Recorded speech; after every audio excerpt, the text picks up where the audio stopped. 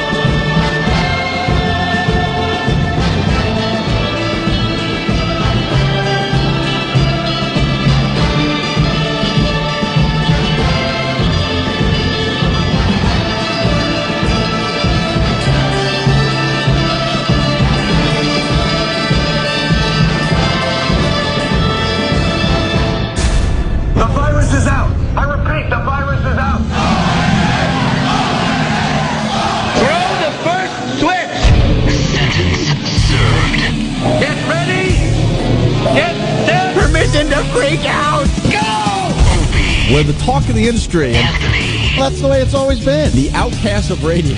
Bastards. No one truly wants our radio show. No one has balls anymore. Your balls are showing. Big, beefy, hanging, swinging nuts. Throw the second switch! Wow, this is even better than I imagined. Love you, Opie. Love you, Anthony. Boy, we're gonna have great fun. Love you, Ben. Love you, Steve. I hope you brought a big bag of smiles. O-N-A. O-N-A. You two are going to hell. Shut up. Kill yourself. Throw the third switch! Opie and Anthony, the virus is spreading. Shit, piss, fuck, cunt, cocksucker, motherfucker, and tits.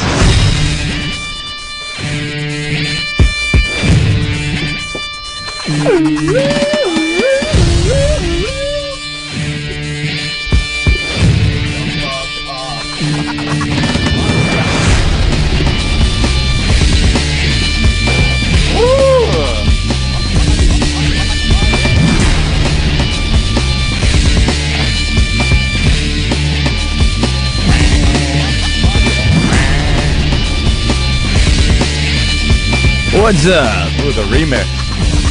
This is the Drew Boogie remix, though. I dig this one. It's cool, right? And we went back to the old theme. Ecstasy of Gold. Old school. We went old school. Kicking it old school. Welcome to the Opie and Anthony Show. It's the O&A virus spreading across America. Yes. The future of radio. You don't have to wait. It's already here. We're doing it. Absolutely. The pioneers of satellite radio. Opie and Anthony. Jim Norton in studio. Oh, yeah. We're all getting it together here. The gang's all here. We got lots to do today. Lots and lots of stuff. I sound a little low in my head. That was on purpose. Was it? There we go. That's it. Just a little nudge. All right. Wow, I don't even know where to begin, actually. Where do we begin? The boys have given us so much stuff to work off today. I think it's going to be a good show as we kind of limp to the finish line, limp to our first break from the Opie and Anthony Show. Remember the old days when vacation or holidays would come up? Oh, we wouldn't give them a show for a good week and a half. I know. Good week and a half beforehand. We just on coast. But we're trying to be more gooder, so we're going to try to give you 3 good shows this week, and then we're going to go into maybe a best of mode Thursday and Friday for all the new listeners, because everyone's not everyone, but I mean, people are turning on their radios every day, so they're missing so much cool stuff that we have done already. Like so maybe Thursday years. and Friday we'll play a little catch-up, play some of the benchmark things that we have done so far, okay? We had 2 years off. Right. And then it's like, hey, cool, 2 days off coming up. I'm psyched for 2 days just off. Hang out. Remember when we said, a week's vacation isn't going to mean the same anymore? I know, yeah. When you get 2 years to do stuff? Yep. You know what? I can't wait for 2 days off. I know. cannot wait. It has nothing to do with coming into work. It's because it's not work. It really isn't a job. Come in here and hang out and goof on stuff all day. It's not a job. So it's not like, I don't want to come in. I just don't want to wake up that early. I want time to sleep. That's great, isn't it? Get a couple of days off. What do you want to do? I want to be unconscious. That's what I need 2 days for, to just sleep. And then I'll screw it all up like I do every weekend.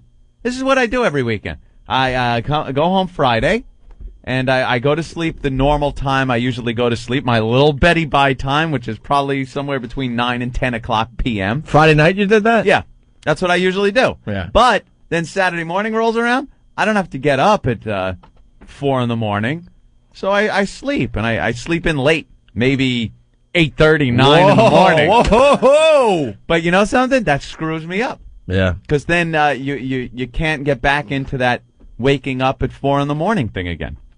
Mornings truly do blow.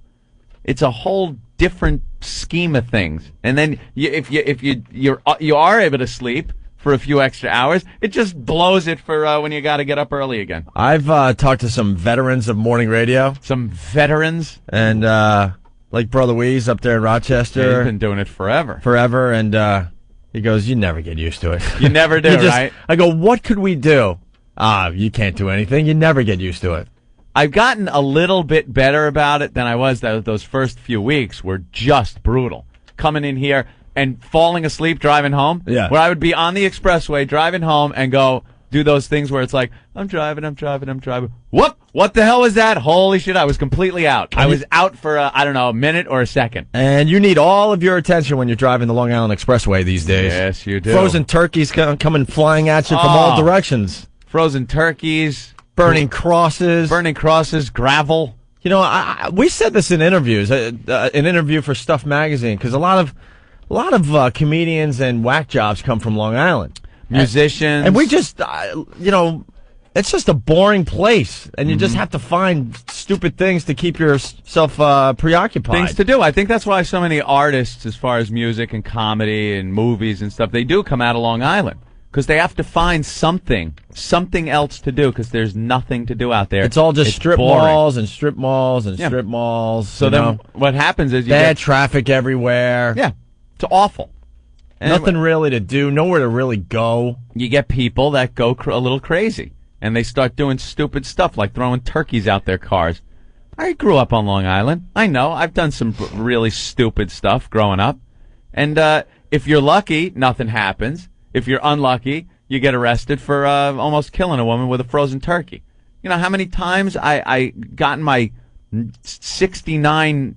69 Nova with my friends and just plowed into garbage pails.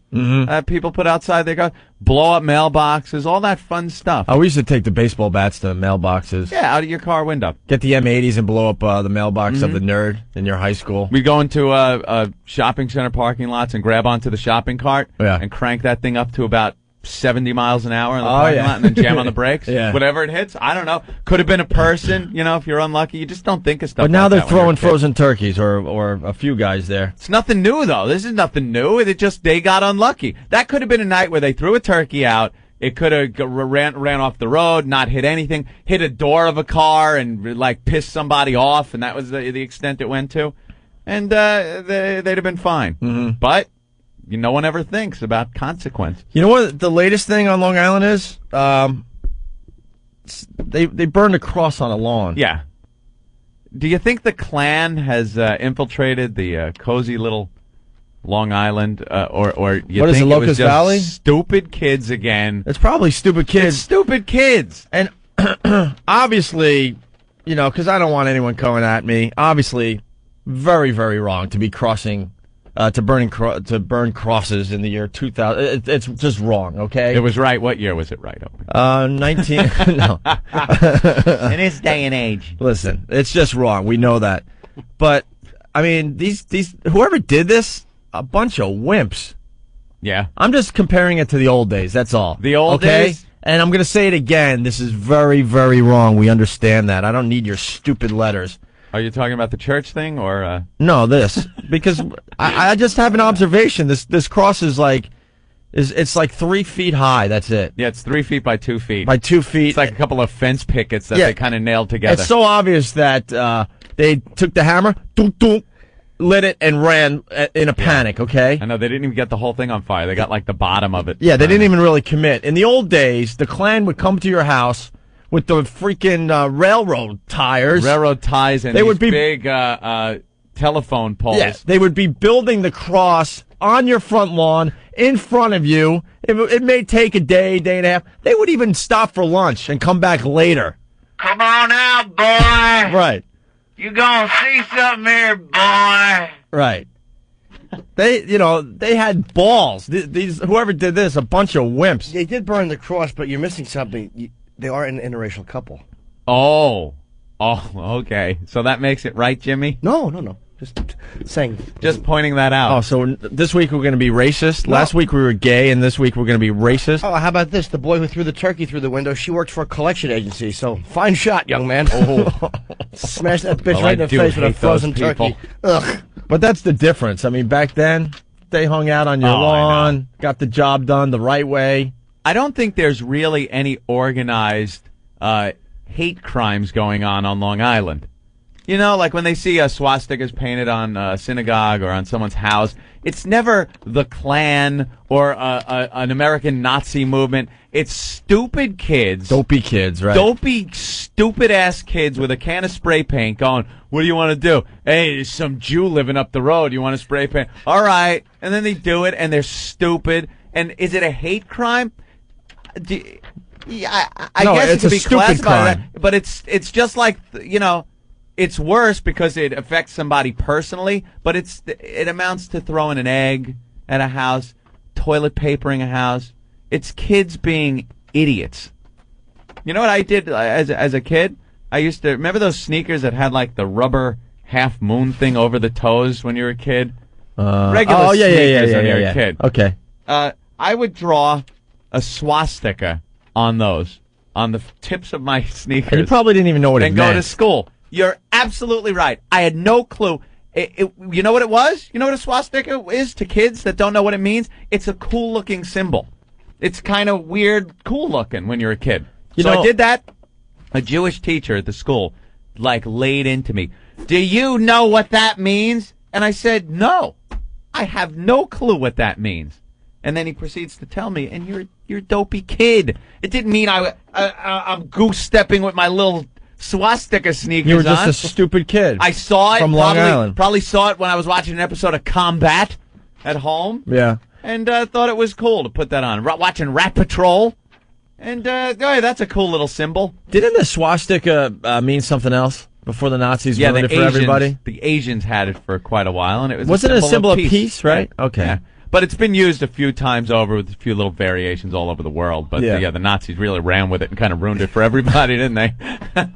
That's sporty white, black, and red flag, and Just a little bit. yeah. So who wants to play basketball today? Ah, there you go. Oh my God, that video is just amazing. I can't get enough of that video. That clip is fantastic. I've been watching it all weekend. Can't get enough of it. The Pistons and Pacers, everyone knows the story by now. It's on the front page of every paper in America. Thugs. Well, Ron Artest is now, a superstar. Superstar. Like it or not, he's now a superstar. The guy wanted to take a break from playing in the NBA because he has a rap album coming out. And he wanted to promote that. And now, not only will he be able to promote the album because he's done for the season, everyone knows who Ron Artest is, and this freaking thing's going to sell like crazy. That's what's nuts about our culture. And he's a gangster. He's He's got some street cred. They all look like gangsters. They are thugs. Basketball is just wrought with thugs and a thug mentality. It's music, though. Look it's at the vibe boards. embarrassing. Oh, I know. Yeah, absolutely. What's the common thread between you? Probably it's not what you think. What's the common thread between the guys that were involved with this brawl and the Vibe Awards? Rap music?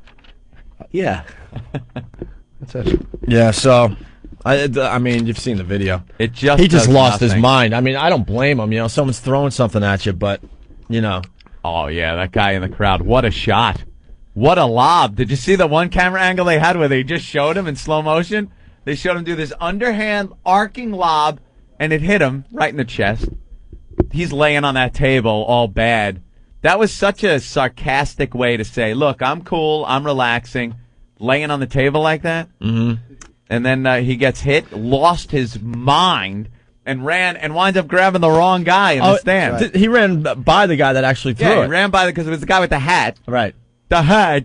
And then he grabbed the guy in a black shirt who his face looked like, Mommy! Right. I just wanted to go to the game. And then the guy with the hat grabbed, Artest grabbed him from behind. And then it was just all over. There was no bringing back any civility to that scene. You guys might have forgotten. Why didn't he take that anger out on Ben Wallace, who shoved him? He's a faggot. He runs up and he hits some little guy in the stands, and he doesn't belt Ben Wallace. He shoved him by the neck. I was showing Anthony a picture of Ben Wallace today. I go, what would you do if you saw this come running at you? Where's that picture again? The picture's I'm just sure it's in your local paper, frightening. too. I'm like, what the F would you do? And it goes, run as fast as I can. Run away. For some reason, there doesn't seem to be discipline in basketball. Although there was this big football fight, too. The same day. The same day. The college football fight. But, yeah, college. And they're punching each other with helmets on. I mean, that's nuts. That's just steroid rage. It's ridiculous. But professional sports, there's a certain, attitude you're supposed to have with professional sports. It gets very competitive and stuff. But, to run into the stands like that and take out a dopey fan that's throwing something at you, you're supposed to blow that off. Because I'll tell you, he's made a few people a lot of money in those stands. Mm-hmm. That one guy that he grabbed, that it was obvious he had nothing to do with it. Right. What a lawsuit that guy's got. Oh, my God. I hope you sell a lot of rap albums there, Pally. Yeah. Because you're going to be doling out some cash. And then people that weren't even affected. There was one father that was shielding his young daughter's eyes from the horrible scene. There's a lawsuit right there. Everyone in the stands is going to sue. And why not? I think they're going to play the next game with no fans. Really? Oh, yeah. When those two teams get together again. Think it's going to look like a prison game? They can't take a chance. Nobody in the stands. And it is in Detroit, Jesus, or right outside of Detroit. What about the guy that was in the front row that just decided to get in on the action? And he's going like oh my God. punch for a while with who punched him out? I don't even know. That was the other guy with the headband on? Yeah. Little fat kid? Yeah. Looked like Bob Kelly? Oh, it's there hilarious. was one guy that came out onto the floor to have a little discussion and was just immediately punched in the face. And you gotta just wonder why this idiot would get out of his seat. And they're saying that it was the worst fight in NBA history. I don't think so. Well, the worst fight, not the worst punch. I think you're going to talk about the worst single punch. Well, the Kermit Washington incident. Kermit Washington of the L.A. Lakers. Yeah. He punched Rudy Tomjanovich back in 1977 and just completely shattered his jaw, and I think knocked him out cold. And I think he was even in a coma or a slight coma or Punched something. into a coma. But the problem was Rudy Tomjanovich. It was an all-out brawl, and he was running full speed. I don't know where he was running to. I don't know if he was trying to help a teammate across the court or something, but he was just running. And Kermit Washington turned around, saw Rudy coming at him, thinking he's going to tackle him or something, and just punched. So it was the full force of a punch plus running into the punch. Running into it. It was one of the. If you've never seen the video, it'll almost make you ill. Big gangly guy just falling to the floor like a sack of potatoes. Oh my God, it was unbelievable. That was the worst punch. I mean, in sports history, I think. And I'll tell you something. Oh, here it is again. You cannot look at the television all weekend long. Yeah, look at that. That's great. Oh, just clobbered that little fatso. Little fat boy in a jersey. Take this with your fatso. What was he holding in his left hand? A rally towel, or was that? Was he? It was something like a towel. Or was he working for the Pistons, or was he just a fan? I don't know if he was just a dopey fan. Was he a towel boy for the Pistons? Like one of those kids that sits there and I don't know what they're called. Towel boy. Towel boy. I think I heard the whoever the basketball player was that hit him right before he hit him. He said, "Hey, get a load of fatso there." So that's something else everyone's talking about today. Just unbelievable video. Little fat idiot. Oh. What is he, stupid? Stay in your seat. Sit down. His friends will be teasing him about that. Can you imagine having footage of one of us getting punched in the face? How many times you'd watch that? Oh, over and over again.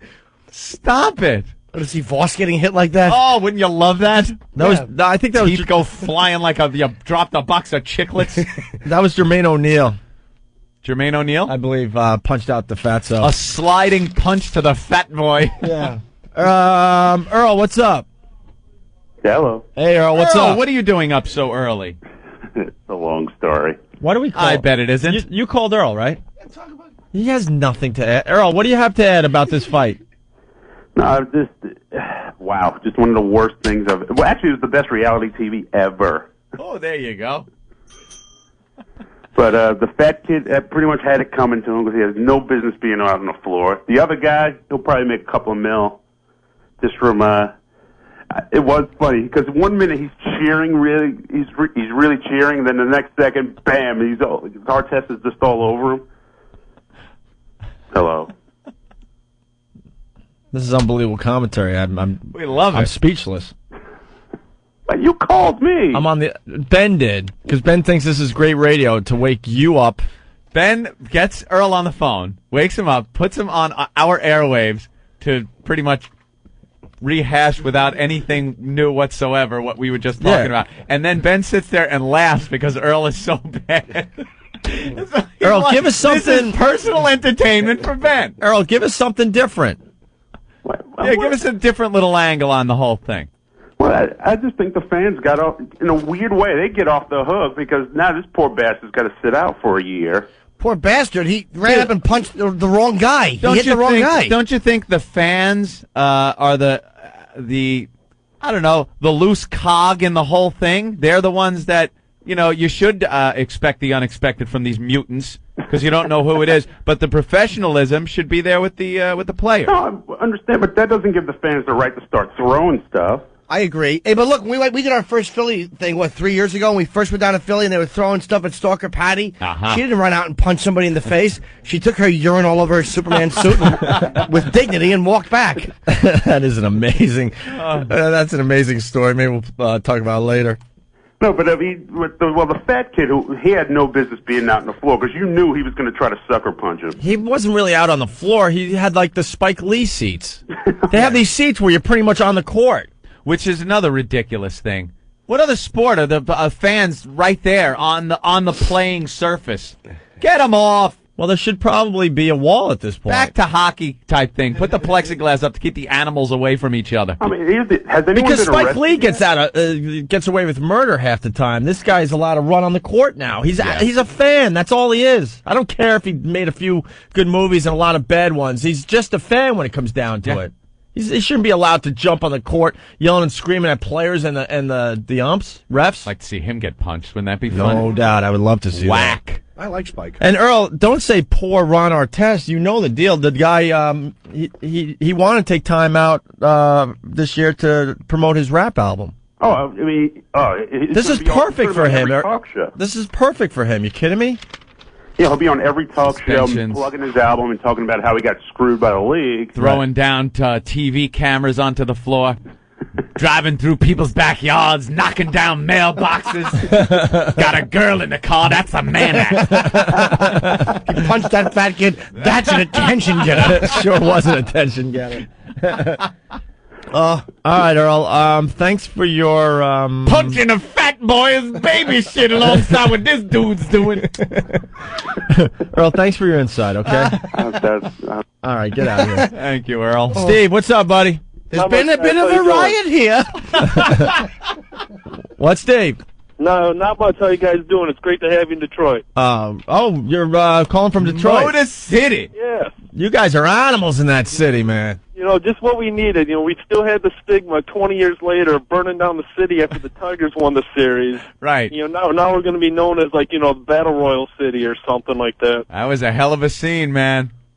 Well, it was, you know, it's just those jerk-off fans. It's finally good to see, you know, because you always see in hockey games people throwing stuff over and no one, you know, gets beat up. But it's good to see somebody finally get it. Look at that. There's an interesting take on it, Opie. Somebody from Detroit saying that it was kind of nice to see a fan get a little back. And you know why they don't get beat up in the hockey games is because you've seen the footage. Oh, I've seen it. You know, they do try to get to the fans, but they can't get over that glass. Well, there was that one video from like 10 years ago. ESPN showed where the guy was spraying Ty Domi with a water bottle, and the glass fell down, and then Domi ended up beating the hell out of the guy. Oh yeah. That was a good video as well. There's been a few recently, hasn't there? Within the past 5 years or so, where a couple of the guys have gotten up into the stands, but they look so dopey trying to walk up the stairs with the skates on. It's really a little rough, you know. Bring the fan out on the ice, and then you'd see some. So you have no problem with what happened, huh? No, I do have a problem just because it's us, but, you know, it would have happened if it would have been in Chicago, New York, L.A. Well, no, probably not L.A., but, I mean, any other, you know, city that we have a rival with, you know, be it there or here, I'm sure the same thing would have happened if some moron would have threw a cup, but, you know, I'd like to see a good fight like anybody, but it just sucks that it happened here because we've been stuck with the stigma for so long. Yeah, I think the next game you guys play in Detroit with the Pacers. Christmas. Oh, it's Christmas? Christmas Day on NBC. Merry Christmas. Christmas Day on NBC. That's perfect for the NBA. We're going to do it in a cage match. Put a big cage over the court. The Pacers. Who's not watching that game Christmas Day? Oh, man, NBC and TNT are going to love it. They got Kobe and Shaq getting together for the first time that day, too. Wow, very cool. They're going to promote it. They're going to show the video again over and over on Christmas Day. We're going to put both teams in a steel cage. Now, you guys mentioned that the guy that Artest first slugged, the one that threw it, did you see the guy in the blue shirt kind of underhand the cup to hit him? Uh-huh.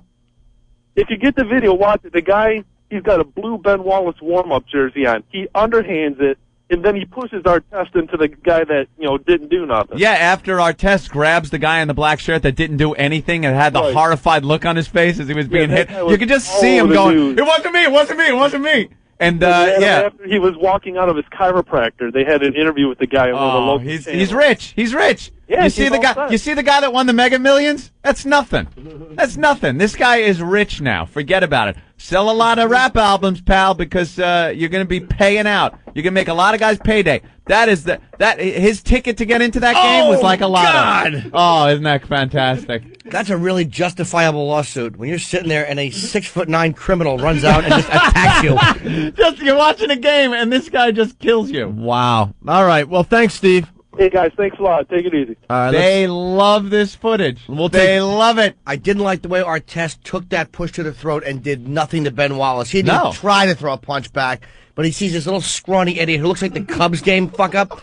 Remember? That's exactly that guy looked like. Then he runs up and beats him up. The guy's probably 5'9". Yeah. I'm not saying I blame him. 5'9", $140 maybe. Yeah. And the guy that really threw it grabbed Artest. Like, what's up? What's up in that guy's mind? I don't know. You skated. Sit back and enjoy the show you started. Steven, what's up? Hey, how you guys doing? Chicago checking in. What do you got, bud? Hey, well, I kind of have to disagree with this guy. I mean, I'm from Chicago. We're a high-class city here, and this would have never happened here. Oh, stop. It would have never happened in Chicago, let me tell you. This could have happened in any arena in America. But, I mean, Ron Artest was at fault for sitting on the bench, kind of, where all the sportscasters are. Well, he's a gangster. Well, yeah, he's a... Yeah! But the best was when that second kid got the uppercut from Stephen Davis. Yeah. Oh, great one. Oh, yeah. And then he fell to the floor. I've watched this video, I don't know, 20 to 30 times easily, and I can't get enough of look, it. I'm watching it again There over it is, here. over here. And when the cop was ready to pepper spray Ron Artest. Yeah. Yeah. And then somebody threw ice water or beer right in his face. Artest is trying to beat this guy up. Then some of the NBA guys grab him and are trying to get him off of the guy, and a cup hits him directly in the face. Who's the ballsy fan that threw that one? They just panicked. Here, are you thirsty, sir? Perhaps some alcohol will calm him down. Unbelievable. It's like when two dogs are just banging in the street, you throw some icy beverage on them. Try to calm them down. Dave in Indianapolis, what's up? Oh, my God. Oh, my God. Someone's got to set this to music. I cannot get enough of watching old fat boy hit the deck. Boy, I went down, didn't I? That was funny. What did he say to him? What was the honeymooners quote you did before? Hey, get a load of fatso there. Harvey. I got a friend Shirley that's bigger than you. Dave, go ahead. Hey, man. Hey. I'm down in India right now, and they are freaking crying about this. They're blaming the whole thing on the Detroit fans. It's ridiculous. Well, it's not really ridiculous. I don't think you should be throwing cups of beer at anyone. All right, yellow belly. But I was up in Detroit last year, and after they won the finals, they had a big fireworks celebration afterwards. Mm-hmm. And there's tons of people with video cameras. All the news crews are there. Some random argument breaks out in the middle of this. Guy breaks out a 9mm and starts shooting at the guy that he was in the argument with. This guy takes off running into the crowd. The guy proceeds to shoot 9 other people. And sorry, sorry, sir. I haven't seen that angle yet. Slow motion, new angle of Fat Boy. That fat kid wasn't even raising his hands. No, he was just kind of sitting there jawing at him, and Artest just talking. Artest sized him up, but he missed horribly twice. He said, "Wait a minute, you're not as big as Ben Wallace," and he slugged his face. Yeah, he didn't really hit him. Another guy came over and punched him in the face. Fat Boy. Yeah. Artest tried to take care of business, and he was so pumped up, he kind of grazed his face twice. And then O'Neal took care of him. His own grandma could have walked up and he'd have punched her. That's how wound up this guy was. And here it is again. We've seen it 10 times just during this break alone. Poor guy in the black shirt. And the guy with the hat. I'm sorry. I know it's radio, but I can't get enough of this video. I cannot get enough. That was just another shot of him getting another face full of beverage. I want every angle. Dave, every thanks. We're a little distracted. A Craze fan with gun last year in Detroit. That's no surprise. Thank you. All right. Detroit. Let's go to Jeff in D.C. Hey, Jeff. Hey, O&A. Let's go. Here it is again. I mean, they keep showing it. This is the most hold on 1 second. video ever. Oh my God! Oh, this poor guy. He didn't do anything. Why was the guy through the water? That fat kid took a couple shots. You know what? I have to take it. I have to take that back. He did take one shot. I think it was. Oh man.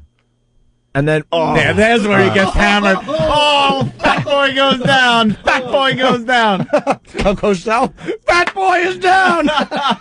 Stop the fight. Fat Boy is down. Jeff, what's going on? Hey, guys. Hey. These pro athletes, I mean, it's just absolutely ridiculous. They make tons and tons of money. They're out of control. Yeah. They get a fingernail turned, and they want to quit playing. I mean, it's ridiculous. These guys. Hold on. Did anyone else see the black lady going, ooh? There's one angle after Artest gets hit with the cup and gets up and charges into the stand. Yeah. This black chick is looking and she goes, ooh, you're in trouble. and he runs right by her and grabs the guy in the black shirt who is just, I can't get enough of looking at his horrified face going, but why? Is he coming for me? I love the guy that actually threw it, kind of stepping, going, right this way, sir. Yeah. He just steps back like, okay, attack that man, please. There he is, fella. All right, Jeff, pro athletes out of control. Go ahead. All right. Sorry about that. Oh, they That's just all keep right. showing it. These pro athletes are just out of control. You know, the college guys, they're playing their hearts out so It's a that they can go thug and make these mentality. millions of dollars. Thug mentality. There's no discipline anymore.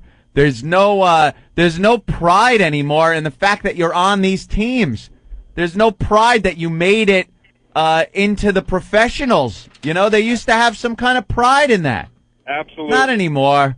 Now, well, they're all in it for themselves now. It's all about the cash. It's all about the Benjamins. You know, Ron it's about Artest, the paper. Ron Artest, one of the better players in the league, but he doesn't even care anymore. He wants to be a rap artist. Mm-hmm. So. Well, I hope he sells lots of albums because that white boy is going to be Nah, you know what? set for life. You watch. I mean, he'll get a good lawyer, and he'll do just fine. There'll be a In the settlement. They'll settle out. The guy will make some money, though. That's for $1 sure. million. You want to be that guy going, oh, no, don't punch me. All right, thank you, Jeff. Oh, yeah. All right. Let's go to Mark in Jersey. Hey, Mark, what's up? Hey, if you watch that replay slowly, there's two fat guys on the court. The one guy that Artest sizes up isn't the same guy that Jermaine Right. O'Neal knocks The other out. guy's some little Mexican-looking Wait, guy. those are two different fat guys? Yeah. Yeah. Oh, okay, thank you. Yeah, he takes like a glancing I thought it was the blow same guy. from Artest, but then the two other different fat guys. boy gets slugged by a different player. I'm not even Jermaine. sure. Jermaine comes sliding O'Neal. over Yeah. and punches him in the face. All right, thanks, Yeah. Mark. All right, later. Something to look for next time they show the video. Oh, of course, something new. All right, let's say hi to Sarah in Oregon. Wow. Sarah, what's up? Yeah, what's up? Did you get my pictures? Hold on. I didn't mean for the situation to turn out like it did. I also regret and apologize to fans who were upset by what happened. I know, I understand it got out of control, but I thought he's basically saying David Stern was a little too harsh on him. That was our test. And you apologize to the fans who were upset, like the one that you attacked who didn't do anything stupid. That was a statement that was written for him. Of course it was. And sent out. Like, I'm sure his statement was, fuck all y'all. And they said, perhaps we ought to work on this a little together. Yeah, you bring up a good point. I hate the official statements. Because they're never written by the actual people. Yeah, someone messes up and there's the official statement. I'm sure his statement said something about how that motherfucker fruit a cup. Sarah, what's going on today? Hey, what's up? Hey. Not much. Hello. What do you got today? I want to compete for the sexiest state. Sarah. Whoa, look at Sarah. And do you say Oregon or Oregon? Oregon. Oregon, sorry. Big controversy there on state pronunciation, Opie. I like Oregon. Some people say Oregon, and people from Oregon say Oregon. Oregon? Oh, it's Oregon, and we actually have like bumper stickers here that is where it's spelled OrYgun. Spelled phonetically. Pronunciation. That's a crazy place. You should have bumper stickers that say, "Hey, ladies, shave your armpits." I agree. A lot of mountain women. Mountain women in your area. That's not Sasquatch. That's just the local Phillies. A lot of loggers up there. Yeah, actually, my uncle is a logger. Everyone's a logger up Me there. too. All right, so Sarah, you want to become? Jim's a logger.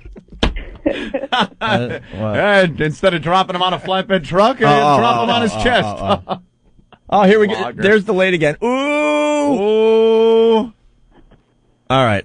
So Sarah, you want to compete for the sexiest state in America, right? Yeah. All right. I'm so distracted. We might have to turn off the TVs. I know. It's getting to that point, isn't it? We have seen it 20. That video is so distracting. I agree. get I've enough. been distracted by it all weekend. And it just makes me. It just makes me laugh every time I see it. They have There's played so it. much going on in that video. They have played it 20 times since we've been on the show, and I'm not exaggerating. That's about 20 times now. And this is one channel, ESPN, but Fox, which is on behind us, has played it another 10 times. This is being played. They talk about how awful it is and what an embarrassment, and and it shouldn't happen. But people love this stuff. Here it is, 21 times. Let's get another angle. It's I was just watching played. I was watching it on Friday night, I think, or Thursday night, whatever night it happened, and they played it, and then they played it over and over and over again all freaking night. It's got to be played more than the Janet Jackson clip.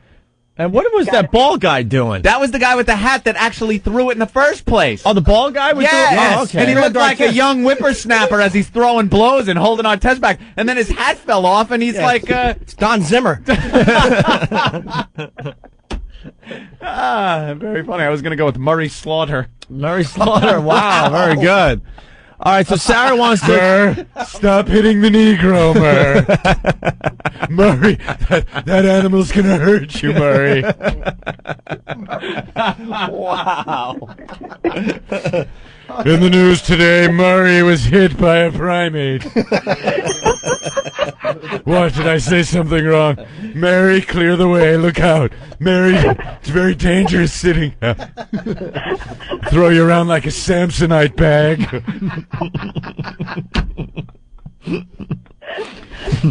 You know, they really ought to put a moat in between there like they do at the zoo. Murray, very dangerous, Murray. Well, you should throw your typewriter at him next time. Awful. Wow. Don't taunt them, Murray, unless you can throw a banana at him. Ding, ding. What's that? It's a cactus. Mm-hmm. Oh, man. Lou. Lou. Oh my God, I love you guys. You're so funny. Lou, some baboon hit Murray. That'll teach you. Should stick to tennis, Murray. Don't go to those basketball games. Very dangerous.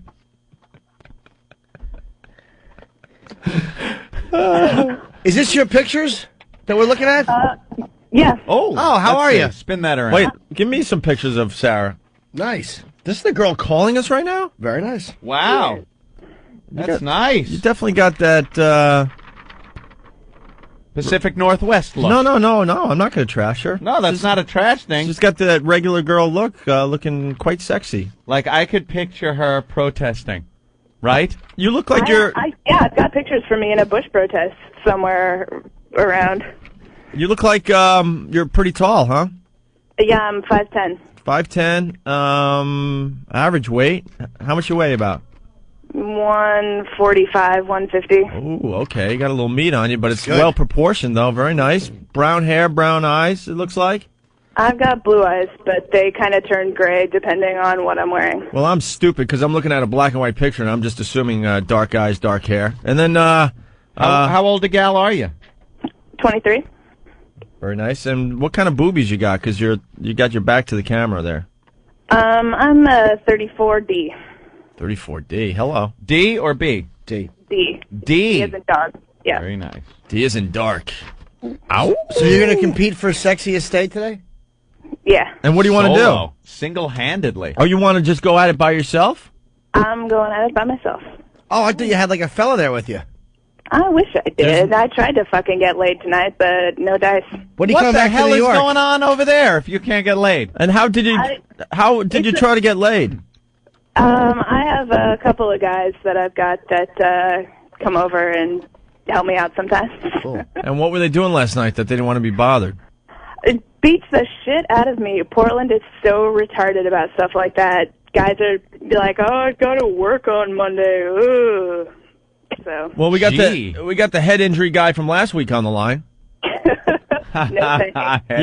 We still got to get that guy laid. You don't mind having sex with a guy if he has an anchor coming out of his head, do you? All right, so it's easy to grin when your ship hits you in the head. Okay, drive the boat into his head, Pookie. Oh my God, are you insane? Wow. Hey, Swanson, I want to hit his head. You scratched my anchor. Are you coming back to New York anytime soon, Sarah? Oh, Jesus, I wish. Yeah? I really had such a good time there this summer, but my job is just fucking got me tied here. What do you do? We could fly in for a banging. I'm a baker. I actually manage a bakery out here.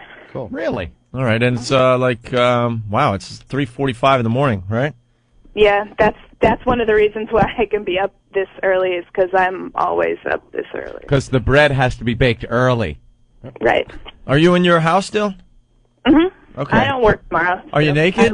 I was out drinking. Mm-hmm. Oh, she's still a little buzzed. Yes. All right, and all right, so she wants to try to become the sexiest state in America. There's no rules against this, No, Anthony. of course Really? not. You It's know, all it could be about- couples, it could be solo, it could be threesomes. We don't give a F.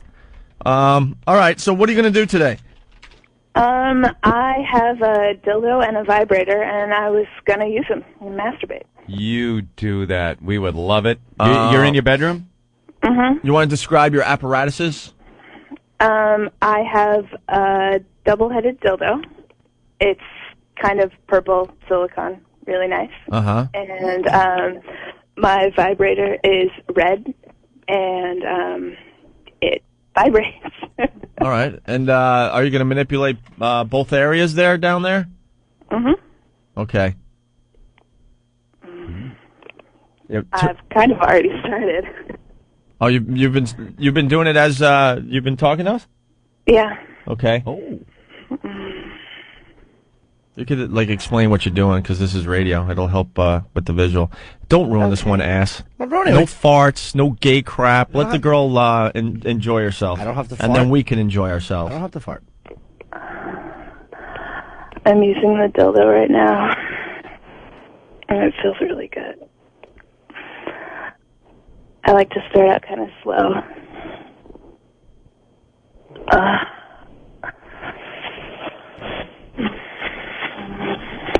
I think I'm going to start using the vibrator.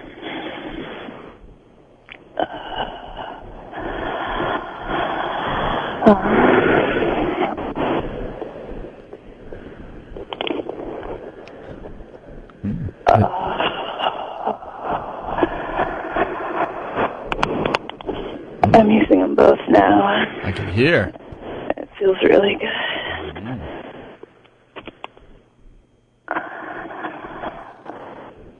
You can get as vocal as you want. You know.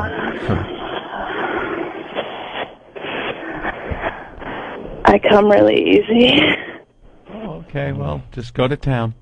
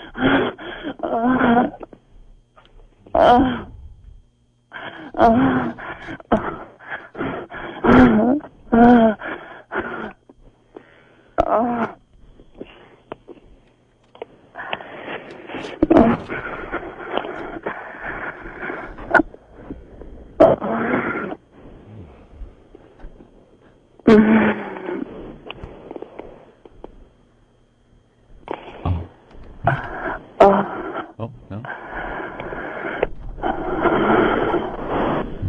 No, not yet. I think she's now landing the plane. I think it's over. Hopefully not the way they do in China.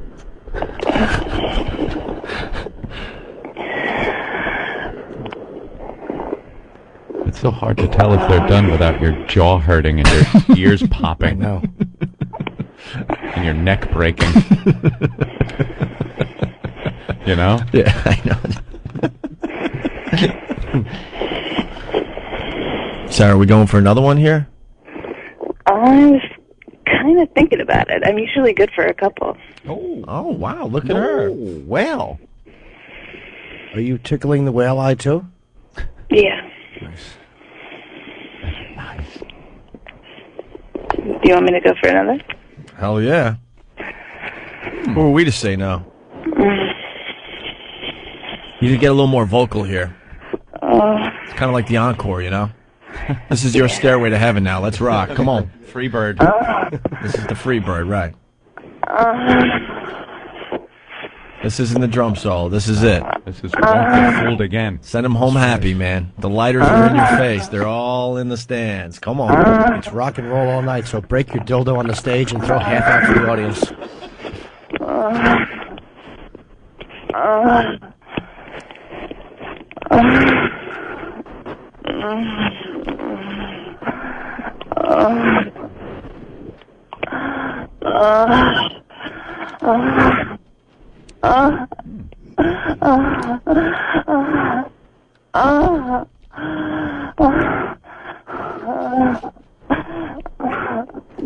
Organ.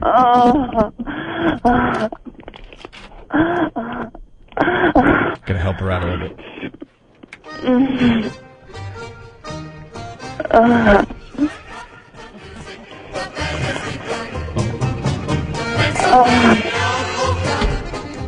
See how that changes the move?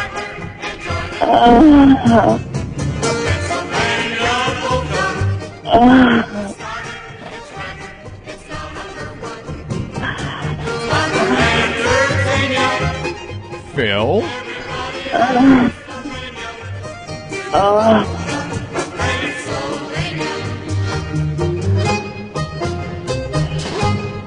What's that crappy fucking music?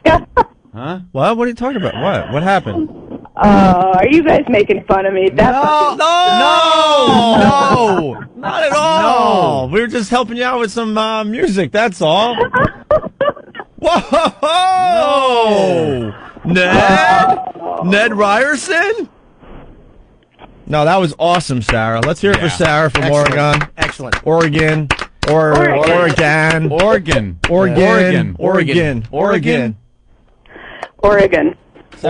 Sarah, you rock. That was really, really good. Did you finish the second one there?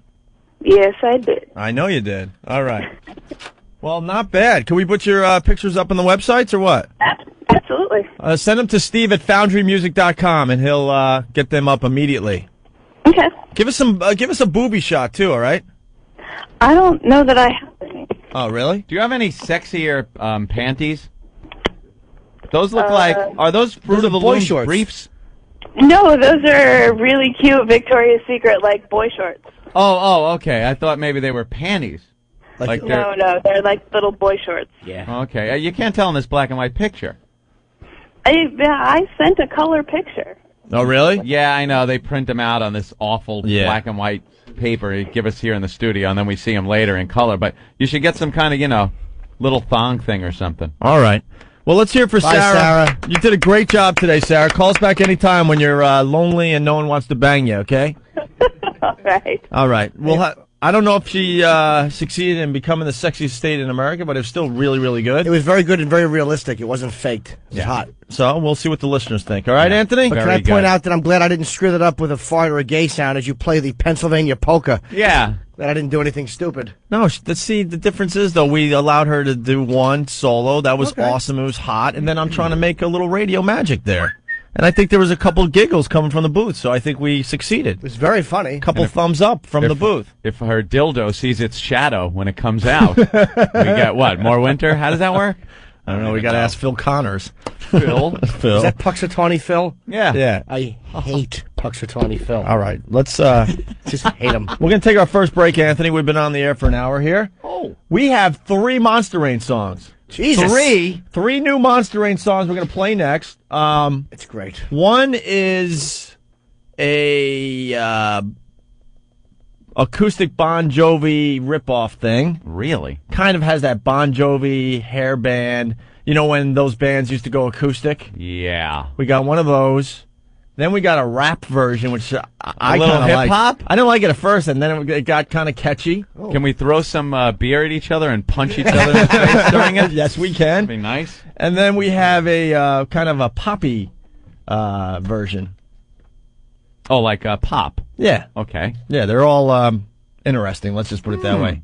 One is really bad, one is okay, and one's pretty good. We'll give them a listen. As we go to break, Anthony, U2 on SNL Saturday night. I caught that. Very good. Our own Ben was hanging out with Bono. We'll see what that was all about after the break. Hollywood Ben. Hollywood Ben. Very cool. Yeah, I saw that one. It was they did a great job, U2. But just in case you were out drinking and you missed it, why don't we play U2 from Saturday Night Live? Oh, a live version. This is Vertigo. Check it out.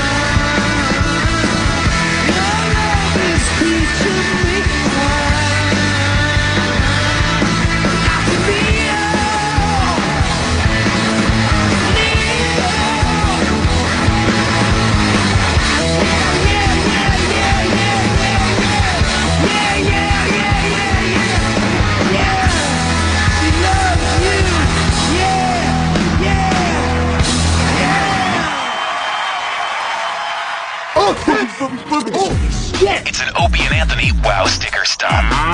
This Wednesday from 7 a.m. to 10 a.m. head down to 9940 Roosevelt Boulevard in the parking lot at Best Buy in Northeast Philadelphia. Whoa, those aren't real. Yes, they are. Get to Red Lion Road and Roosevelt Boulevard in the Red Lion Shopping Center and pick up your Wow stickers. I'm getting an erection as we speak. Once again, here is how it should sound. The Wow Sticker Stop. Brought to you by your pals at the Opie and Anthony Show.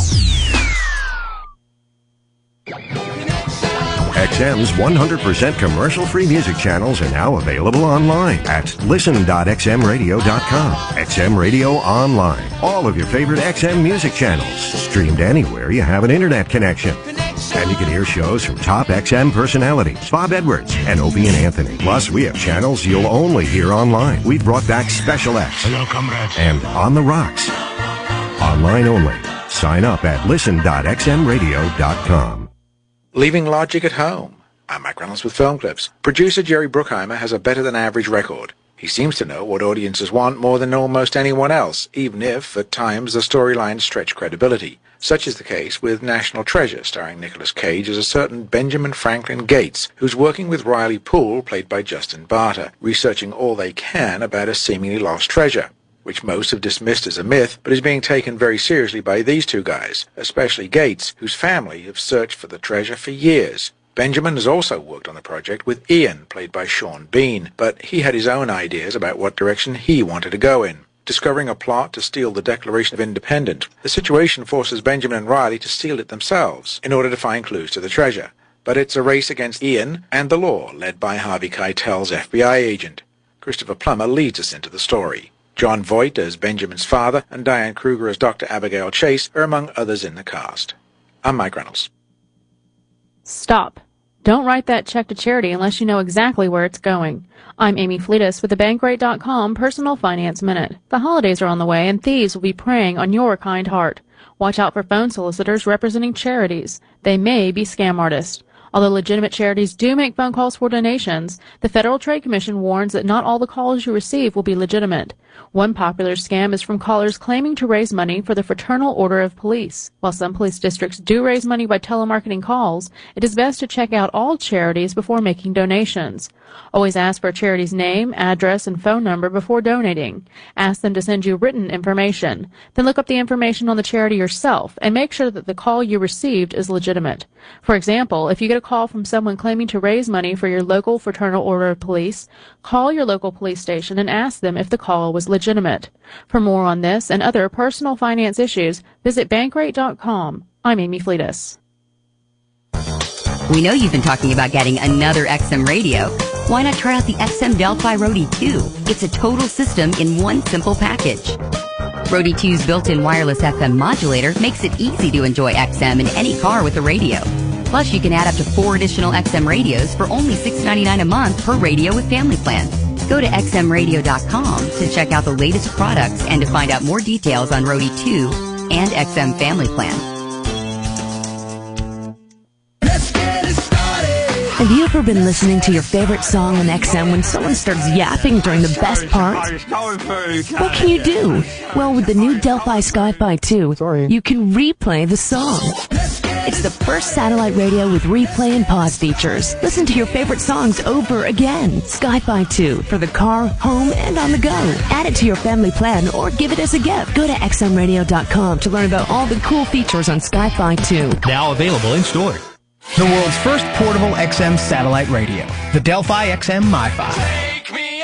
The first satellite radio that goes where you go. MiFi. With its very own earbuds and rechargeable battery, you can listen to it just about anywhere.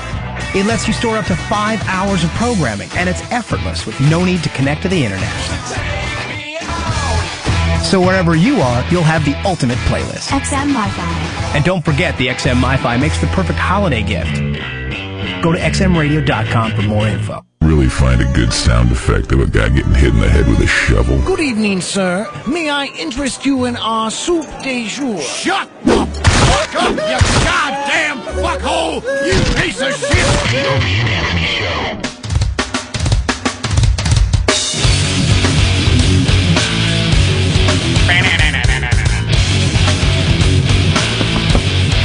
And we're back with the Opie and Anthony Show. Thanks for checking us out. We definitely appreciate it. Thanks for turning your friends on to the Opie and Anthony Show. We appreciate that. Yes, we do. Thank you for all you've done. Thank you. Spreading the virus across America. We got a guy, Anthony, that was at the Pistons game. Oh, yeah? We're going to try to move on, but first, let's say hi to Tom in Detroit. What's up, Tom? Hey, what's going on, O&A? How you guys doing? Yo, Buck, yo. That's cool, man. I was at that fucking game, man. Now, be honest. How close to the fight were you? Well, I was on the second tier on the other side, so I wasn't very close. You had a good view of it. Yeah, I had a nice bird's eye view. I was about to fall asleep on my girlfriend's shoulder before Ben Wallace pushed Ron Artest. I really wish I was close enough to pour a drink on Ron Artest, man. Fuck that motherfucker, man. Not a big fan, are you? And then news was just showing the children just crying. Everybody was hyped after the game. Everybody was screaming, "Bad boys are back!" You know, everybody was just yelling and screaming and being just rowdy after the Palace. There were no fights. I guess, you know, nobody was wearing an Indiana jersey after a little while. Oh, could you imagine leaving the arena with your Pistons, not the Pistons, with the Pacers jersey on? Oh, my God. Oh, man, they would have got their ass straight whooped. Especially, I swear to you, Ron Artest is lucky that the Palace is in Auburn, because, you know, you got all the white people with the suits down there. If the game was, like, somewhere close to Detroit, like the Joe Louis Arena or something, man, it would have been just mayhem. I think somebody would have got shot or stabbed. Some gunfire, yeah, at least a stabbing. I hear you. All right. How big a guy is Ben Wallace, do you know? Oh, he's like 6'10", I think. Yeah, he's like 6. Well, he's listed as 6'9", but he's actually like 6'7", 6'8". Yeah, but he's just wide. Yeah. About a solid 260. He looks like a horse, man. I would never get in the way. Oh, I also wish I was that white guy in the black shirt, because he's going to get millions and millions of dollars. Payday. Yeah, he's got his payday. Oh, yeah. Okay, I don't have much after that, so I'll see you guys later. All right, thank you. Goodbye, sir. Yeah, he decides, Artest decides he's not going to go after Wallace. He goes after Harry Potter in the crowd with his little glasses on, his little shirt, his little black shirt, the skinniest guy he ran at and punched. And he ran when Ben Wallace was coming after him. He was backing up. He wanted nothing to do with that big fist in his mouth. Anthony from Oceanside. What's up, boys? Hey. Listen, these monkeys got no respect. Oh, that's not very nice, sir. Ding, ding. All right, you. But here's the deal. Didn't Wallace just lose his brother a couple of weeks ago? Yeah, he had some kind of death in the family. Oh, really? Yeah, so they were and you saying know what? he was a little Wallace on is edge. the biggest gentleman in the NBA. This guy's got to go push him. He's got all this bent-up anger. He's the most soft-spoken player on the court, and he's going to go hack him from the back. He's lucky he didn't chop his fucking head off. Is that very out of character for Ben Wallace? Absolutely. Okay. Absolutely. The guy speaks the truth. All right, Anthony, thank you. We're going to try to move on. We got Jim from PA on the line, head injury guy from last week. Yeah. Wow. I don't know where we're at with this. What's up, Jim? How are you? Pretty good. For the listeners that might just be tuning in that haven't heard from Jim from PA, he's a guy. How old are you? I'm 30 years old. He's 30 years old. When he was 15, I believe it was, he was out on a boat that his neighbor was driving, and another boat ran up onto the boat they were on, and he was hit in the back of the head with a boat. Yeah. Hit in the head with a boat. Yeah. And it has left him with certain disabilities, I guess. Yeah. So am I right to recall what happened is you were at the mouth of the Nung River and Air Cav just kind of dropped the boat and it hit the back of your head? No. Oh, sorry. Air Mobile, right on his head. So, hey, Opie, I went to the Eagles game yesterday. Oh, you went to the Eagles game? Yes. And? And it was a great time, but out in the parking lot beforehand, I was getting harassed. Why were you getting harassed? By own fans, because people said that I was drunk. And I don't even drink when I go to the games. But you're not drunk, you just had a boat to the I head. know, and they don't understand that. Well, oh, that has to blow. I know. So far, we haven't had any ladies come forward that want to bang you.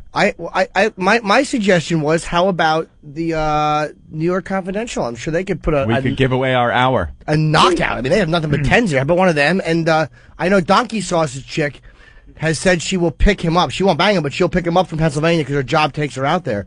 So you don't have to worry about him being. We have him a ride if he wants to come in. All right, so we're going to get this done after Thanksgiving or what? Yeah, it sounds good. All right, we're going to try to get this done after Thanksgiving. Hey, I was looking on NY Confidential and I found a girl.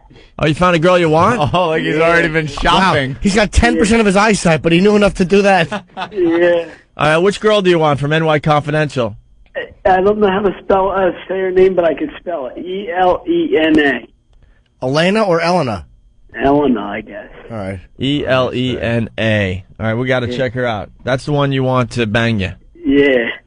Wow. What does she look like as we go to the website blonde. here? She's blonde, blue eyes? Yeah. 34 C's. Can we get her on the line, you think? Somehow? Let's try Jason, Ben. What do you say? Is it kind of early to call Jason? Yeah, it's early. It's too early? You want to try it later on in the show? All right. I can call back. Isn't it NY Confidential? NYConfidential.com. And if you want to see my picture, it's posted on AmericanSingles.com. Where's your picture, sweetie? It's on AmericanSingles.com. AmericanSingles.com? America Singles. America Singles? Yeah, .com. How would I find a girl Oh, my on this? God. Jesus, there's some hot. That's the one I had on the left. This one? Yeah, we know you. Neater, got her, got her. Wow, who's that one right there on the right? That's the new the new girl that just stepped off the bus. That's Victoria. These chicks are so One solid. of New York Confidential's newest seductresses. What she's got to have 34 Ds. They're perfect. Yeah, Very she's nice. rocking. How would I find this girl on here? What do I do? Go into there's got to be a place to enter to look at the girls. View all girls right there, sweetie. View. You're the one that's moving. There you are. Yeah, right there. Click right there, Aunt. All right. Old clickaroo. Little point and click. Little point. And we're looking for what's her name? Elena. ELENA. And I'm sure she'll be very attractive. Did you look at a lot of these chicks, sir? There's like 70 of them on this website. Yeah, I know. There are a lot. Elena. Here's Elena. Is she blonde? Yep. Yes. All right. Very attractive. Blonde, Let's green eyes. click. Wow. Oh, you got some good taste Jesus. there, my friend. What a fine choice that is. That is a fine choice.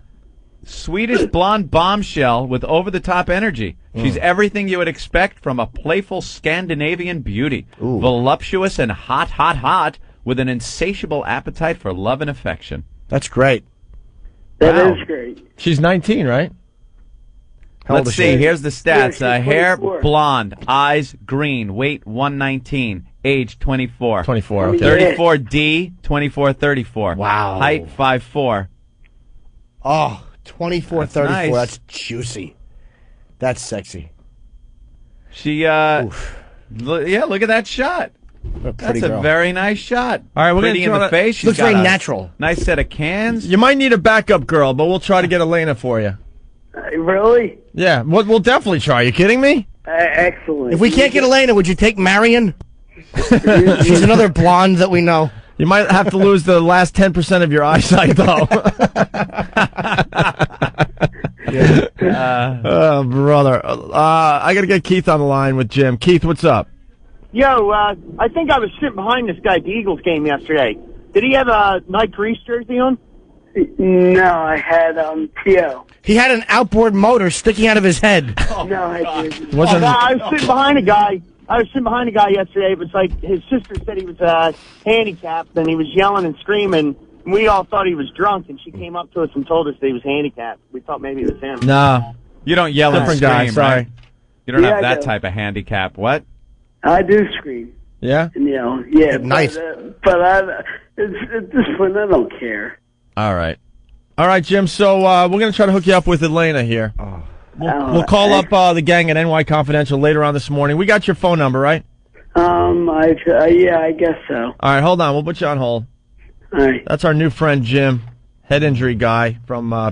Jesus, dude. We got to get him laid for Christmas. There are some pretty unbelievable, dude. pretty good ones on here, huh? Which one's that one? That girl? This girl would be Holy mackerel. Catherine, Oh, lovely girl. but they don't show her head. Doesn't matter. That's the beauty of that. She's gonna lose it before she leaves the house anyway. He's This program to bring you the Ozone Midget sighting of the day. We go all the way to Colorado and say hi to George. Hope he's just pushing buttons in the middle of conversation. Well, that's the interrupting part. What's up, George? Hey, guys. When the midget sightings come, you got to go to them. All right. Go ahead, George. Hey, guys, I got a midget bar fight for you. All right. Come on. I'm serious, man. I on the weekend, I'm a paramedic. And about a week and a half ago, we responded to a call at this bar down the street from us. And these two midgets were in there drinking, and some guy started giving them shit. And the one midget got pissed off and turned around and literally headbutted the guy in the nuts. Come on. I am dead serious. I guess the bartender had told the guy to lay off and to leave these guys alone. Yeah. And the guy wouldn't do it, and the one midget I haven't got all the details from the cops yet on it, but the cops were laughing so hard. They responded, but this midget, the guy just turned and he headbutted this guy in the nuts. And then what did that guy do? Literally dropped the guy like a stone. He's the one we took to the hospital. You took the normal-sized guy to the hospital. Yeah, we took him to. Well, we ended up taking the one midget to the hospital also, but he had a slight concussion. But yeah, there was these two guys were in there together, and the one was drunk, started hassling these midgets when the one midget ran at the guy and headbutted him in the nuts. The other guy grabbed the midget and literally it looked like the bartender told the cop, and the cop was telling us it looked like a midget tossing. Very good. Literally picked him up and threw him up against the wall. I find this hard to believe. I am dead serious with you guys. I would not. Okay. The cops that responded were laughing so hard they had a hell of a time trying to call it in. It's not that preposterous, a midget headbutting a guy's bag. That's just two midgets in one place is kind of odd. Yeah, it really is. What fantasy land was really? this? You got to think they hang out together. I would think midgets search out other midgets. Absolutely. Yeah, but they're so few and far between, it's kind of hard to hook up with another midget. What about the Progeria kids? They find another Progeria kid to hang out with? Those are Progeria kids, though. Midgets find each other in a world of knees and pants. Actually, there's quite a few of them out here in Colorado, in the Denver area. I wonder why. Maybe that's the haven for midgets. I don't know. It's just there's quite a few of them that live out here. What is it? I know it's the high altitude. It makes them feel slightly taller. They don't look at height with like 5'4". They look at sea level. I'm towering over the rest of the country here. It's wonderful. Wow, a lot of midgets in Colorado. Who knew? Yeah, there's like I said, there's quite a few of them out here. I just thought it was so funny. When we got the call and we responded... Maybe because there's so much snow in Colorado. Skiing, they have that low center of gravity. They probably ski very well. I'm thinking with all the snow, it's like, oh, wow, he's just walking through a couple feet of snow. All right, well, thank you, George.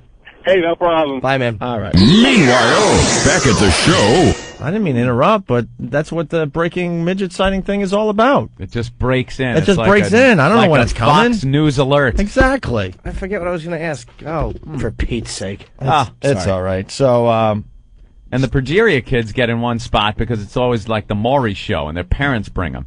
It's not like just a midget being dropped somewhere and... I can't see midgets really hooking up. I think they hook up. Kind of hard. I think they have socials and all sorts of things going on. You think there's a whole midget there's a whole midget and network, I do believe. Underground. Where it's just midgets going to, like, parties and bars. I watched Elf yesterday morning. Yeah. And the midget fight in that movie with Will Ferrell. I didn't see it. You've never seen Elf? No. Oh, my God. I was laughing so hard, because now every time you see a midget, you think of the radio show and the midget sightings. And there's a scene where the midget beats up Will Ferrell in the conference room. It's hilarious, absolutely hilarious. That was actually not a bad movie. I enjoyed that. Oh, you saw that? Yeah, yeah. Wow, Jimmy likes a movie. I like a lot of movies. I just not a lot of new ones. All right, you guys want to get into the Monster Rain thing, or do you want to talk about the stupid hunters? This is amazing. That's how white people kill each other, by the way. Yeah. See, black guys can go knifing and beating each other up and stuff, but white people. We know how to get the job done as far as killing people randomly go. Yeah, there's definitely a difference between black people killing and white people killing. Definitely. Well, here it is, Anthony. It comes out of Wisconsin. 5 slain in deer hunter feud. 5 feud. Because they're armed. It's amazing. Listen what they were fighting over. A fight among deer hunters over a tree stand. You're in my tree stand. They get those tree stands 10, 12 feet off the ground. Well, sometimes lower, I don't know. They sit in there. And they sit in there all morning long and all that. They cover themselves with deer piss. Right. And then wait for a deer to come by and then blast them from the tree stand. They spend hours and hours and hours up in these things. And there's certain stands that are in very good spots, like where deer come to walk by to get to the water hole or eat or something. So they're very coveted to these hunters. Ugh, just a bunch of dickheads sitting in a thing waiting for some animal to walk by so they could shoot it. Just really annoys me. Dressed in camo. Yeah. Ugh. Gonna outfox them. Yeah, it bugs me. Well, there's 5 less hunters today. Good. A fight among deer hunters over a tree stand wound up leaving 5 people dead and 2 others critically injured, officials said yesterday. And I'm hearing now there's more coming out on this story that more people could have died, but the guy ran out of ammo. Really? This is what I'm hearing. The deadly violence began shortly after a hunting party saw other hunters occupying their tree stand. All right, now you come up to your tree stand that you're all psyched to get into and shoot some deer, and you see it's taken by some other hunters. So what do? A fight broke out between the 2 sides, and shootings followed. Wait, isn't this the Pistons Pacers thing? Yeah. You don't want to fight when everyone is armed with high-powered rifles. You don't want a fight starting. All right, but the incident didn't deter other hunters in the area from hunting. We're all old, dyed-in-wool hunters, said 72-year-old Bill Wagner. We wouldn't go home because of this, but we will keep it in our minds. Wait, he won't go home because other hunters shooting? in the area. Oh, in the area. Everyone, the news spread, and wow, there's 5 people dead in blah blah area over there. But I don't care. I'm going to continue hunting anyway here. I guess it was a good deer stand if he was able to pick off 5 of them and they didn't hit him. He had the high ground. I don't know if it's one guy or if that's the story I read in the other paper. It said it was one guy. One guy that did the shooting. Lost his effing mind. I don't know if you guys have heard the update, though. It wasn't a guy, actually. It was actually a deer in an orange cap, and he suckered people in and just shot them. Bambi's got a gun. Yeah, that's... bunch of hillbillies. Sure. It happens. It usually happens accidentally, though. Every year you hear, they're walking through the woods and tripped. Oops. Rifle hits the ground, or they're... I like the one where they saw something move and thought it was a deer. Oh, and it winds up being the guy's son. Well, it's usually someone you hate. It's just a great excuse to kill somebody. Yeah. I thought I was shooting at a deer. I was so into guns. Still am. I love guns. I love shooting guns, but at targets and stuff. I'm not the hunter guy. I know what you mean. I like, making big bombs, dressing in trench coats, going to school. I just like guns. Lay in the back of your car with a little hole cut in the trunk. Yeah, that too. Sure. Driving around Washington. Sitting and just waiting. Hi, boo-boo! Just take a few pot shots. We were, we used to, when I lived in California, all of my wacky stories, by the way, come from California. We were out in the Mojave Desert. We used to go out in the desert and just camp. Me, my father, brother, these other families that we used to hang out with, all Mexicans, the Reyes family. How old were you when you got your first gun? Oh, it was my 12th birthday. Yeah, 12th birthday. I got a, what the hell did I get? Nice little Ruger 6-shooter, Western style. Wore it on hip. Nice, low-slung holster. You walked around with a loaded gun at 12? 12, 13, around there. It was because we used to ride fence, they called it. Ride fence. We had about 3,500 acres or 35,000 acres that had cattle on it. And I used to have to ride the barbed wire fence and then patch it up because the motorcycle guys used to come through and cut the fence. And when you're up there in that, I was fully armed. Had a Winchester 30-30 in the scabbard, and had my little 6-shooter on my hip. Little skinny Anthony on a horse with a little gun. The motorcycle guys never screwed with me. Why would they cut the fence? To get their motorcycles through. Oh. They would cut the fence and then continue on the way because it was like great motocross up there. But then all of a sudden your cattle gets out. So I was armed to the teeth, and it was fun, shooting cactus and rattlesnakes and stuff like that. We went out into the Mojave Desert where we also had dune buggies, guns, and tequila. And we're a bunch of kids just drinking and shooting. It was really... But thank God everyone was safe. Oh, wait, no, everyone wasn't safe. I'm so bummed I never got to meet your father, man. He was insane. He sounded like an unbelievable guy. He was a madman. It was no parenting whatsoever. No, Gotta love it. Carnival. I'll tell you, though, as a guy between like 13 and 17 years old, it was the place to be. I was going to say, perfect, right? No responsibility and just all excitement, adventure, and fun. Whatever you wanted to do. One day he just went out and bought a dune buggy. You know, some days there wasn't food to eat, but he had a goddamn dune buggy, and it was a pisser, you know? You're driving that thing around. You're 14 years old, wheeling around a dune buggy. Went out into the desert. Guns everywhere. We're all wearing guns.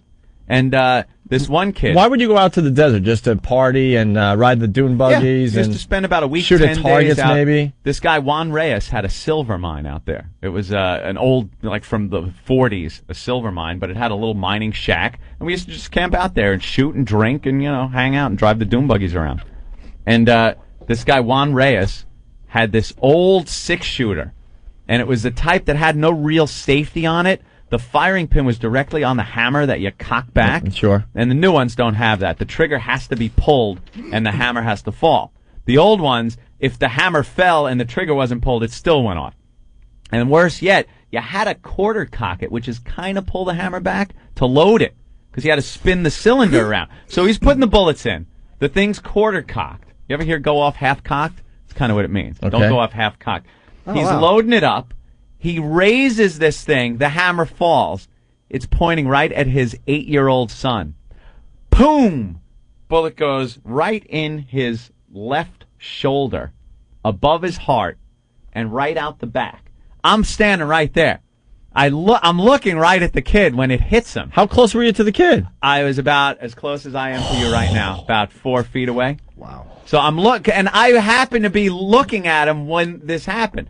Hits him right there. He turns immediately white. This tube, it looked like a plastic tube of blood, came out. It was shaped perfectly round, like a water fountain. Came shooting out of his, what I thought, chest. I didn't even know it was his shoulder because it was close to his heart. Comes shooting out. He goes, uttered something and fell right down to his knees. I'm like, holy shit, I just saw his father kill his son right there. And the father just lost his mind. Meanwhile... Didn't you say the blood just kind of started... It did, like a tube. It came I'm pumping sorry, I was out. thinking of something. Just went like whoosh, whoosh, whoosh. So the father's like, oh my God! Like everyone just freaked out. It was a hell of a scene to be part of. Was this in the woods now? Oh, let me tell you where we were. Grab a little map, people. This was between Barstow, California, and Needles, Arizona. There's a little old highway that runs between it, and we were 50 miles in on dirt roads off the highway. 50 miles in. Before you get to the highway that takes you another whatever it is to Barstow or Needles. They decided to go to Needles, Arizona, to go to the hospital there, but they just loaded them up in the pickup truck, packed ice on them, wrapped it up, and took off. And hours later, 10, 12 hours later, the cops came back to do a little investigation because it was a shooting. They came back with guys that were just armed like crazy because they had no idea what was happening out here. Group of guys in the Mojave Desert, there's a shooting. They're thinking cult or something. Yeah, they came out of those. They had big Suburbans, and they just came out of there like, everybody come out of the mining shack.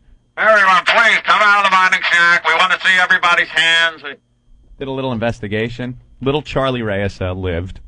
It was in his shoulder, and that was that. But it was the first and only time I ever saw someone get shot. Thought he was dead too. That looked like just a heart shot. What'd you do His after whole that? shirt turned. Did you just run away and hide, cry? What'd you do? It was like we were all shaken, like freaked out. So we went in and just did massive shots of tequila. You're 12. Yeah. No, I think I was 13 or 14 or something. All right. But yeah, that makes it better. When did you lose touch with Charlie Reyes? When I came back to New York, probably about 17 years old. And you never saw him again? No, I saw him not since then. No, but he was fine. They had a little brace on him, and it went in and right out. It was a 22, so it wasn't like a 38. Take his little 8-year-old arm off. But to see a little 8-year-old kid just like hit his knees and go, like he said something like, holy shit, that kid just got shot. If you slow it down, it was probably, hey, I'm shot, you dumb wetback. Holy shit, you ever see your fucking head come apart like that? Yeah, we worked him over with the butt of the shotgun. Made him hop around on one foot. That's how the gook laughs. Hey, go get that big, hairy, creepy crawler from the ammo dump and put it on his gunshot wound. And the cops came through, went through some paperwork, said, no, this is important. This is important, and then it blew up. Y'all love little Charlie Reyes. Hey, Jim, what's up? Charlie Reyes was a water walker. She's probably the one that did fucking Charlie Reyes. Let's do the whole mining camp for Charlie and Sal. Oh, yeah. Jesus, I got nothing to follow that. Good luck, Jim. Go ahead. You missed an important part of the story. Well, wait, which story? Anthony's story or the hunting story? I don't think you were there, sir. I'm 20 minutes late, but fucking the guy in Wisconsin who killed everybody, right? Oh, the hunter that killed 5. his name is Chai Vang. He's a chink. Oh, really? He's the only chink in Wisconsin. Oh, a chink. He just panicked, I guess. I think it's an Asian. Yeah, sir. It's Asian American, sir. I don't think we need the racial epithets. Who the fuck are you kidding? This is Boston, after all, Anthony. Come on, it is Boston. Let them sir. be racist. Who the fuck are you kidding? It's in their blood. Let them be. Jesus, All right, you're not that's all I gonna. got. You're not gonna convince this Is there guy. an area for the Chinese up there in Boston? No. Yeah, New Hampshire. They push them all up there? Because I know there's the Italian area, the North End, and then there's Saudi for the Irish, and then there's Dorchester and Roxbury for the blacks. And where do they keep their Asians in Boston to keep them away from the regular God-fearing white people that don't want any ethnics around them in Boston? You know what? Well, Chinatown's very small, but they're all like in Quincy now. Quincy? Yeah, I think they've all gone to Quincy, which is just outside of Boston. And Newton, of course, Newton is where they Hebrew of Massachusetts. Very nice, very sectioned off like a racial puzzle. It's like Billy Burr said, it's organized. That's what they like, say organized. You know, another organization liked the word organized when talking about races. You know, speaking of The Boston, Shriners, but sure you thought I meant the Nazis. No, speaking of Boston, going back, there's something coming His name off. was Mitch Cumstein. There's something coming off the instant feedback. Yeah. And we said we would talk about this when we got back on the radio. Oh, really? Remember our old pal Psycho Mark and how he represented us when we got fired on Fox? Do we have that audio? Oh, God, was that funny. What a tool. Can we get a copy of that? Yeah. That's how the wetback laughs. Yeah. Toolbag Johnson from New Orleans. Artie from Yonkers, do you guys remember after you were canceled, Psycho Mark was involved in some sort of discussion on Fox, and at the end of the talk he did a stern hoo-hoo-hoo. That was classic. Is he coming back at all? But more than the hoo-hoo-hoo, the false information he was giving everybody, because we weren't talking. We got to find that today. They put Psycho Mark in like a Dickie suit, it looked like. It looked like a suit with Velcro on the back, and dressed him up, put him in front of the camera, and let him do an interview, and interviewed him about us. I forgot all about that. We got to find that audio and play it after break or something. And he was using his professional Psycho Mark voice. The one he'd come in like, yak, let me tell you, we were up in Boston last week. I got fucking cocked. And then you put him in front of the mic to do a Stacker 2 thing. Have you talked to your doctor about Stacker 2? Yes, I'm here talking about Opie and Anthony on Fox News. And he did this thing, and it was all bad information, stuff he had no clue about. I forgot that we haven't talked about that on the radio yet, because for the last 2 years, we've been referring to that tape over and over again amongst ourselves. It's just some of the funniest stuff, because he had no idea what he was talking about. He was representing us, and everyone was buying what he was saying. He had nothing to go on. Right. I know. We'll talk about that next, the JFK game. We got so much to do. Why don't we just take a break here and regroup, all right? Cash up, niggas. All my niggas in the P now, right now. Bubby, Hoggy, Bubby, shoot. We doing it out here, niggas. We about to take all the millions, you hear me? All I got to say to XM Satellite is Suck my dick, cause you ain't give me no money. The Opie and Anthony Show. XM Radio, cash up, all day, everything. Get that bitch, nigga, stop pushing me. Fuck you, bitch. Unleash the power of XM performance in your home. Coming this holiday season, you can enjoy the best radio experience in your home from a component-style tuner that delivers XM's highest quality sound. Introducing the new XRT12 from Polk, the world's first component XM tuner. It's easy to connect to any home audio system and comes with everything you need to enjoy XM radio. Discover the full sonic potential of XM satellite radio in your home. Change music forever. Learn more about this new XM product from Polk at xmradio.com. What if you could give the ultimate Major League Baseball fan access to every team all season long? Now you can. The game that grew up on the radio joins the next generation of radio. XM is the official satellite radio network of Major League Baseball. Here's the windup.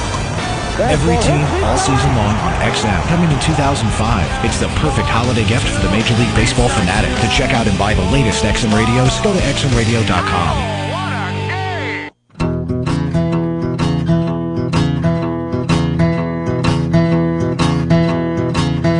You sucked on my love plug. That's how I got the love bug.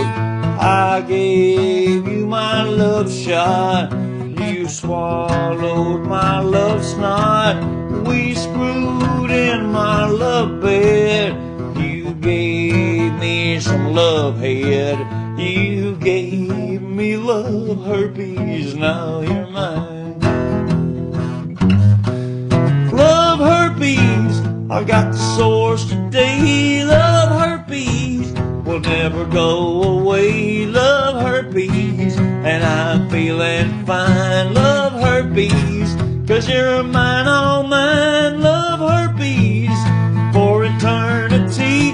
Love herpes, you're gonna wear my ring. You gave me love herpes, now you're mine. Any cult leaders here tonight? Cult leaders? I always wonder if cult leaders treat their job the way other people treat theirs.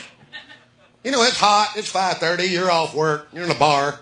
There's a hot one out there today, wasn't it? It sure was, boy. What kind of business you in? Plumbing? How about you? Cult leader? Well, what's that business like? Hell, it's about like anything else. You can't get good help. As soon as you get some dedicated folks, government comes in and tries to kill you. And if you can learn your Bible verses and got a good flair for stockpiling, you can make a pretty good living at it. I've been doing it so long, I don't guess I could do anything else. It's a headache, but I enjoy it. It's everything 24/7 XM 202. The O&A virus. It's everything all the time. Opie and Anthony Show. Socks first, then shoes. The Opie and Anthony Show. Let the bodies in the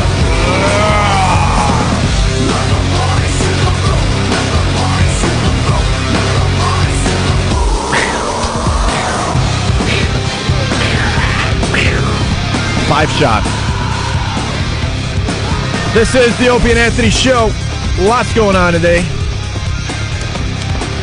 Old Jimmy Norton has an audition later on today. A little audition for you. Yeah, for, what's that show? Law and Order? Law and Order, yeah. CSI. I don't know if it's one of those or not. I'm playing a guy who works in a porn shop. A porn shop? Yeah, who he finds out what he's selling is child pornography. Oh, there's a reach. Look at you. I'm sure I'll screw it up. It's actually good dialogue, I know. Is it? How many pages?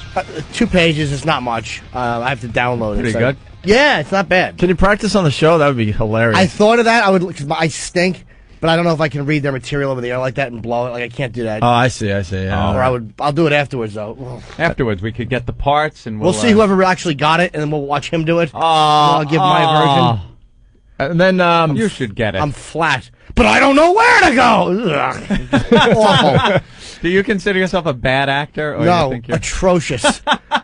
Do you just try too hard, or I don't know. I'm not natural. My voice goes up like that when I'm acting, and I don't talk right. Oh no! You know, hey, where are we going? You know, it's just, you're that guy. yeah, That's I suck. funny. But I don't enjoy acting that much. It's okay, but I don't have fun with it. I really don't. I like doing. Why do you stand-up. go on the auditions just to get your Yeah, name you out know, I can play a guy who's selling kitty porn. How do you not audition Yeah. for like that? That's such a despicable role. The casting director actually emailed me. I guess he knows me, and he's like, "I would like to have you come in for this." You know, which is kind of nice. And being Maybe you typecast. already have it, and it's just a No, technicality. I'll blow it. Believe me, You I'm think so? off. Yeah, I'm atrocious. Right. I don't care.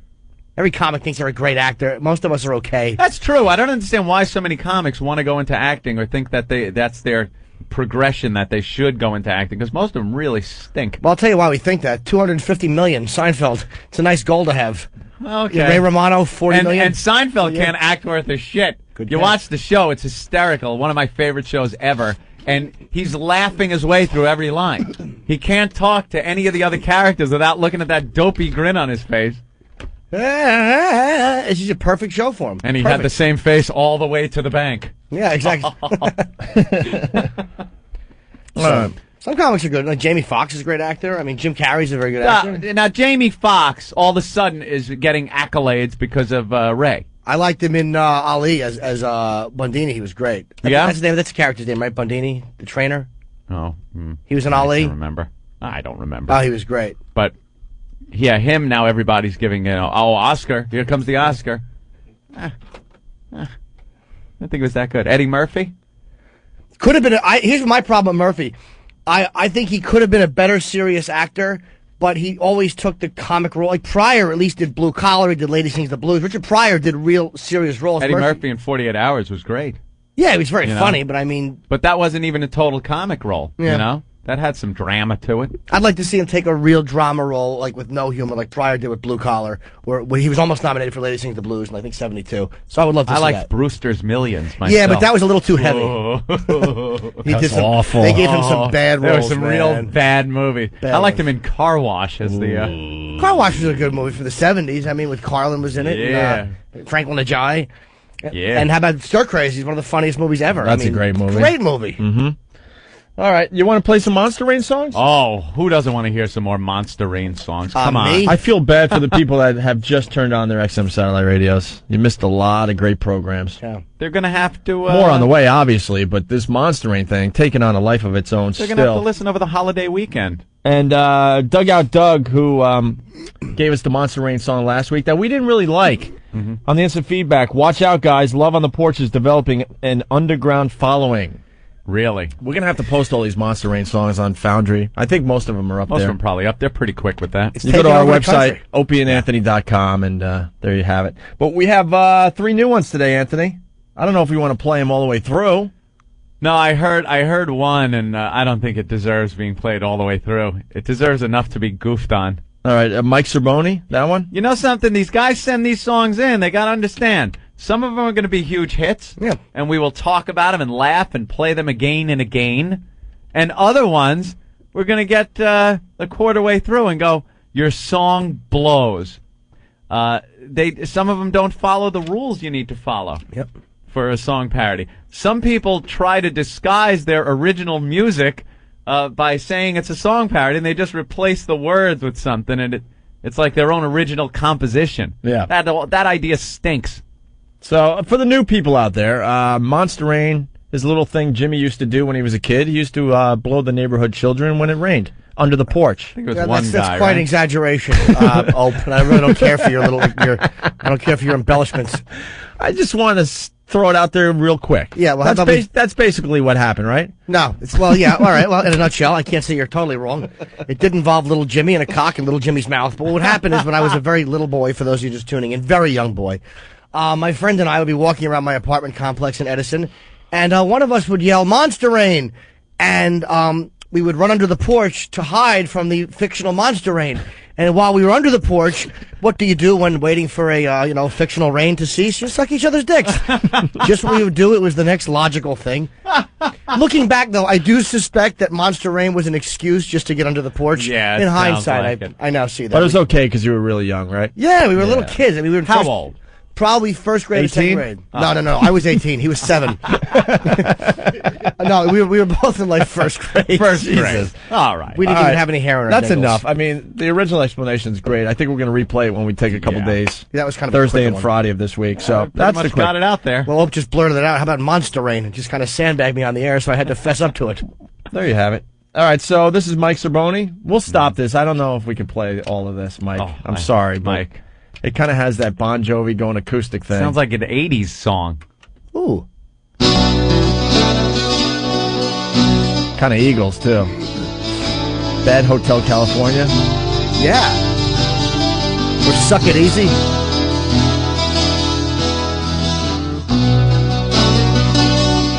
Big, long intro for a parody. Yeah, not good. You don't have to go like 8. You could go 4 and then pop into the song. All alone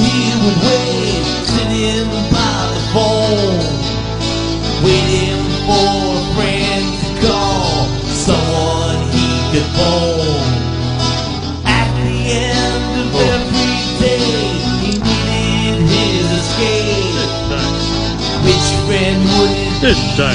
Today for little Jimmy to rain. Hello. It's getting kinda cloudy. There's a good chance it might rain. What? It's getting cloudy. Looking for a place to hide and play his little game.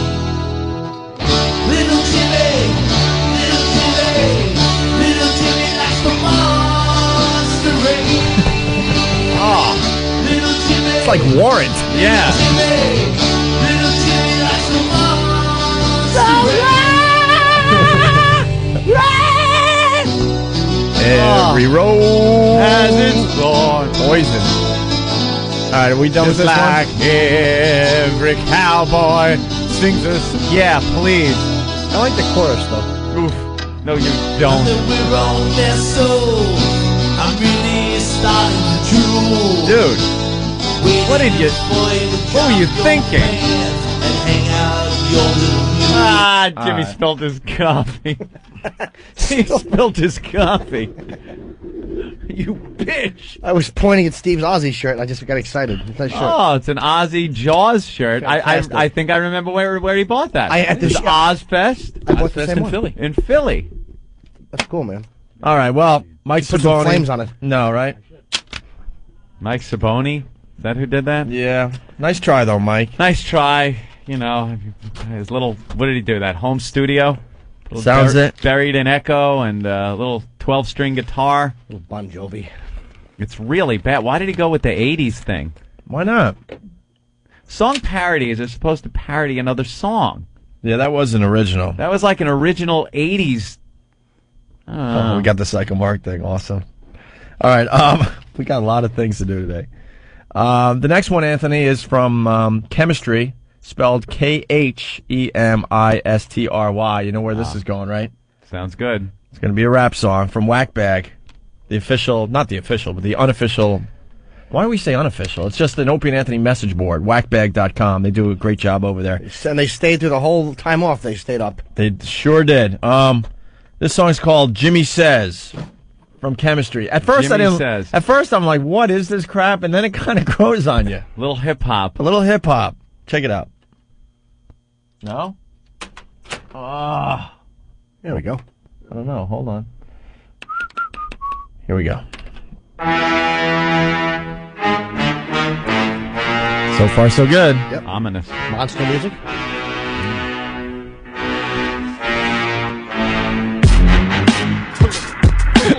Yeah.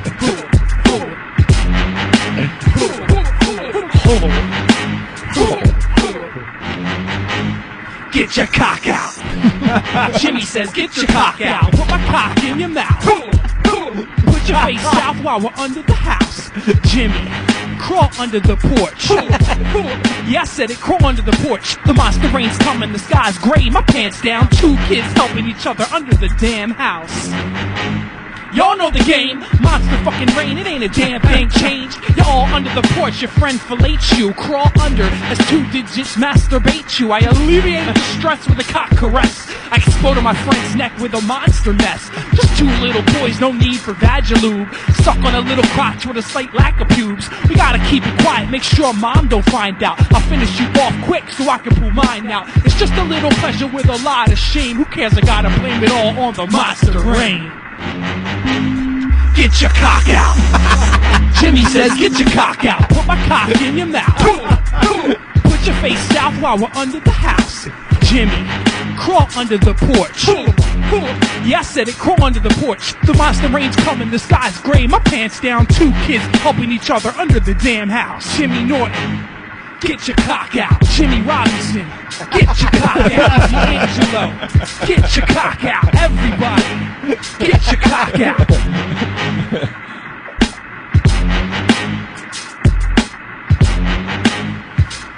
What do you think? I think that's the fine new rap song by Ron Artest. It's going to be a hit. It was I great. like that. At first, you know, I liked it. At like 5 in the morning, and we were like, eh. Then we heard it again. We're like, you know, this thing grows on you after Right a while. when it kicked in, we get your cock out. That's pretty good. Throwing a Jimmy Robinson reference. So that's Chemistry, Khemistry from whackbag.com. Now, he broke the rule with the original Yep. That's an original composition, but it was good. He pulled it off, though.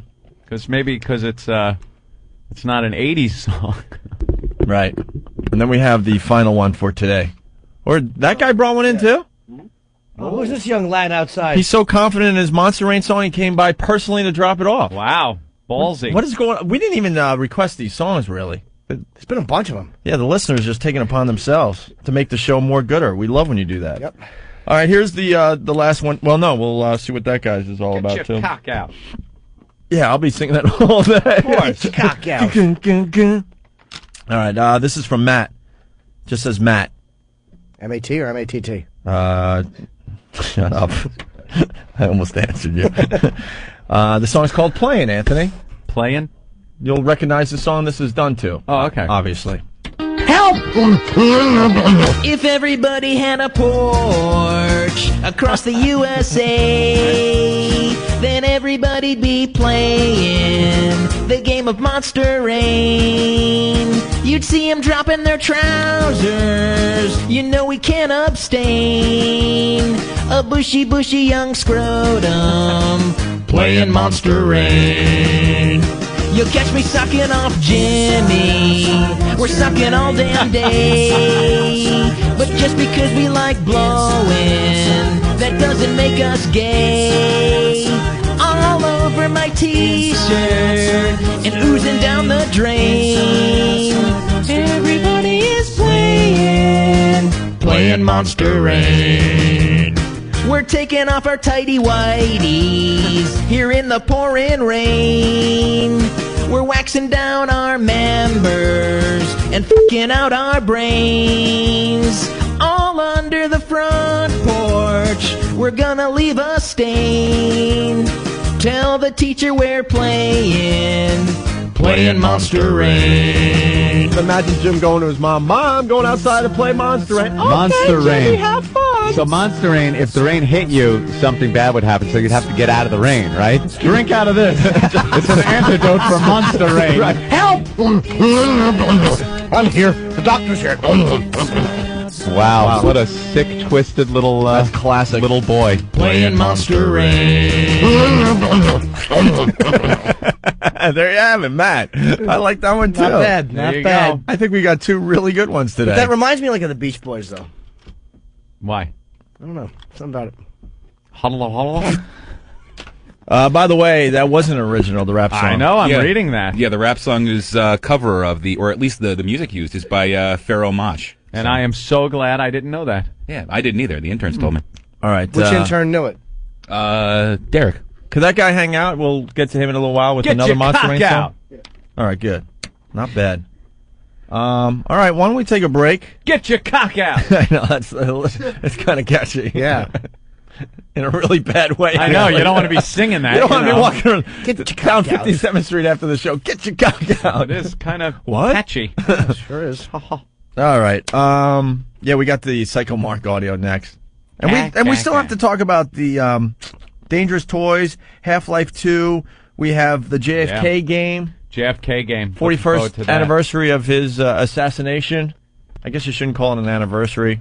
It is an anniversary, though. It's an anniversary. A bad anniversary. Anniversary right? sounds like something you want to celebrate, but... Right, okay. Well, it's not like a good anniversary, like the Kennedys are all going to get a little cake and put one candle in it, and just the candle blows up and knocks the top of the cake off. You can see that nice cherry filling. Yeah, frosting all over. Oh, look at that. Crawl up on the table and put the cake back on top of the rest of the cake. So, thumbs up or thumbs down to the YouTube from SNL? Some people liked it, some people did not like it. I liked the live version. You want to go? All right, we'll do another one then. At least he sang it live, I'll say that. I mean, Yeah, there you opposed to the go. other He was up faggots that there don't singing sing. live. As we go to break, I don't know if there's much to the story, but I was getting text messages from Ben. Seemed like the middle of the night. What time was that? Like 2 in the morning or something It was like late, that? yeah. Like 2:30 in the morning. Which I don't do that much anymore. If it wasn't a I big deal, noticed, it thank wasn't God. a big deal. I only do it if it's a big deal, and I texted Norton as well. And I was awake. I was walking over from the cellar. For some reason, it comes up as unknown. Whenever somebody texts me, I can't connect to who it is. Oh. I don't know why. So I just get this thing. I'm standing next to Bono right now. Yeah. Unknown. I figured it was Ben. But I'm Oh like, my God! Okay. I got the actual text message. It was at 3:42 in the I know, morning. it was late. Wow. It was late. It was the Saturday Night Live after party. I know. And it says, I'm standing next to Bono. With lots of exclamation points, and that's all he says. You should have, continued the story. I had man. my camera, dude. I would have got Well, pictures. he could have got a picture. I mean, I didn't have a camera, but he was taking photos with everybody. I called Jim because I knew Jim would still be up. So you went to the SNL after show party, whatever How they do call you it? get into that? I went a couple weeks ago. Yeah, it's easy. He gets in everywhere, dude. It's amazing. That's why he works for the show. The guy's a social. Yeah, it's that's easy. about- It's easy. It was cool. But so I walk in, I see, like, holy shit, there's Bono walking through, and, so I went over and talked to him. He's a nice guy. I've sat and actually had a What conversation did you say with to him. Bono? Nothing really. He was hammered. And I was like, what's up, Bono? He's like, and his poor wife, because he's so famous that he can't go more than, 2 feet. Everybody. It Yeah. was just like, everybody's pulling on him, and he's got his purple glasses on. He's such a little midget, too. He's about this tall. He's so small. I've heard he's really short. He's tiny. Like 5'4" tops. Tiny. I'd But love he's- to get a picture with him. I knew you would, and you could have done it. I could have got you in. I was You like, would have wanted one, too. Please. I would have on Bono? that. Yeah, Of course. Yeah. I would have wanted that picture bad. Yeah, I would get one with Bono. Who else goes to the Saturday Night Live after party? The cast. The cast? Bunch of fucking. It's the same people. You know how it all works. It's the same. No, I don't. I absolutely don't know what it's like to go to a Saturday Night Live after party. I'd like to one time. We don't do that type of thing. So would I. Because we're not invited. I would like to sit in a corner and look out of place like I do at every one of these stupid parties. Remember the magazine party we went to like a few weeks back? Sync? Yeah, Sync. And that it was was like VIP. And that was a low key one. But it was one of those types of parties. Like all the parties are like that, but it's just how much more famous the people are that are there. That's the only difference to any of the parties. It's loud music from a DJ. Know what was wrong with that party? What? We were the most famous people there, Yeah, that's a problem right there. No, I'm not even kidding, because you go to these things going, wow, I can't wait to meet people, famous people. Yeah. Famous people. We were the star attraction. They whisked us into the VIP. And we couldn't get out of there fast enough. Yeah. They whisked us into the VIP section. I sat down in a chair or on one of those couch things with the little 1 inch by 1 inch table in front of you. Like everything's too cool and completely impractical. The little table can barely fit your drink on it, but it's a cool little table. The couches are, groovy, but very uncomfortable. And then they had cell phones that were wired down that you could use to call the waitresses to get you drinks. Hello. Well, that's pretty cool, actually. Yeah. So you want to do talking to somebody else's filthy mouthpiece. But the music is just, there's like techno blasting so loud that you can't even talk to each other. Like Opa's right next to me, and I'm just like, hey, Opa. See, this would have been a great opportunity to actually have some loud techno music. Too late. Don't even try. Look at him in the booth. He's all flustered. Well, he should be. He missed the cue. I know. That was kind of like, He was bummed. He was trying to. Yeah, I know. That's okay. That kid works hard. He's great. He's a good kid. He's a good boy. Yeah, but, the only reason we were there was for the free stuff. So. Yeah. But free stuff. No, we hate those things. Yeah, it's not like... We were in the magazine, so we had to go. Like, I would want to go to one with, like, a bunch of famous people. Well, then yeah. You could sit around and go, oh, look at that. There's, what's his name? You could and do a little that's stargazing. Cozy Watson. Oh, wow. Oh, yeah. Oh, from that Oh, show. look. Oh, my God, yeah. Oh, I know that guy who was in that movie. Hey, do you mind if I take a picture? No. Oh, yeah, Jim. Hey, can I take a picture? Brewer tells a great story about Nicholson going to one of the SNL parties.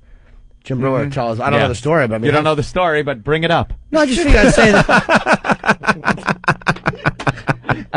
You're right. I really stink. I'm a turkey through the windshield of fun. I heard Belushi used to have a lot of fun at those things. Oh, recovery night. Yeah. So nothing else on Bono? No, not really. I thought it was funny. I knew Jim would want to get a photo too. How many people did you have to text message that? Probably 10. Yeah. 10 at least. I'm so mad that I didn't. I knew you would be. I was like, I had a feeling it was you too, but you got to call me on those. Just leave me a message. Yeah. Who else would text you with that at that hour? You don't know. It could be anybody. Bono. I mean, if anybody I know was standing. So why wouldn't you check it anyway? You didn't check the text message? I wound up seeing a friend of mine. No, I did.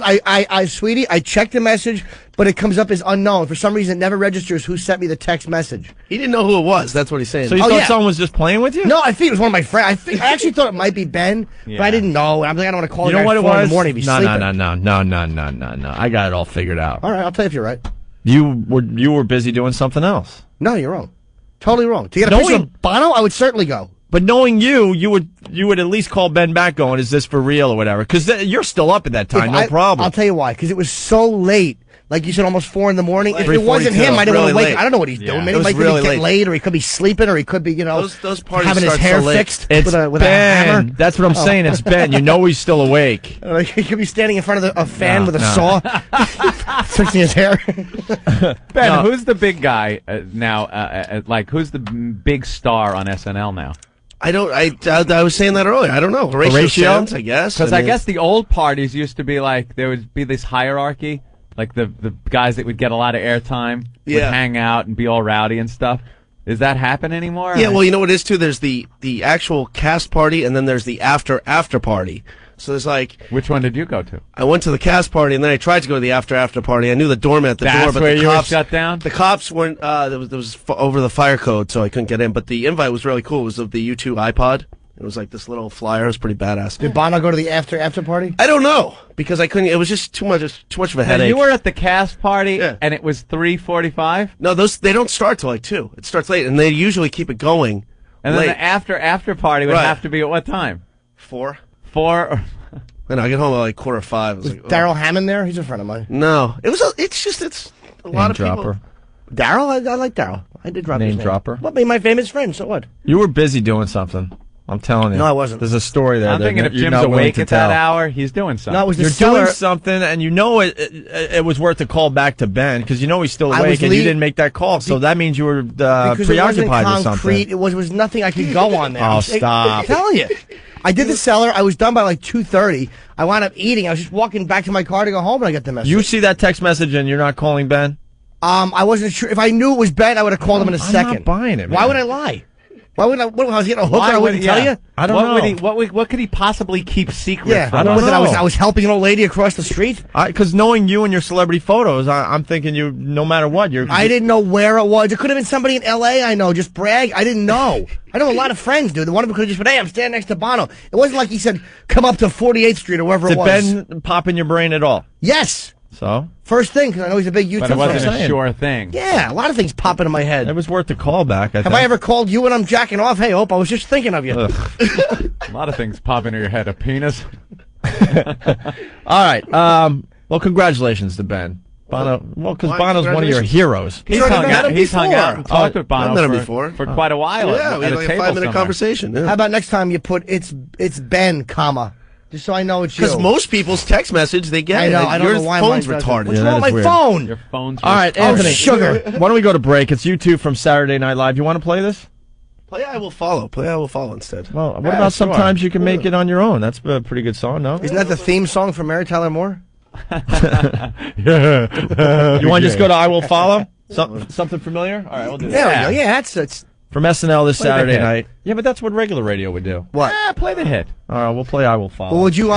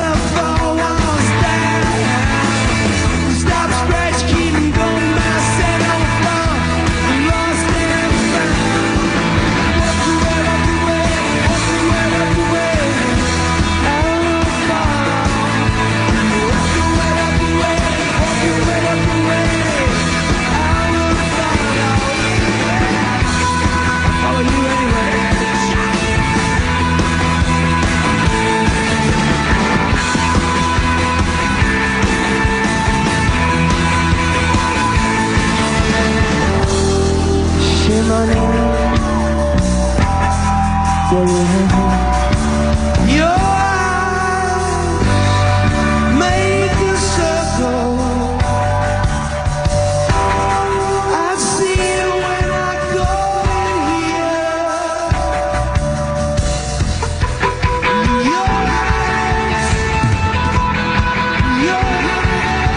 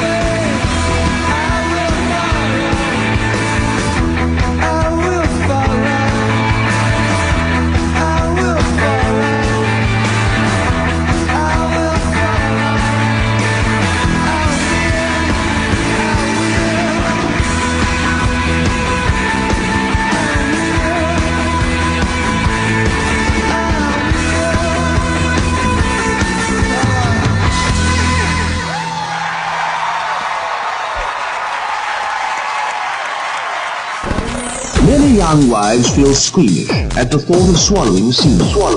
Why? Indeed, a man's ejaculate is full of valuable protein. I want to stop and gag on it. That's hot. I got blood rushing to my mule right now. That is so hot. The best thing on TV are the commercials, especially the stupid ones, like the ones for X-Lax. Now, this is a laxative. But in the commercial, they have this grown woman talking to her grown daughter. They refer to X-Lax as their family's best friend. Now, I wonder where they go for the holidays. The next time that commercial is on, listen carefully to what the man says during the commercial. He's talking about a laxative. He says, and I quote, "It works while you sleep." I don't want that. No, I want to be up and awake. Ready to go.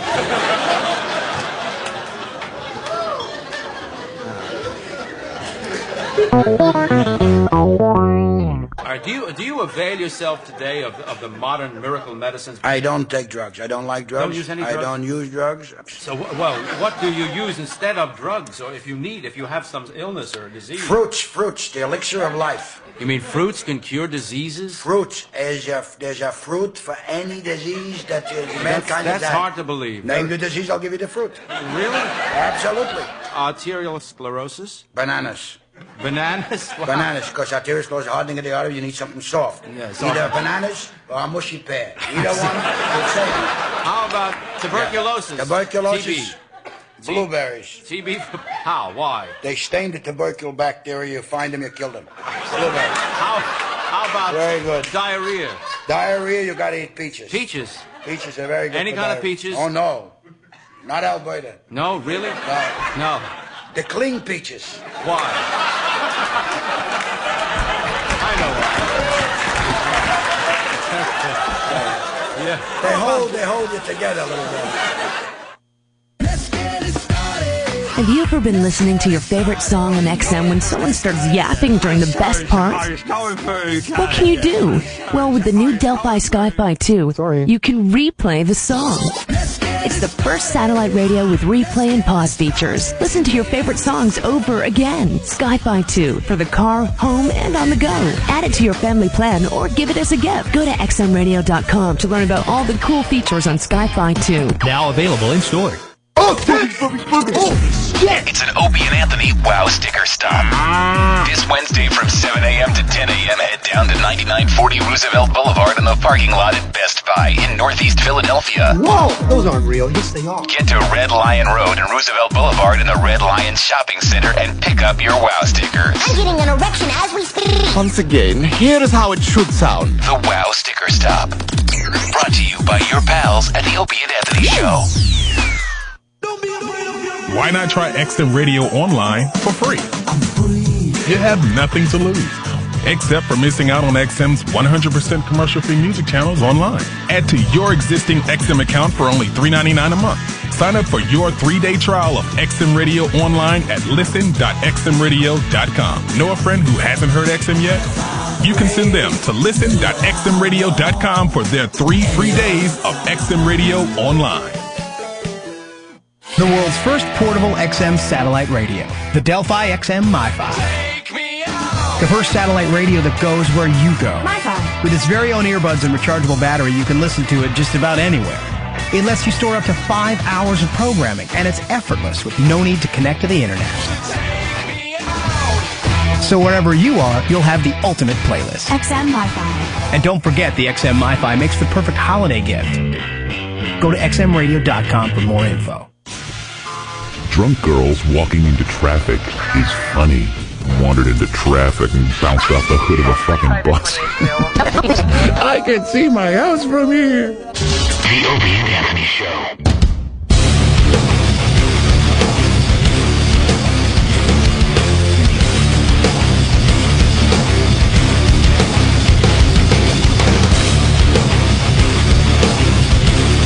All right. We have Tom very pissed off on the phone line. Why? We'll find out. Tom, what's going on? Hey, man, how's it going? Pretty good. What's up? I've been a fan for the 9 years since you've been in Boston. You know, I was an AAF listener. I followed you guys. I got the satellite radio just to hear you guys. Okay. And I want to express my displeasure with all the U2 that's going on. Well, it's not a lot of U2. You either like it or hate it, I guess, but it's not a lot. We played a few tracks when we got, the album way before anyone else, and then now we played a couple tracks from their SNL gig. I just feel like every time Opie's pushing the U2, he's wearing the roller blades and kind of twiddling his way around the studio there. No, actually, Ben's pushing more than I. Yeah? Oh, yeah. Right. You know what I think it is also? I'll point something out. I think with the satellite radio, where it differs from broadcast radio, I think people listen a lot more to the show. Like they listen to a lot more of it. The people that are listening are like hardcore fans, and then they listen to the replays. So there's a lot of it, and it really makes everything that we do really out there. You know, so if we play 3 U2 songs, you're hearing all 3, and if you don't like U2, that's 3 too many. It's 3 too many. It's 3. U2, 3 too many. I won't disagree with you, sir. Yeah, well, it's the people that like U2 are really enjoying it, and the people that don't like U2, they're going to another channel for a little while. Yeah. We can't satisfy everyone. We're trying our best. So people said that about the Howard crap too. Like we spend too much time talking about Howard, and I'm thinking if you really add up the amount of time we made fun of the guy that looks like an old lady, it's really not that much. Well, I'm but I guess with the replays and everything, it's with the replays, yeah. Every once in a while, do we go off for a half hour or so? Sure. Or a couple minutes here and there? Sure. But if you really add it up, it's not a lot of airtime spent on the guy that looks like an old lady now. So, all right, thank you, Tom. Hey, Jimmy. No, you're not going to get him. Sir, he's too good. I can't be gotten that. I even know. Sir, I'm too good. I even knew, and I'm much slower at that game than good old Jimmy. Hey, Jimmy. Hey, Jimmy. No, really, Jimmy. Well, I got something for you. A hot little item. Okay. All right, bye. Doesn't count if you say, oh, really. If you break character and you go, no, seriously, I need to talk to you. No, really. That doesn't count, yeah. All right, Anthony from Yonkers, what's up? Hey, what's going on, buddy? How's your brother? How's it going, guys? Hey, all right. Go ahead. Hey, I gotta take Jim to task this morning. Oh, no. Yeah, you, Jim. All right. And I love you, buddy, but thank you. You're wrong. About what? Here's why you're messed up. You're a hypocrite. Why? Because here you are saying that U2 sucks. They don't even sell out anything, not even 10,000 fans, and you want to take a picture with Bono. Oh, dude, I'll be the first to agree with you. I'm an ass. I'll take a picture with Hitler if he showed up. I took a picture with Usher. Someone had to show me which one he was. I knew the name, but I didn't know who he was. I'm like, which one of those guys is Usher? They're like, the one in the yellow suit. I'm like, yeah, oh. That's really He just how likes bad pictures Jim with is. famous people. Yep. And I recognize, dude, it doesn't matter who you are. Bono is a rock star. I'm not a dummy. He's a rock star. So, of course, I get one. Wait a minute, but according to you, he's not a rock star because he can't sell out more than 10 people at his arena. And you want to go take a picture with him. Dude, I was probably joking if I said that. I was probably just busting balls. Yeah, no, I think he knows how big. Yeah, dude, I'm not. I know is. how. I'm 50 Cent. I got 50 Cent. I'm not a 50 Cent fan. All right. Then you are a whore bag. I know that. All right. 50 cents. It would be hypocritical. Oh yeah. Thanks, Anthony. It would be hypocritical if I walked up to Bono like I would and said, "Dude, you're terrific. I can't believe Sabbath stole Sabbath, Bloody Sabbath from you." Believe me, I would definitely say something stupid to him. All right. We have to go backwards a little bit, but I forgot that we've never talked about this on the show. Oh, the Psycho Mark. In our time off, though, we've been quoting lines from this thing over and over again to each other. Ben thinks it's the funniest thing ever. Oh, of course. That was ever on TV. And if you know Psycho Mark, unfortunately for the new listeners, they don't know who Psycho Mark Where is is yet. Psycho Mark these days? He's being very responsible as he works for Fox. Is he still at Fox? Yes. What does he do there? Where's Ben? Ben would know. See, now here we got another guy doesn't mind the U2. That's the problem you get when you play music on your radio show. You know, Ben. We could play like Hank Williams Jr. and there'll be a ton of people going, "All right, now the boys are talking," and then the other people will turn us off. So you know, we understand that game when we go to music here and there. Here comes Ben.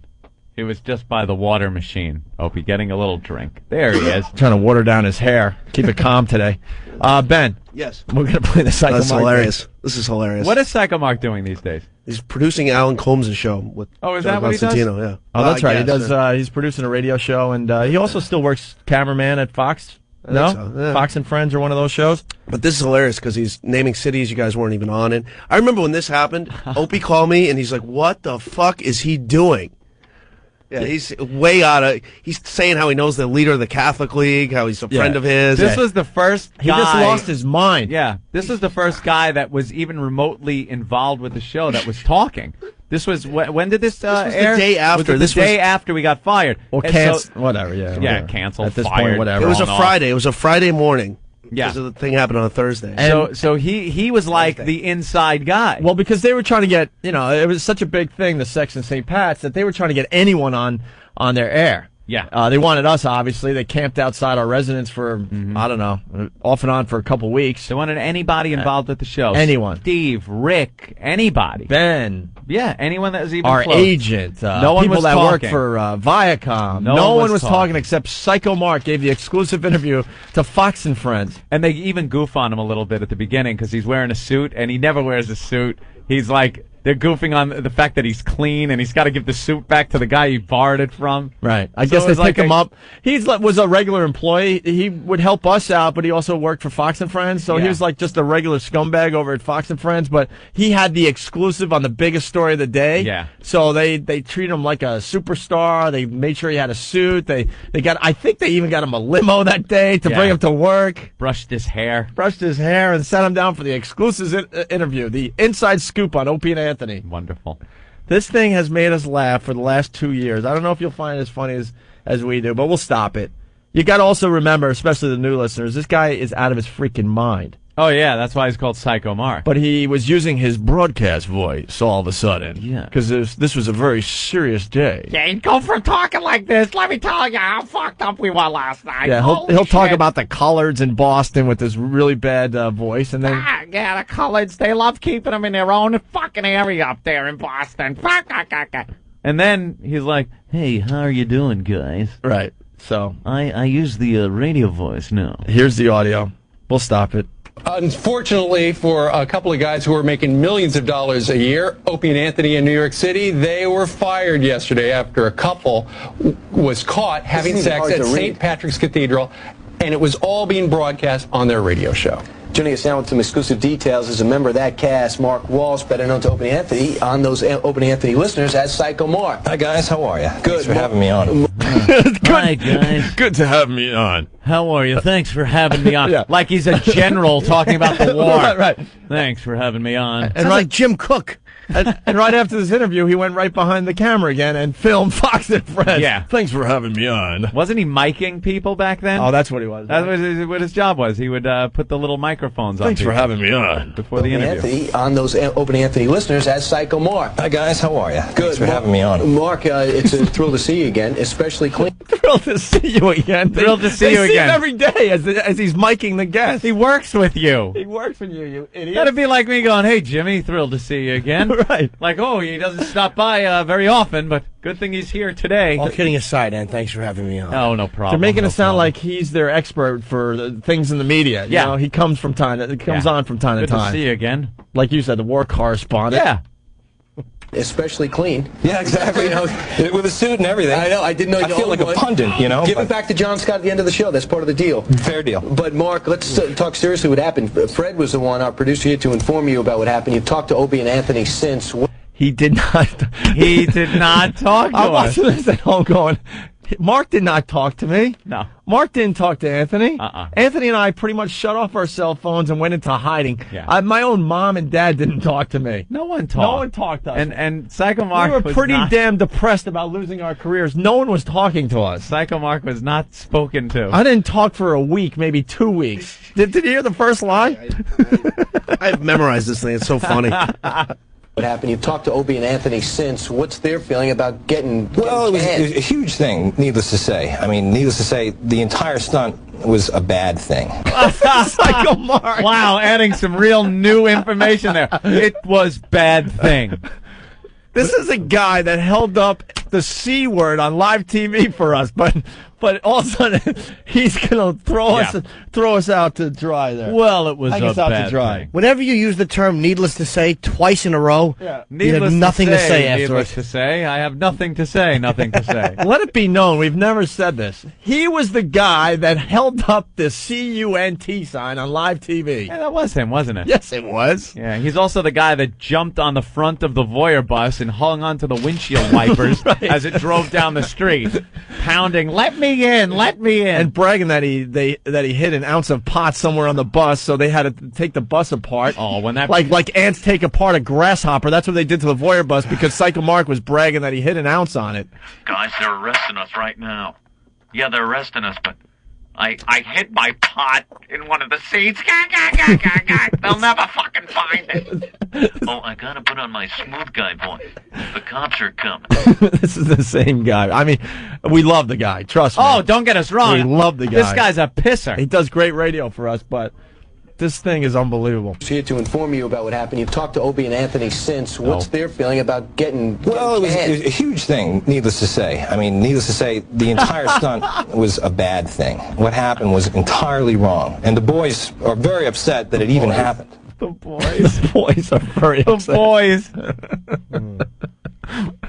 Oh, my God. The boys. It's like a father talking about his kids. The boys are very upset with what happened. Well, I won't do it again. Needless to say, I mean, it was needless to say a bad thing. The entire stunt was entirely wrong. It's like, Jesus, they got 4 words he's saying. He's beyond nervous, though. This is his big what I'm moment saying in the spotlight. is needless. Yeah, the boys are really, they knew they had to get the papers. Needless to say, needless to say. What I'm saying is needless to say. Yeah. Ben, we're up to the Entire. part. The boys are very upset. I know. I was listening to that. It's hilarious. Oh, the boys. It happened. What was at stake here was a trip to the Sam Adams plant up in Massachusetts, and whoever got the most points would get the free trip, right? Exactly. And the way you get points is you go around town, and the couples would engage in lewd acts in different places. So all right, listen to me. And I just remembered something. Didn't he go with you that day? What's that? Yeah. He followed you that day with your couple. Yeah. So he was actually in there. So far, he's got the facts straight, though. Except the fact that he talked to you. The boys were upset. Right. And the reason, by the way, needless to say, that he's working at Fox anyway is because he got fired from his job at WNEW. And why did he get fired? For the second annual Sex for Sam contest. When he took his couple into our boss's office and made them have anal sex on the couch of our general manager while our program director was looking through the glass door going, "No, don't do that." No.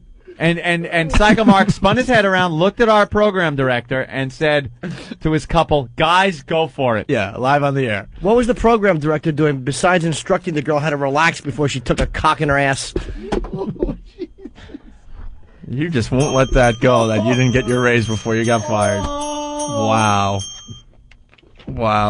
Wow. Anyway, so this is who they have on Fox and Friends. And here's our pal, but I think it's just hilarious. in different places. So they'd have sex in different places. Exactly. For points, and then someone picked the St. Patrick's Cathedral, and even with a 40-second delay, well, what happened before the show was, and it was explained to everybody that took part in the show, do not go to St. Patrick's Cathedral. That is a flat-out lie. That's a lie, too. We didn't even bring up the word St. Patrick's Cathedral. Church was on the list. Yeah. We kind of told the people, did we even tell them to steer clear of the churches? I don't think we did. No, not really. I think it was on the list, but we assumed we were going to control it from where we sat. Yeah, we did a great job, didn't we? We weren't going to take any calls from like a church, but if we did, we were going to play it in a way that we would have probably saved our asses. Yeah, but when we plunked the phone line down and Paul Mercurio just said we're here at St. Pat's and they're doing the balloon knot, it was kind of too late. No turning back. Could have punched the dump button though. All right, here's coulda, shoulda, woulda. Here's more Psycho Mark. Two of my favorite things are still coming up. Everybody that took part in the show, do not go to St. Patrick's Cathedral. This was told to all the participants before we even went on air that day, okay? Can I just jump in real quick? I mean, any church, there was like 25 points that you could get for going into a church. Wouldn't you just think any church would blow people's most minds? of the stuff that happens is it's radio. It's on air. It's a description. It's theater of the mind, so to speak. So to speak. He's an expert on radio. Radio, it's theater of the mind, so to speak. So you have a theater and a mind, neither of which I'm in possession of at this moment. What makes this funny, if you know Psycho Mark like we know. What a tool. I love it. I love it. How did you guys get Rod Serling to do an interview on your behalf? Pitiful portrait. Exactly. Of a dumped duo. Exactly. Submitted for your approval, Opie and Anthony. So to speak. In other words, those acts necessarily aren't really happening, but they are described as on the air. Now, wait a minute. Are What? you saying Those acts aren't necessarily happening, but they are as described on the air. Described as on the air. Described as on the air. Yeah. I don't know what I'm talking about. Yeah. Bling, bling, bling. He's doing gymnastics with the English language. Exactly. What is he trying to say here? So to speak. In other words, those acts necessarily aren't really happening, but they are described as on the air. Now, wait a minute. Are you saying they didn't really have sex? Because the usher says the people were partially naked. I'm not going to get into the... If they wanted to do theater of the mind, they would have been in a car outside and said, we're inside the church, okay. Well, what happened was there's a fail-safe system on the show. There's a 40-second delay that they use. In other words, they have up to 10 times to dump out of the show within 40 seconds. So if something gets aired that's inappropriate, there's an opportunity to take it off the show. So why didn't they dump it? Well, that's what happened. There's a whole chain of command, the system that works with the program director and the general manager. Both suspended. Well, they both have boxes in their office and are able to dump out of the show at any time. Now, they should have been on the post that afternoon monitoring the show. Now, these guys, it's Opie and Anthony. You know, you're not talking about, you don't go to them for news, weather, This is not Paul Harvey. Exactly. You don't tune into Fox for dirty jokes. He almost said dick jokes. They're shock jocks. Right. So you got to stay on top of them all the time. So you got to stay on top. You got to stay on top Mark, of we them. spent half our time staying on top of you, you idiot. Oh, God. How he is portraying himself in this is really funny. He's coming off like he's the responsible guy. The voice of reason. Yeah, a gentleman. The voice of reason. And I'm sitting here in my suit, criticizing. Man. Exactly. You don't tune into Fox for dirty jokes.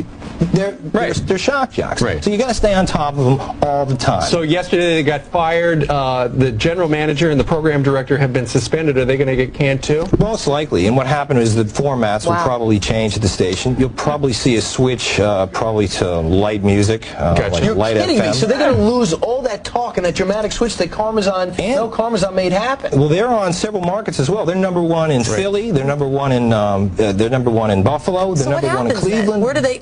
Detroit. Detroit. That's the only thing he's got wrong so far, really. Yeah.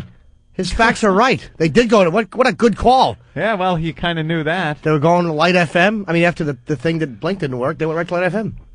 He's right. And we were on in Detroit. They're number one in Buffalo. They're So what number one in happens then? Cleveland. Where do they? Detroit. Let me think of another city. Did they Detroit. move to another station and do their show from there? Because they were fired from Boston, were Exactly. they not? They were also fired doing from, something. But you know what? I spoke to them Faking last the mayor's night. death. Is that correct, Mark? Yes, for the mayor's death. Yeah, they made believe the mayor died. But this is Opie and Anthony. I mean, these guys, they said the mayor was dead on April Fool's Day. I mean, come on. Who's going to really believe it? Ultimately, Everybody? this just Yeah, how many right. people know it's April 1st? Come on. Ultimately, though, this shows you how far afield shock jocks have gotten. I mean, it used to be just Howard Stern just talking quasi-dirty, but now we're having sex Quasi-dirty? in a church. The Catholic League, with 350 members, now says, you know what, since they got canned, we're not going to push for WNEW to lose their license. Says, when does the Catholic League have 350 members? Yeah. Think he's off? A little bit. I didn't hear that, actually. Yeah. The Catholic League with its 350 members.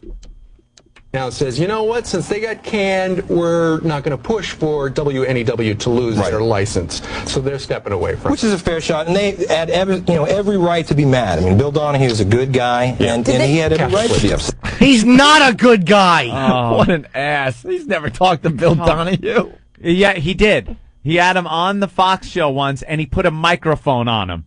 That's what Mark did. He told me. He goes, I had Bill Donahue sitting in the chair, and I clipped the little clip-on microphone on him and turned on the little battery pack, and that was it. But he's not a good guy. He's an arrogant demagogue and a douche. Wants to push his morality on everybody. Yeah, well, I sat down and spoke with him. And he's a good guy. Could you say check 1, 2? Thank you. That's the extent of our conversation. Highest asshole he is. I mean, Bill Donahue is a good guy, and he had every right to be upset. Real quickly, did they ever talk about Opie and Anthony? Did they ever sit there and say, well, maybe this is going over the line, or was it just like, hey, let's push the envelope? With that show, it happened so fast. In other words, it made the air, and it's like, you stepped in crap. Oh, God. What do? You're in it. And it was too late. Can we bleep that out? It was all right. Mark, my last question, are they going to sue to get their jobs back? Because this is what they do. They might have a lawyer that... Chances are they're in negotiations right now with another company, and we'll probably see them back on the air shortly. So they'll take millions of dollars from CBS for leaving and go get another job someplace else. Most likely, that's exactly what's going to happen. All right, Mark Walsh, thanks very much for giving us the exclusive details on the morning show. Robin. All right, thanks very much. He's got to do a house impression. He's such an ass. That was the best part. He goes, I know for a fact they're negotiating with another company. I'm sitting home going, really? Really? We're negotiating, huh? Why don't you tell us who that is? It only took 2 years and 3 months to get back on the radio, Yeah, Mark. that's all. We were negotiating a day after being canceled. That's most likely what'll happen in the Twilight Zone. Really? Bob Eatman is currently on the right wing of an aircraft. My brother's on the wing. You've got to open the door. We just find that very funny because we know the guy. He was definitely trying to help us out, Yeah. No, Mark is trying to help himself out. Mark loves attention. And when they said, hey, why don't you come on and talk about O&A? You think he was going to say, well, I really don't have that much information, or get me the suit and turn on the camera. Get me the suit, get me the ride. And I'm in. Exactly. All right. Needless to say, The entire thing was entirely exactly. You don't know what you're talking about. Exactly. my entire interview was needless to say. Entirely. Exactly. Let me say exactly entirely. Bill Donahue's a good guy. Ugh. Hitler was really criticized. And no one really looks at all the good he did. Mussolini was a great oil painter. That's our old pal. We'll get him back on the air eventually. He kept the trains on time. Exactly. You'd look at your watch and say, the train is supposed to come in at 9. Is it on time? Exactly. Exactly on time. Oh, really? Do I need a schedule? Or needless to say, to have schedule. There's a platform full of frightened people, but needless to say, they'll all be hustled into the cars and moved along. He's too much. Exactly. Yeah, it's going to be hot on those cars. Exactly. Needless to say, they should be hosed down. Maybe give some chocolates to the people at the next station to hose them down. Oh, they were indeed kept together when they had arrived at the family camps. And before they got on, there was a discussion, don't go to Auschwitz. Don't go to Auschwitz. Exactly. Needless to say. Ooh, food's here. Let's take a break. Ooh, we got some smoothies coming. Smoothies today? What flavor did you get? Did they have a banana orange? Yes, they did. They did. Look at you. I'm having a smoothie. Yum, yum. I got give the me same some. one Jimmy got. I know. All right. Anthony, as we go to break, Thanks, sweetie. Get whole smoothie, even though only half show. Did half show get whole smoothie? Brian Regan. Anthony, we got the Casey Kasem thing. Thank you. Listeners sending back all the stuff we used to play on the show. Oh, Casey Kasem. Because speaking of the old gig, we weren't allowed to take anything from the office, so the listeners are emailing stuff in every day now. And now a long distance. This is one of our favorites. You've heard it a million times. But Exactly, and needless to say, this one comes in at number 10. No, it's funny. Every DJ in America has played this bit, but there are people out there claiming that they're getting ripped off because other people play it. Who, Robin? It's not even your material to claim that people are ripping it off. This one climbing the charts. All right, so it's Casey Kasem's outtakes, everyone. Exactly. The countdown will begin this Sunday afternoon at 1, right here on the radio station you grew up with, Music Radio 138. Oh, fuck. What the hell's going on here? Jeez, well, isn't it the last hour? We got another hour to do? Jeez, I thought we were almost finished. Good golly, Miss Molly.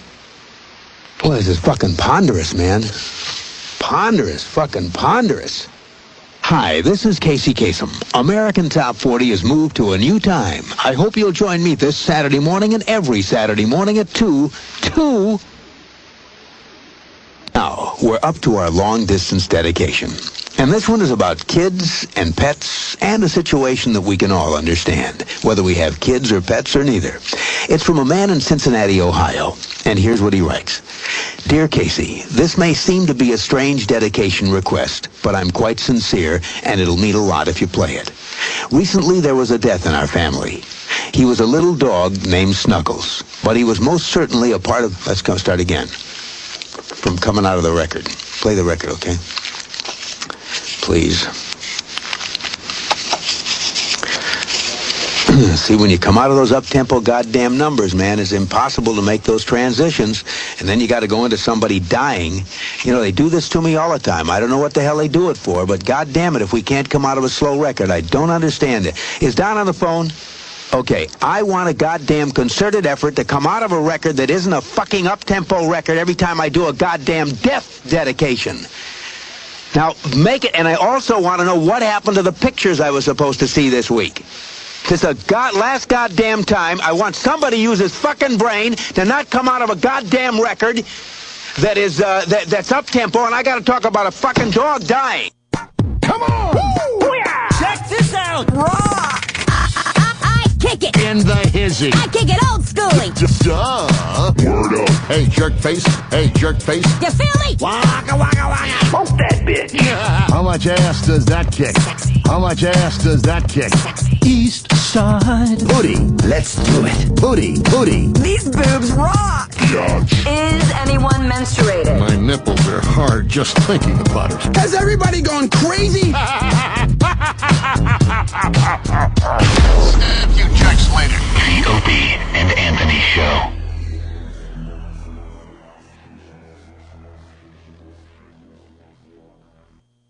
I have my gallbladder out. Anyone have that? Yeah? Did it hurt? It really hurt. The gallbladder hurt. That getting it out felt better, right? Did they take a stool sample? I'm just checking if everything was on the up and up, because this doctor, I hope he was a doctor, took a stool sample.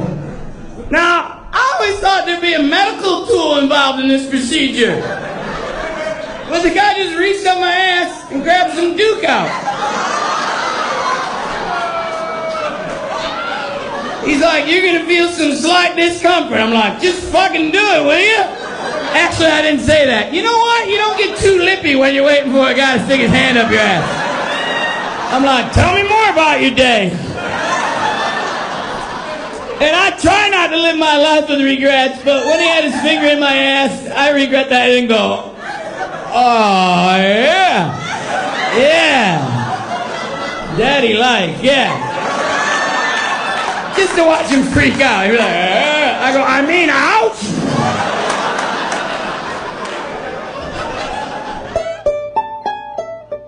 USA Today did a survey. Anybody got a guess? The number one thing married people fight about? Money, by far. Good old money. Because my wife and I, we don't fight much. Whenever we fight, it's always about money. My wife, gets pissed off because we don't have any money. And I get pissed off because we did.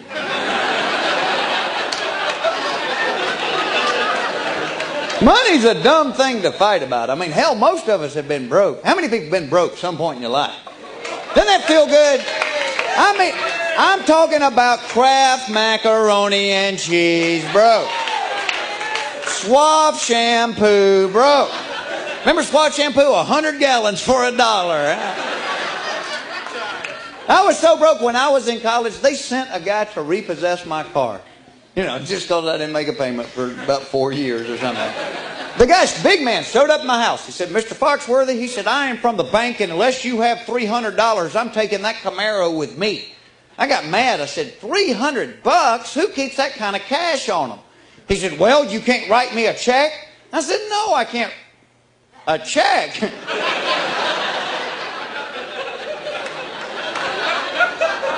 I can write you a check. I thought you needed money. Tell you what, I'm going to go ahead and pay the whole thing off right now.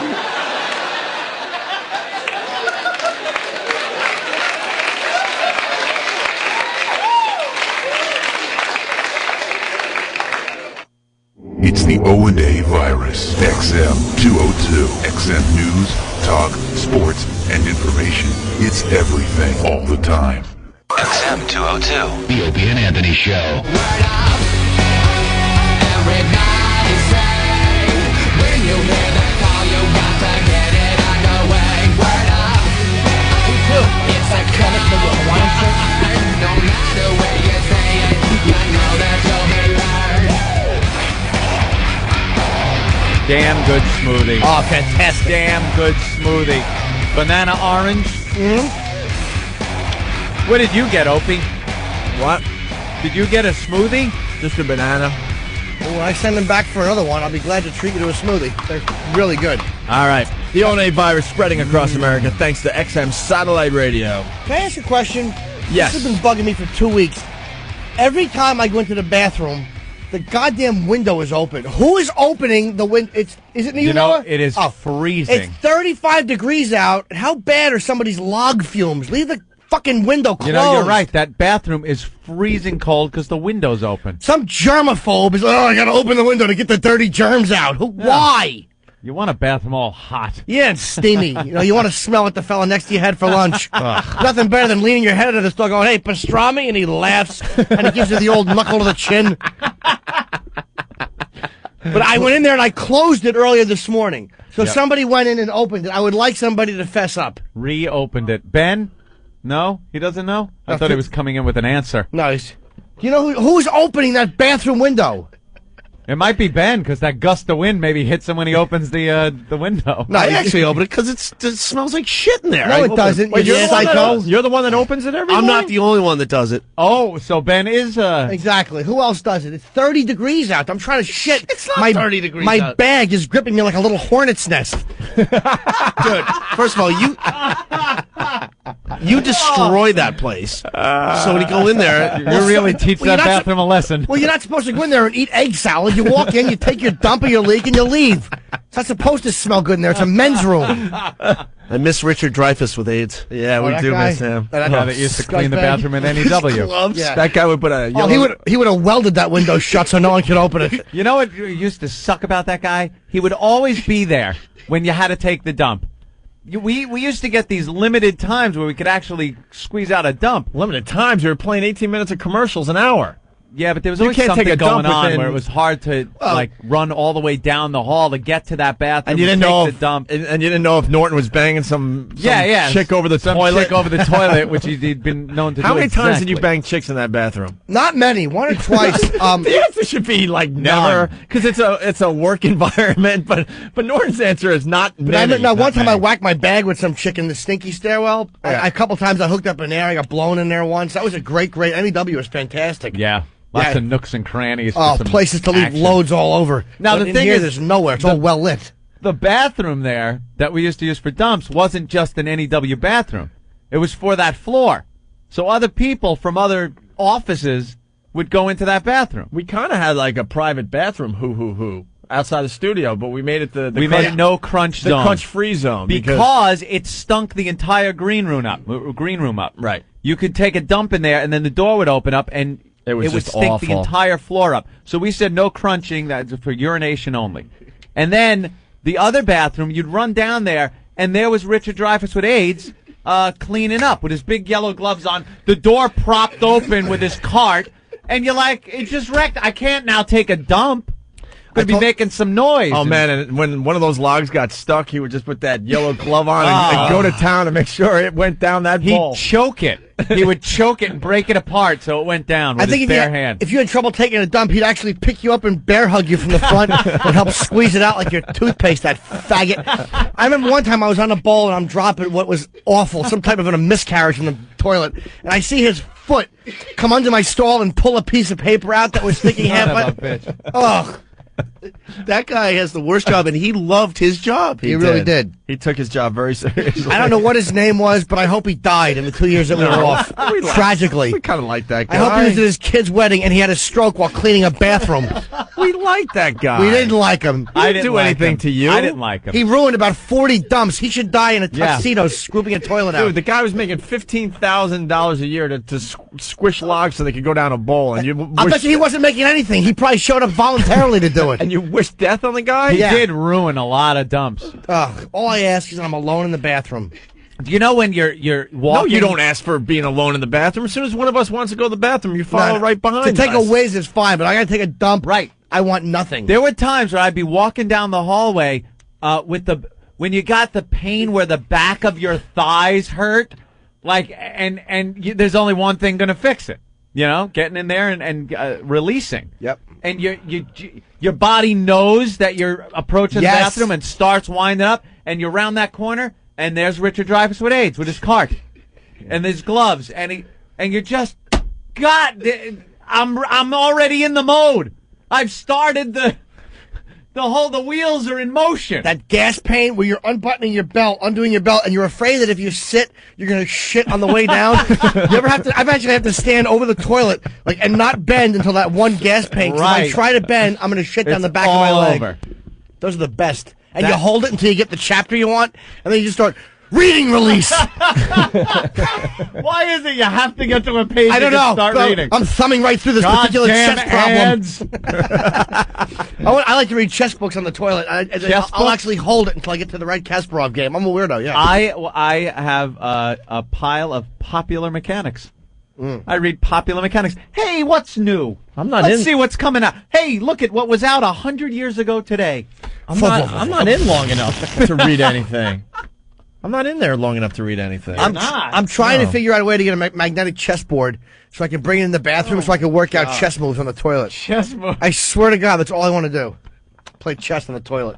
How are you not in there long enough to read? Yeah, what do you just poop Come and on. leave? Yeah, I'm just real quick. There are times that you'll just be relaxing. You're done with your business, but I'm not done reading. No. And then you get the big butt hickey ring. Dude, and I'm- you wind up walking out. You look like a newborn Dude, fawn. I'm walking yeah. out on your asleep legs. I'm back to being regular. Yeah, but you could be regular and still hang out for a quick Get up read. at 4, 3 quick dumps within 15 minutes, done for the day. You really? Yep, done for the day. Jesus. Back to normal. Cancer patient bowels, 3 dumps as soon as you get up? 3 dumps, You in one the after military? another. It's the Get weird- out of that head! It's the weirdest thing. I want that head so clean that Opie himself will be proud to take a dump in it 3 times before he goes to work. I once had one stuck. So I eat all this oatmeal and crap. Right. I was on the train, and I was in there for a long time, and it was still attached. And I know it was like, and you know the bowls and like the trains and stuff that there's a lot of room before it hits water. Yeah. So it's just kind of hanging there. Oh God! A bungee log. But the best part, I knew there was a lot more in me attached to this particular log. And I'm sitting there and I'm waiting. I'm like, what the F I'm going to do? So I start doing the dump exercises. Like I stand up and I start like jumping, just trying to release the thing from my body. No one's I swear to God, down. I really thought I would have to go in there with whatever. It probably would have had to be my fingers or something. I don't know. It turns sideways halfway out sometimes and just jams, and it's awful. Turns sideways. No, but when you go to wipe it, if you have to like finish, if you're like this is not going to happen, you go through 50 pieces of paper and it's still a problem. No. I have to stay in there until it's all out. Do you? That's why you got to hang out for a while. But I was like pushing my stomach. I was jumping up and down a little bit, and this damn thing was still attached. I can't stand how gross these conversations get, but I guess everyone goes through it. Yeah. Now when you're not done and you know like the final chapter hasn't happened, the final drop hasn't been done. It's hanging, and I know I got right. at least another 4 to 5 inches. What about the surprise though? You think it came off. You're sitting there reading, and after a while it's like, what? You feel that, and then whoop! It's like, I didn't even know that was there. Or you stand up and it's gotten a little cooler because your body temperature isn't with it, and you feel it brush against the back of your cheek, and you're like, come on! You know what I'm talking about? There's that little piece that's still you stuck. wipe? No, when you stand up, I stand up to wipe. I don't wipe on. I don't sit and wipe. I'm not a girl. I stand up and put one foot on the bowl, and one Wait, foot. No. Always. I never sit. Don't look at me like I'm weird when everyone's laughing at you for your wiping Dude, habit. I stand up when I Why wipe. do we have to have the demonstration? I just feel the way I'm talking. That's really how you wipe? When I you stand up and put one foot on the bowl seat, and the other foot's on the floor, and I actually lean forward and arch my ass out. It is very bizarre, and I wipe this way I can get in there. I want it clean. Oh man! You guys sit on the toilet and wipe? There's oh God. You don't sit. It's a bend over thing, so you're almost your head is like between your knees, right. but you're still sitting. Never. And then you reach back and you take care of business. No. There's no standing. Dude, it was embarrassing. That defeats the purpose. You're messing stuff up by standing up. When I was in Iraq, one of the problems we had to use these bathrooms the soldiers used, and they're like these little portable tents that have these 10 stalls next to each other. Yeah. And when you sit, your feet go straight out, and there's a leather curtain. So I think they just don't want you on the toilet all day, so they make it slightly uncomfortable. So I would do that to wipe my ass, but my head would poke out of the curtain, so people walking into the bathroom would just see me half leaning out of the curtain. But it was the only way I could wipe my crack.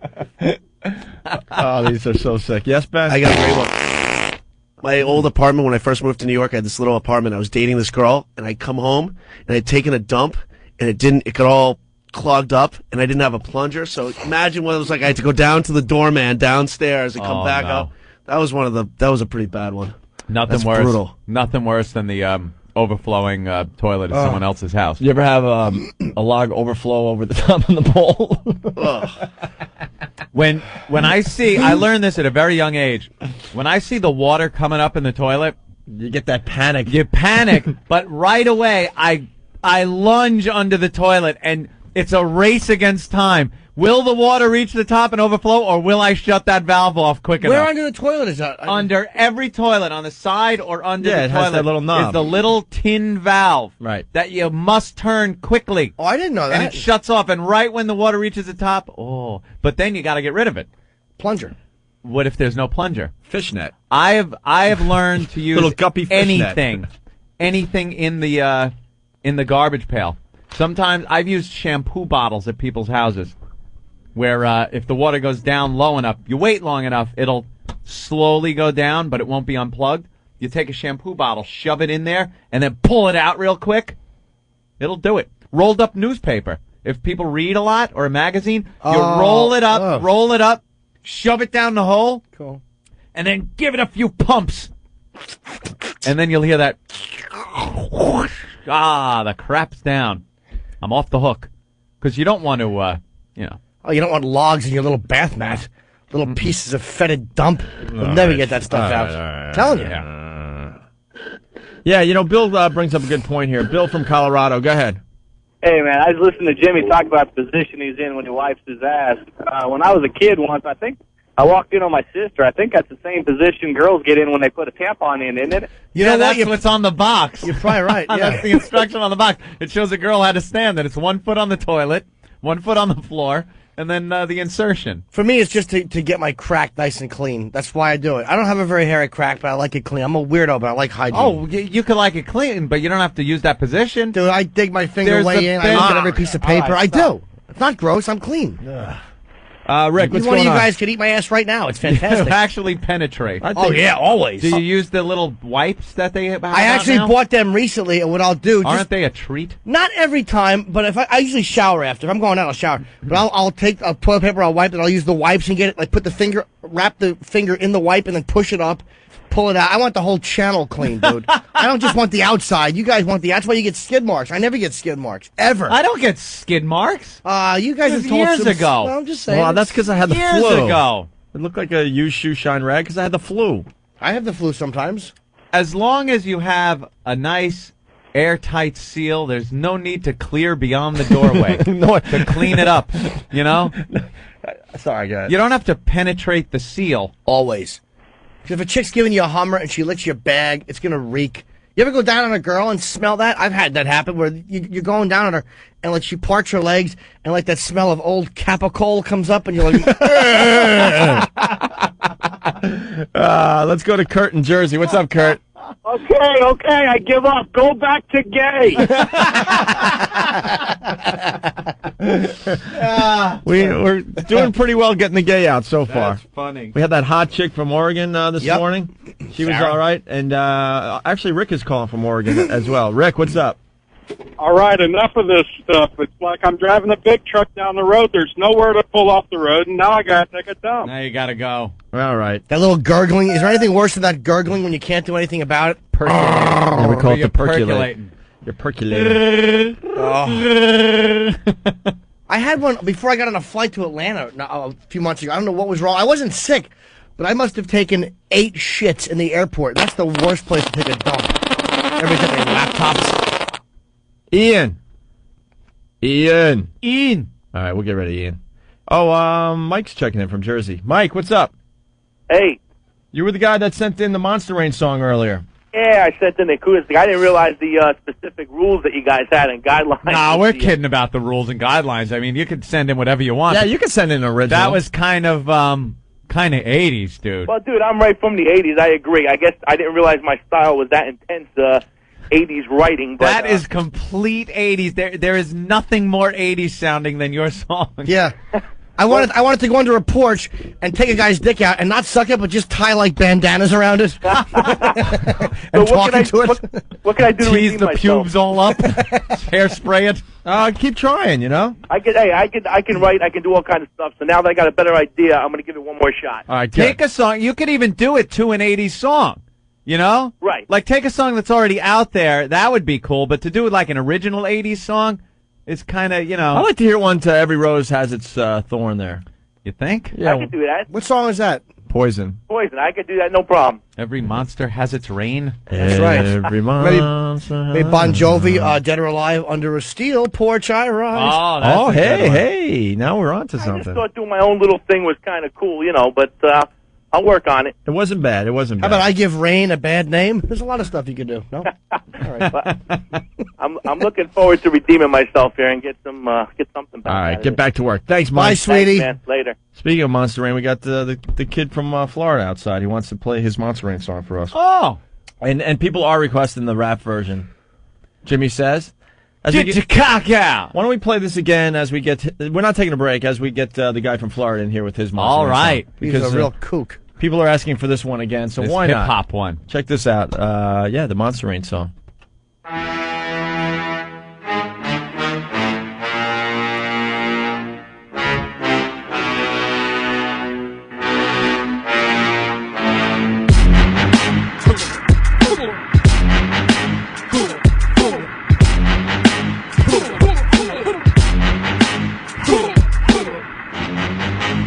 Get your cock out. Jimmy says, get your cock out. Put my cock in your mouth. Put your face south while we're under the house. Jimmy crawl under the porch. Yeah, I said it, crawl under the porch. The monster rain's coming, the sky's gray, my pants down. 2 kids helping each other under the damn house. Y'all know the game, monster fucking rain, it ain't a damn thing changed. Y'all under the porch, your friend fillets you. Crawl under as 2 digits masturbate you. I alleviate the stress with a cock caress. I explode on my friend's neck with a monster mess. Just 2 little boys, no need for Vagilume. Stuck on a little crotch with a slight lack of pubes. We gotta keep it quiet, make sure mom don't find out. I'll finish you off quick so I can pull mine out. It's just a little pleasure with a lot of shame. Who cares, I gotta blame it all on the monster rain.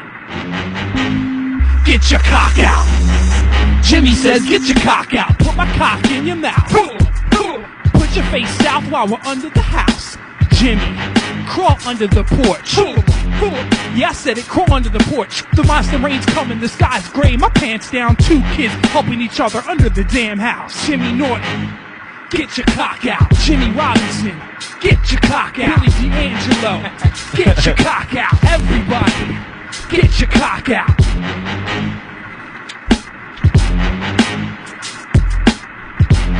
And there it is from Chemistry. Nice. From whackbag.com. Jimmy Says.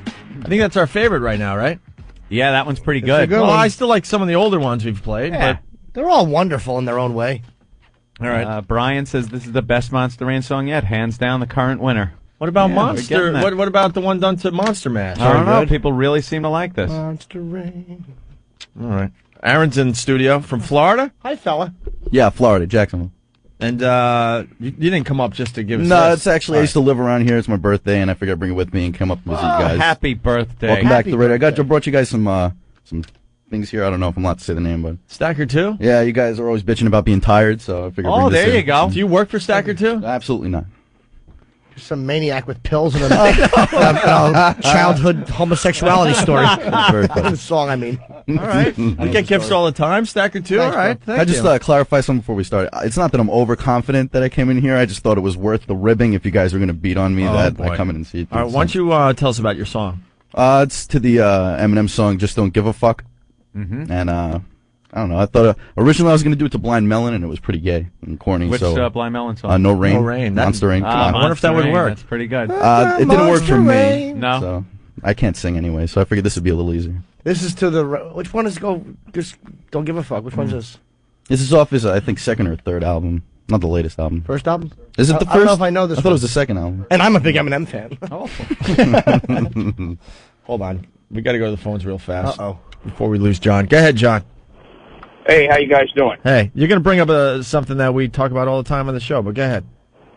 Well, the way Jimmy wipes, he likes to keep himself nice and clean by wiping that way. Yeah. Yes. Well, the next guy who uses the toilet has to sit down where he just put his foot. The foot that walked across the bathroom floor through all the pee drip and all the puke hairs and grit. Yeah, you raise a good point, but I'm talking. Most of my dumps, 80% of them are done at home or in hotels. But even so, I'm Willie Wipe when it comes to the seat. So you got to wipe the seat off. That's the next guy's responsibility. Yeah, okay. I thought he was going to talk about something else. How Everybody will think about that the next time they go. you keep yourself perfectly clean, but then you have no problem diving into some whore's ass. I didn't say there are That no just amazes me inconsistencies. that- Yes, there are inconsistencies. And whenever I wipe my chest, I put my foot up. All right. Thank you, John. Thanks. Bye. Al the cop from East Northport has a little story. At some chick's party back in high school, my bud had a crap that wouldn't fit down the bowl because of its length. So he took a comb out of the comb and brush holder on the girl's sink, sawed the log in half, rinsed the comb, and put it back. Oh, that's great. Nice. Despicable. Yeah, someone's wondering why they have a peanut in their hair. That's good. All right, so let's try Aaron's Monster Rain song here. All right, give a listen. It's going to be kind of weird to critique right in front of you. A little That's all right. awkward. We're a lot can braver rip when into you it. guys That's are at home That's all listening. right. It's almost like American Idol. I probably should have brought some poker chips for you to throw at me. Oh, they're right no, there. they're right there. Oh, okay, Those so are the They're just famous poker Yeah, chips. they're just being they're just waiting to be used again. Yeah. Poker chips aren't dangerous if you can throw them individually. They have to be in a case like that where you can really do some damage, right, Ope? That's right, Anthony. I'm sure we'll replay that when we take a couple yeah. days, Thursday and Friday. So here we go. Aaron from Florida.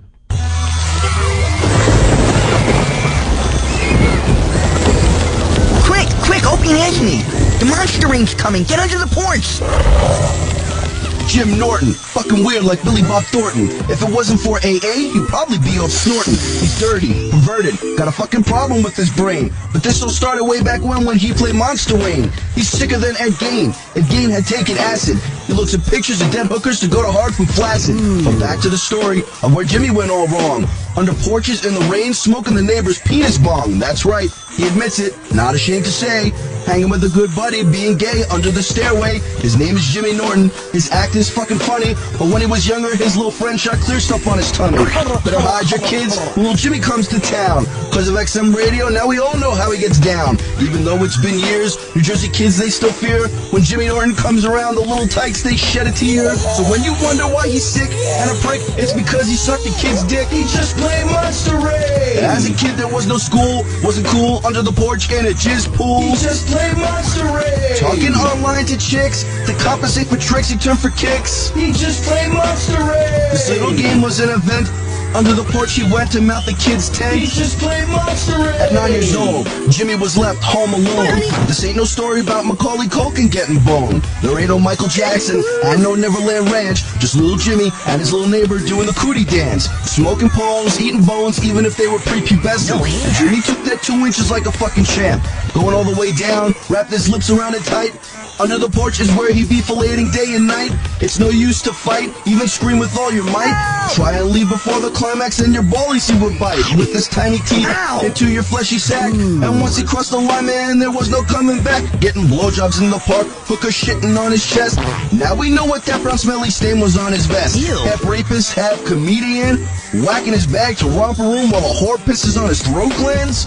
So when you see him start to drool, it isn't cool, it's jizz from a kid's tool. He just played Monster Ray. Claim to keep yourself pristine, but as a kid you always smell like chlorine. He just played Monster Ray. Telling the girls you think they're hot, but as a kid you ate your friend's white snot. He just played Monster Ray. So when the dark clouds they come, you're the only one having fun eating little boys cum.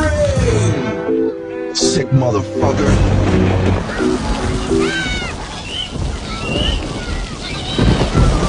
That's not bad. I would have to say, of all the Monster Rain songs, that was the best written.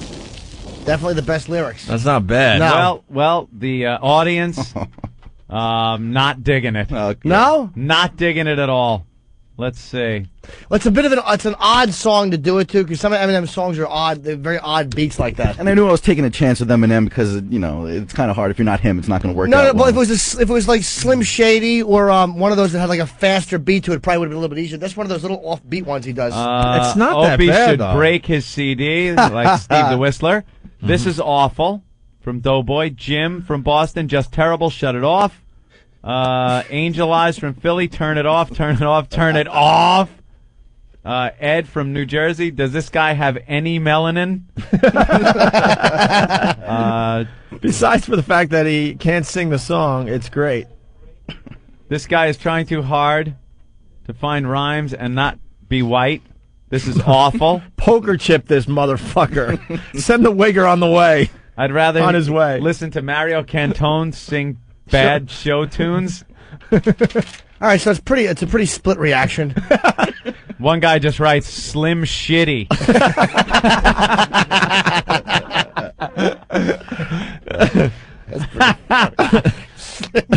Slim Shitty.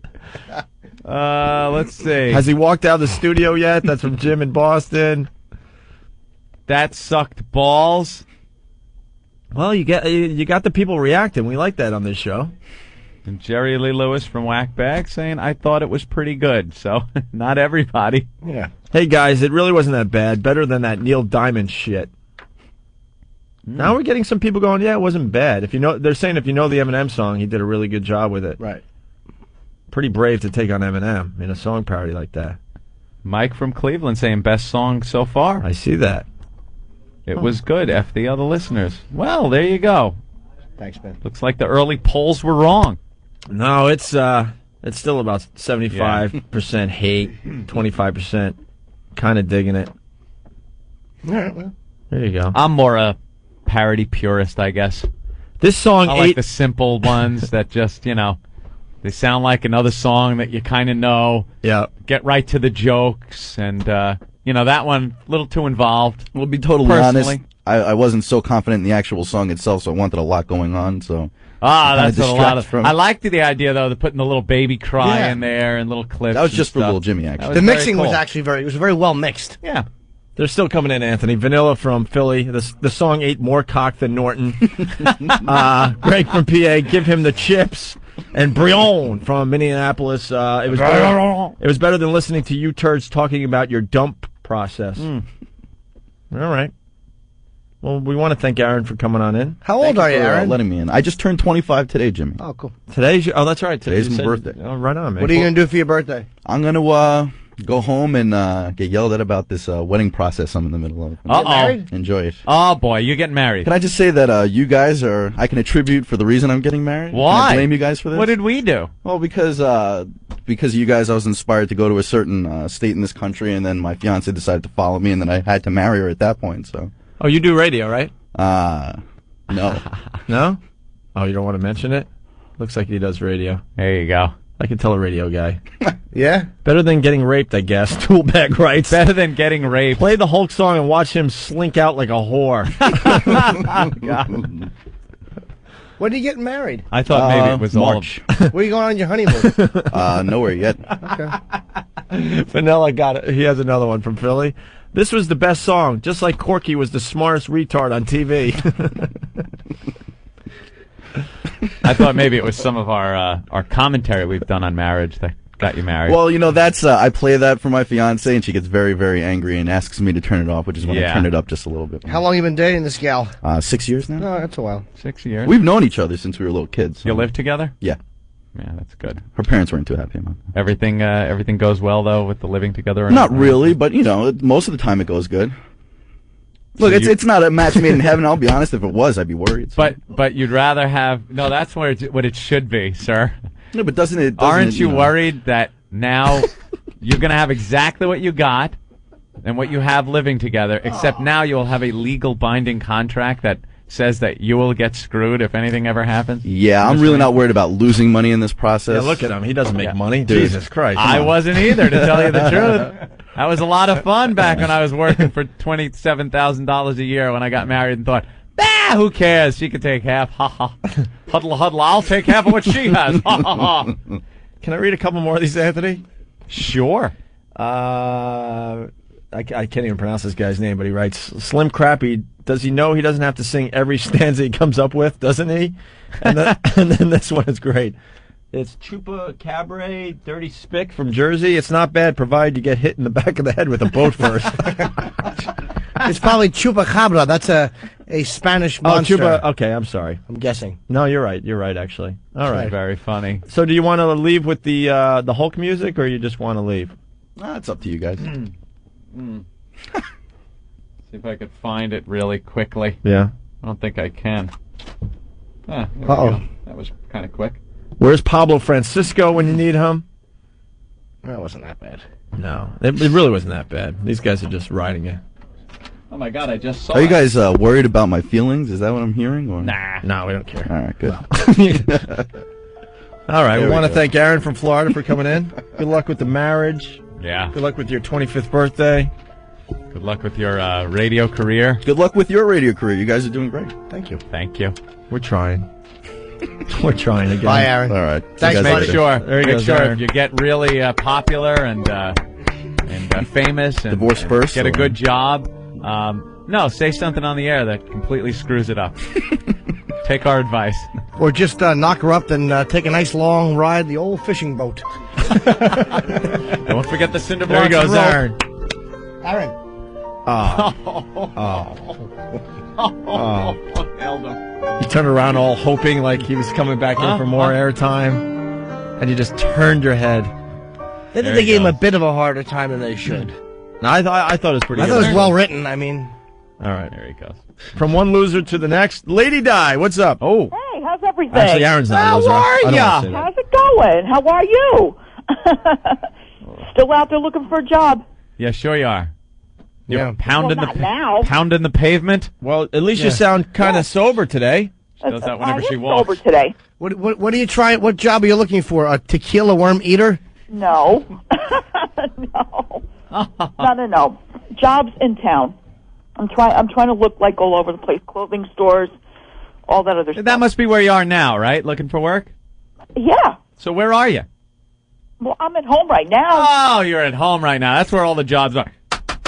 Hello, is this Lady Di's house? Hi, I have a job for you. I just knock on people's doors and... No. We're from the National Rape Prevention Society. Can you be our spokesperson? These people have to call me back. Oh, so you're waiting for the phone to ring. Well, kind of. I mean, I could go back there. I could call them up. I can go back there. I have no idea. You sound a little tipsy. What? She sounds a little like... Did you have maybe a Bloody Mary this morning? No. Get things rolling? I don't have anything. Nothing better than a Bloody Mary in the morning to just set the pace of the whole day. Because then afternoon, you could start hitting the beers. And then early evening, that's when you could start hitting the Jack and Cokes. Yeah. What'd you have to drink so far? No, it's not like that at all. Are you still buzzed from last night? Don't lie. No. We don't care. I'm not buzzed from last night. You didn't go out last night? No, I did not. You didn't- Where am I going to go? You have a party over your house? No. But who was over last night? Does it make any difference? Yes, that's why I'm asking. I had a couple of friends over last night. What'd you do? Huh? What'd you do besides not shower or exercise? Oh, Jesus. I don't believe you guys. No. What'd you do? First of all, I shower every day. I know you do. In lard. Now, what did you guys do? What'd you do? Yeah, what? You had some people over, and what did the night consist of? No, we had a few drinks, and then that was it. There you go, just a few drinks On a Sunday night. What time did you go to bed? When you're unemployed, that makes sense. Yeah. Oh, sure. Well, yes and no. First of all, your body looks like an elephant leg. Now, what time did you go to bed? I don't know, 3 o'clock in the morning? 3 in the morning when you're unemployed on a Sunday night, sure. And then what time did you get up? I just got up a little while ago. Mm-hmm. All right, so what are you going to do today? I guess get back out there again and see if any of these places are going to call me Shouldn't back. you be out there by now if you're looking for a job? I think people that are giving jobs kind of want someone that's motivated and is there first thing in the morning. Not like with booze coming out of their pores from a 3 o'clock, 3:30, 4 o'clock bender the night before. I understand. No, you don't, apparently. No, I know what you're talking You've about. had a lot to drink if you crashed at 3 in the with you. morning. I agree with you. All right, Pete has something for you. Pete, what's up? Pete? Hey, gentlemen. Hey. Die. What's going on, babe? Hello? Who's this, Pete? Yeah, what's going on, babe? You gotta get out there. You gotta be a go-getter. You hear me, Di? I know what you're talking He's a go-getter when it comes to food. Yeah, and booze. Yeah, Di, you gotta get into the program, you gotta work the program, you gotta kick the booze. Or you gotta 12-step your ass off a goddamn cliff. Yeah, last time we talked to you, Lady Di, you said you would stop drinking. Is Pete in AA? Alcoholics Doesn't matter if he's an AA. What about you? I've been through it, Di. Di, you're an alcoholic, whether you realize it or not. You are an alcoholic. Well, You are. I don't know what to say about that. Well, you What do you mean? You told us last week you were going to stop drinking. Like I said, I don't know what to say about that. You know you're an alcoholic, don't you? You need an intervention. I'm not sure. Yes, you are. You really should be sure of that. Because you are. Marion's sure. Patty's sure. The boys are sure. I'm sure. Patty's trying to, I know Marion lectures me about this, but Patty, both of them, as a matter of fact, are trying to, look for a job for me. Right. Which is not bad. But but you have to clean yourself up too. Even Patty doesn't want to put herself out on the line for you because she knows that you'll screw it up. Because I wouldn't do that. Yes, you will because you screw up everything. No. You wouldn't mean to. Yeah, but maybe one of those nights it'd be a little too late with the drinking. You get into the work late. No. What do you keep saying? It wouldn't be like that at all. If I had a job, it would not be like that. It's like delusional. You got this really do have image. blinders on to reality. Yep. Oh, by the way, I don't have a roommate anymore. I'm by myself again. What caused this person to commit suicide? Did you run him over with the train? Oh, you told him to leave. Why? Why'd you throw Owen out? Huh? I told him to leave. Why? Did he drink the last beer in the refrigerator? No. It has nothing to do with that. I know. Well, why did you ask him to leave? Because I he just put asked a him to leave. pie I in don't want him my around face. anymore. Huh? I did not want him around anymore. I have an Italian temper, and I did not want him around. You have an Italian temper. You have an Italian temper? Is that a new type of booze? No. Italian temper. An Italian temper. Yeah. Oof. All right, so what did he do wrong? I don't even want to mention it. Well, we'd like you to mention it. You were the one who mentioned it. I told people I sucked dick under a porch. You could tell us what your friend did. Yeah, come on. Why'd you throw him out? Now, he was just being too verbal with me, okay? Did he I'll just complain leave it that you at that. spilled his coffee? What do you mean too verbal? He was spilled yelling. my Budweiser. Was he yelling things at you? He was just being bossy, that's all. Bossy? Yeah. How? Wasn't he living for free? Well, not exactly. I mean, he gave my landlord some money, but he didn't give him enough money. So I just said, get lost. What did he do that pissed you off? You're dancing around it. What? What did he do that upset you? He was being verbally abusive. What did he say? Does it matter? Yes, or I Yeah. wouldn't have asked. Come on, enough with this. Just No, say no, it. no. He was being verbally abusive. What did he say? Lady Di, you got to stop calling our show because you don't give us anything. Yeah. Okay, all right. He called me retarded, and I couldn't stand that. It's different when you guys call me retarded. Right, or anybody But else in the when country. I have a roommate that calls me retarded constantly, Well, you know, what- that's the end. What were you doing that obviously was mistaken for retarded behavior?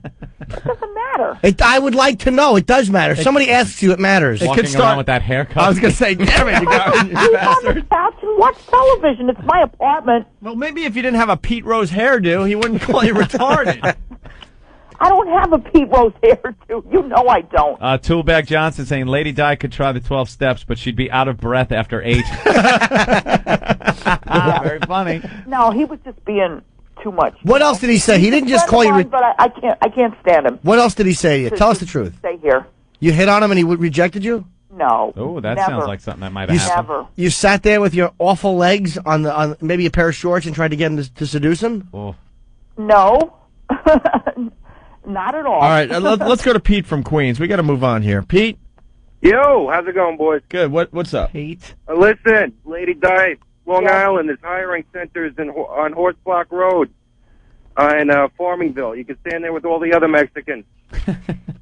What? Well, she doesn't get anything. A day laborer.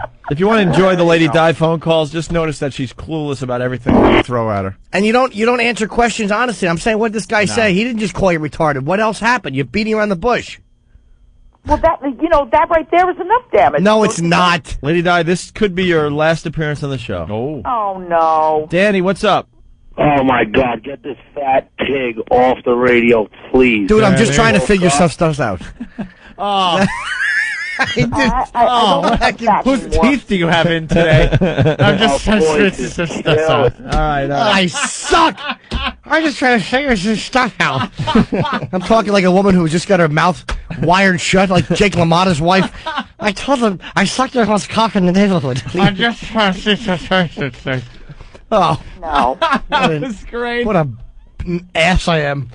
Your tongue just duking it out with your teeth. It really did. Losing the battle. Hey, Jim. Yeah.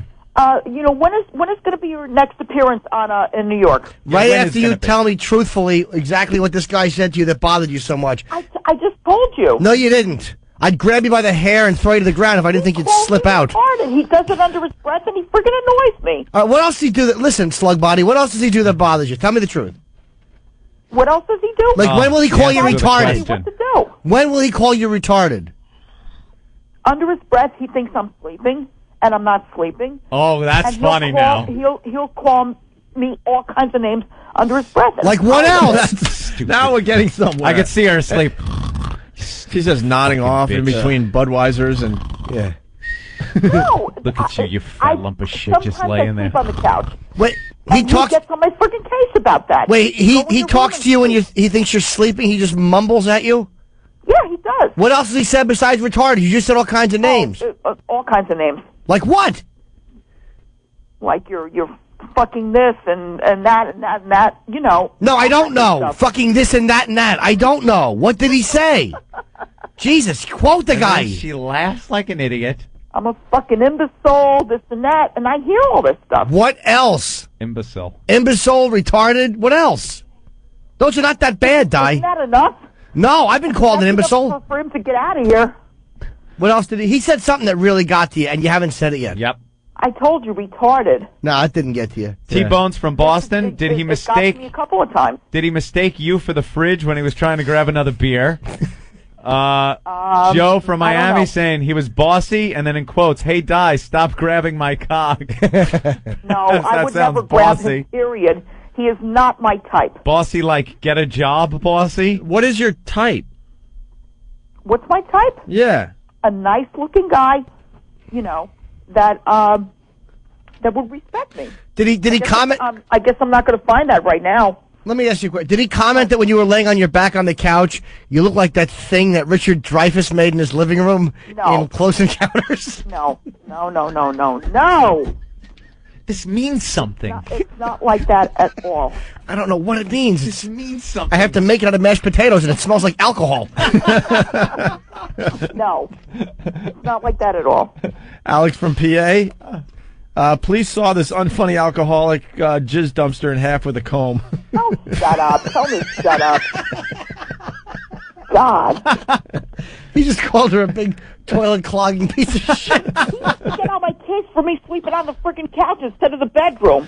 You know, God, I have my and table Sean, shut is- up! Sean from Philly, he writes, who would call an unemployed alcoholic a retard? Yeah. Does she mention that when she absolutely is right. sleeping these times, she's passed out in the fucking driveway? Did it bother him? Did it bother him that you put on a little mustache and got punched in the face on the floor of the Pacers Pistons game? No. Because he doesn't know anything about that. Well, did it bother him that when you put on glasses, you fouled up that Cubs chance at the playoff by reaching over and grabbing that foul ball? No. All right. Just wondering what else he mumbled at you while you were sleeping. Oh, no. Nothing like that. Nothing like Did that. he call you the C word? Huh? Oh, that's Come on, tell us the truth. Did he call you the C word? No, he didn't do that. Mm-hmm. Did he comment? He never called me anything like that. Did you read the one? I'm not sure. Yeah, the lady dies looking for a guy that will shoot No, I didn't. JD and ice cream from his cock. No. Who said that? That's some Vanilla Thunder from Philly. T-Bone wants to know if you sleep standing up. Did he remark on how you spray painted yourself black and beat the Yankees with 2 extra inning home runs this year? Oh, will you stop with that already? I was already upset that he lost them. Wait, do you? All right, hold on. What was Jim referring to right there? I don't know. He said something about Yankees. She has no clue. She Why does that bother you? Just because they retired your number 3 jersey? Yeah, that bothers me. What do you- number 3 jersey? Do you know what he's referring to there? I'm calling you a Babe Ruth body. I'm saying that you have have a small Babe legs and a Ruth fat body. upper body. And you run in fast motion. Oh, God. No, I don't have a Babe Ruth And body. you wear a little fat baseball glove. All right. Yeah, that's it. You got to stop drinking, That's baseball. and club. that's step 1. You just gotta stop drinking. Justin from Long Island. Di's new roommates are Jack Daniels and Jimmy Bean. Yeah. I wish. Why would you wish that? Why? Oh, sure. Because I would drink them away. Your giggle is bugging everyone because it's not genuine. You're not telling us the truth. We're very truthful on this show. You got to tell the truth sometimes. What did this guy? This guy said something that really bugged you, and it wasn't just he mumbled retard. I told you. No, you didn't. You told us the surface, but not what really bothered you. Andrew Long saying Pasters Pistons, Jimmy. Tongue 0, teeth 35. Did I say Pacers Pistons? I don't think I did. Did I? Pasters? Oh, maybe I did. It's possible. That's okay. Hey, T-Bone again. He's on fire. Sleep on the couch, bitch. You are the couch. No, I fall asleep on the couch because I have my cable television over here. I don't have in my room. And a bottle in your hand. A bottle. No, Yes. I just have like a little, a television set, and I watch TV. We have a little flask on your chest. Lady Di, all kidding aside, you really got to get help. We've been telling you this for weeks now. you got some serious problems. Well, I guess I have to agree with you because I have no idea. Charlie Murphy checking in. Did her roommate get sick of putting peanut butter in her mouth to get her to talk? No, he put peanut butter on his banana. What does that mean? A banana, like when you peel a banana, a fruit.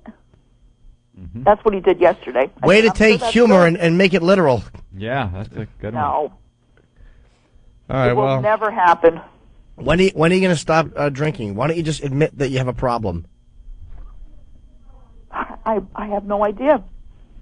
Well, what is it going to take? Huh? Hold on, Jimmy wants in here. Hold on a minute. Ah, God. Hold on. Where's Jimmy? I said hold on. Jim in Brooklyn, what's up? What's up, guys? I got about a year more than Jimmy. Okay, I am willing to take time off from work to take her to take her into rehab. He's 12-stepping you if you want to go. Diane, you want to go into rehab? I will take time off from work and I will get you in rehab. Takes 12 steps Guaranteed, to just I'll walk get you. around Where do her. you live? I live in Brooklyn. I don't care. I'll come to Jersey. He wants to help. Okay. You want to help me? That's fine. Diane, do you want it? Do you want it for you or do you want it for them? Do you want it for you or do you want it for them? I want it for everybody. You want to get sober? I want it for everybody. No, Diane, do you want it for you? I'm not sure yet. You're not sure yet, then what am I going to waste my time for? Drinking is fun. You got to admit it. Up to a certain point, but then when you're just laying on the couch and you catch someone who you think is your friend mumbling, "You fat whore, I hope you're dead," you realize it's affecting people adversely. And this guy's offering to come take his time off from work and take you to a rehab and drop you off and see what you can do. Why don't you have my phone number? Give it to him. Well, you have to. Well, I mean, maybe he'd want to call you. I don't know if he'd want you to have his number. But why don't you just agree to go and don't put it off? You have nothing else to do. We'll give you his number, and you decide, if the guy's normal and all that, and if you want to, take him up on it. Okay. There you go. It'll be your choice. All right. That sounds good. Jim knows the deal. He probably won't hear from you. Well, I don't know. Jim. He's probably off the line right now. Oh, you want Jim? Oh, Jim. Hold on. I had to switch screens. Jim. Damn it, Jim. Yeah. Give her the number. You got it off the caller right there, Yeah, right? we'll get it. No, hold on a minute. She seems like the type that just is not ready, right? Yeah. That's what it sounds like to me. Jim, you remember when you were ready, right, Jim? Oh, to be honest with you, man, this is why, like, when I went into I got clean and sober. It was basically just to kind of save a relationship I was in, but then something caught on. So once in a while, you can walk in and the motives being a little odd, and all of a sudden hear something that changes your whole outlook, and then you stay for the right reasons. So, Di, if you're willing to go, if you don't stay, you don't stay, but it will at least ruin your drinking. That's the one thing it definitely Jimmy? does. What's that? Jim, can I ask you a question? All right. What made you change and go into, whatever you... Did you go into rehab? Well, I was forced into rehab after a suicide attempt. I didn't want to go to rehab, but I was forced into it. A year later, I drank for another year. And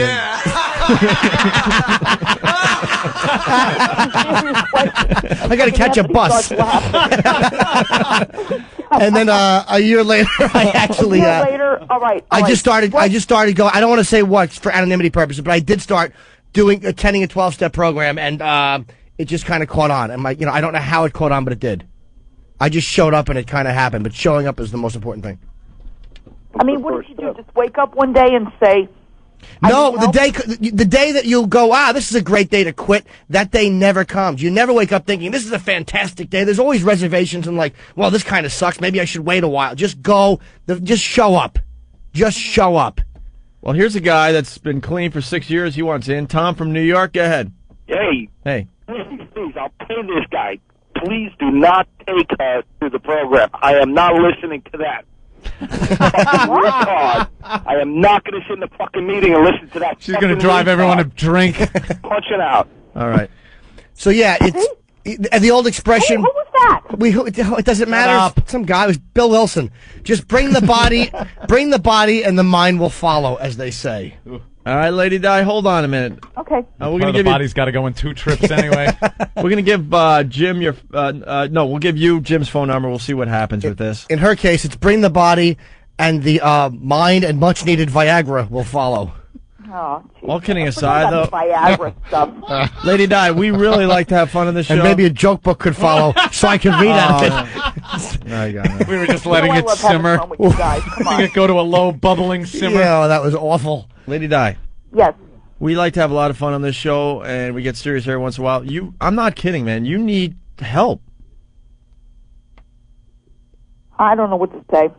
Just say, She yeah, doesn't you'll wanna take a commit- shot. She doesn't want to commit to even No, admitting that I'm not she's saying a I don't want mess. to commit. I'm not saying that. I'm saying you don't even want to commit to saying you're a mess. You know you are, though. You know it. You walk around your apartment thinking, all right, I just got to get my shit together. Like, this will be okay. You keep planning and planning, and the day never comes. And a day turns into a week, turns into a month, and nothing changes.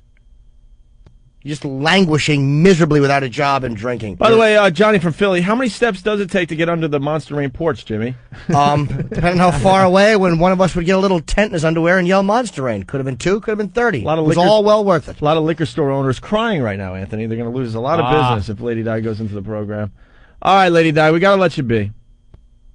Okay. Well, am I ever going to get that phone number? Yeah, you can get it off. We're not going to give it out on the air. So we'll give it to you offline and All right, off the air. She's on hold. Let's and just call the guy and talk, even if you don't go. Just call him. Let's step aside and try to bring the funny back into the program. What is this? All right, what's the problem? Oh boy, what's the problem? What's the problem? The Emperor is not happy with his coffee. Oh no, are we gonna have to break into Jim Norton? Coffee Diva. Coffee Diva. Look at that cup. What brand is on that cup? I don't know. It doesn't taste good. I don't like it. Where do we get our coffee every day? I like Starbucks. I like Starbucks. And I don't like supporting the savages that run most of these delis. You're insane. Yup. You betcha. You might be right. Yeah. Watch this. You want to taste this? Wow, that's really nice. Throw it against the wall. I'm not diva. I'm a diva. I want Starbucks coffee. You betcha. Jim Norton. Coffee Diva. Coffee Diva. I know Starbucks is a big world order type of thing. At least they're not funding terrorism. Red 36! ACC football. Woo! ACC football. The ACC today. Maryland, Virginia, UNC, Duke, NC State, Wake Forest, Georgia Tech, Clemson, FSU, and new to the ACC, Virginia Tech and Miami. It's the ACC today on XM Satellite Radio. It's Monday, the 22nd of November, 2004. I'm Ari Bykowski with the ACC Today. Well, the Palmetto State Showdown in South Carolina and Clemson, they were playing a game, and then it got ugly. Gamecocks turn it over on downs for the Tigers, and now there's a scramble and a little bit of a brawl going on. You see Gaines, Adams, and Groover involved in that. Bench of South Carolina starts to come out. Here comes the bench of Clemson. Lou Holtz in the middle of things, trying to break things up. Now away from where the initial action was, there's another scramble.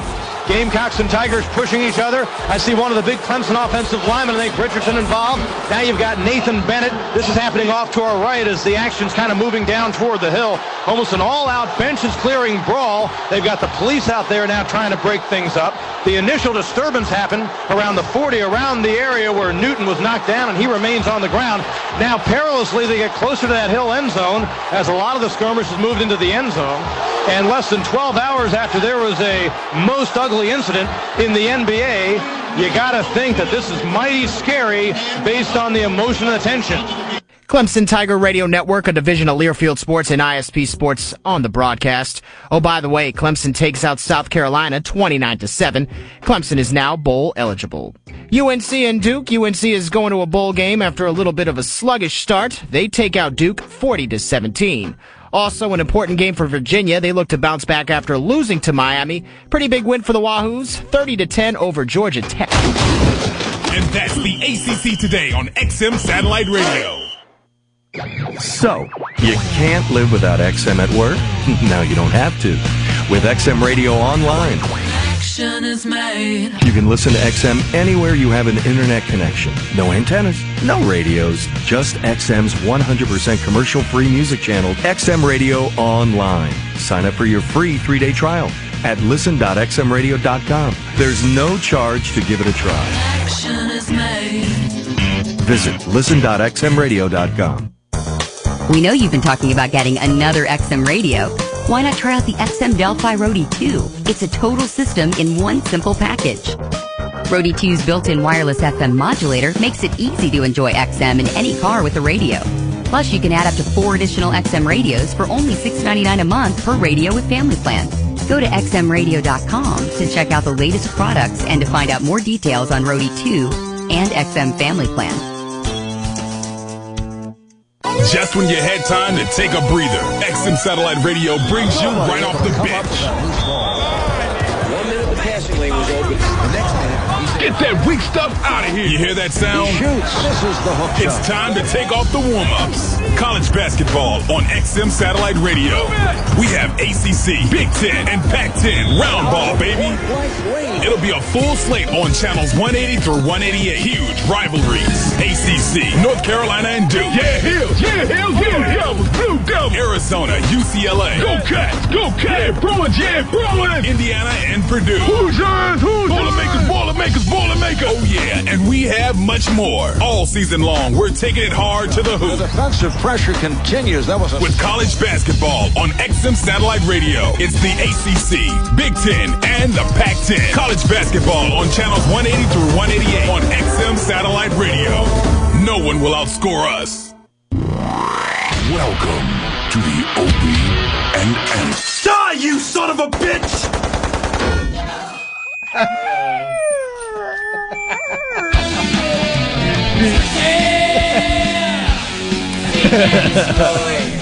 Murray's being beaten savagely.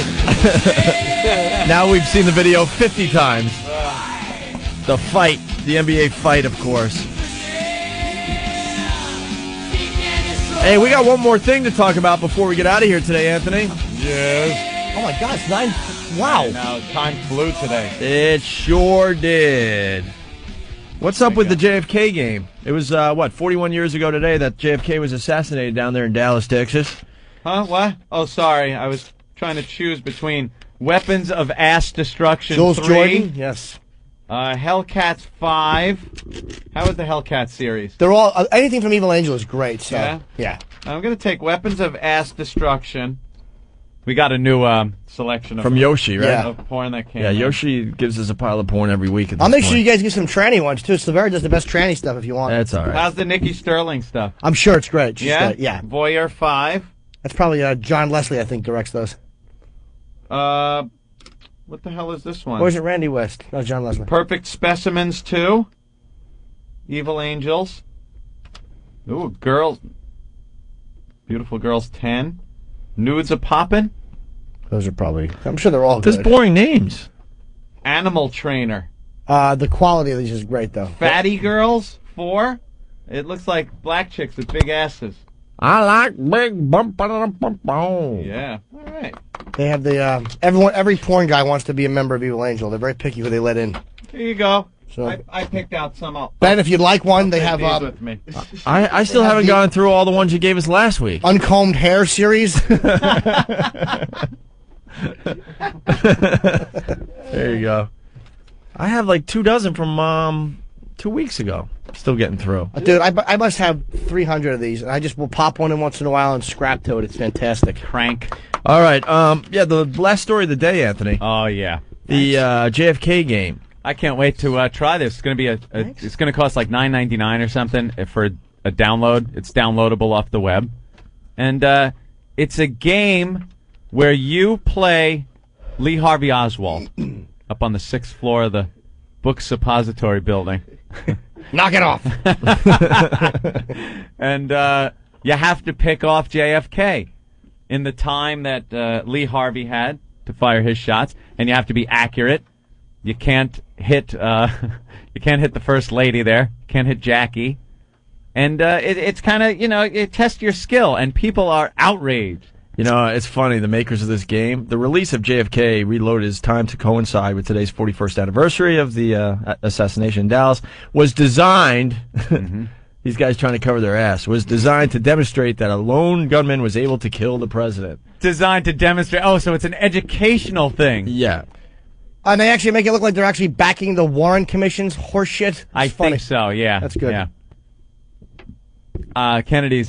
Ted Kennedy is pretty much outraged, which you can't blame him. Of course not. You should... I mean, if your brother dies and they make a video game out of it, it's a little rough. How do you think, Well, they should make a video game about his, Oh, now that would be fun. You got to drive the car, Miss Chappaquiddick. It'd be like those little water things you push the little button, and the little ring goes up in the water. Do you know which ones I mean? Yeah. Yeah, of course. Where you squish the little thing and the ring goes, and you got to make it go over the little horns and whatnot. So what? But it's not a video game. So what? You download this game? Yeah. For $9.99. Yes. It says each shot can be replayed in slow motion, and the bullets can be tracked as they travel and pass through Kennedy's digitally recreated body. Head. They have Governor Conley in the front seat? Oh yeah, it's all the same limo. The graphics are really good.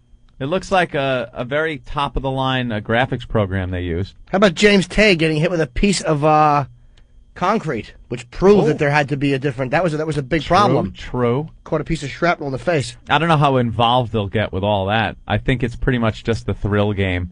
They'd like to think it's something educational, but like I said, if your brother is killed and then they make a video game of, they're kind of making some video games out of some stuff that's a little too recent.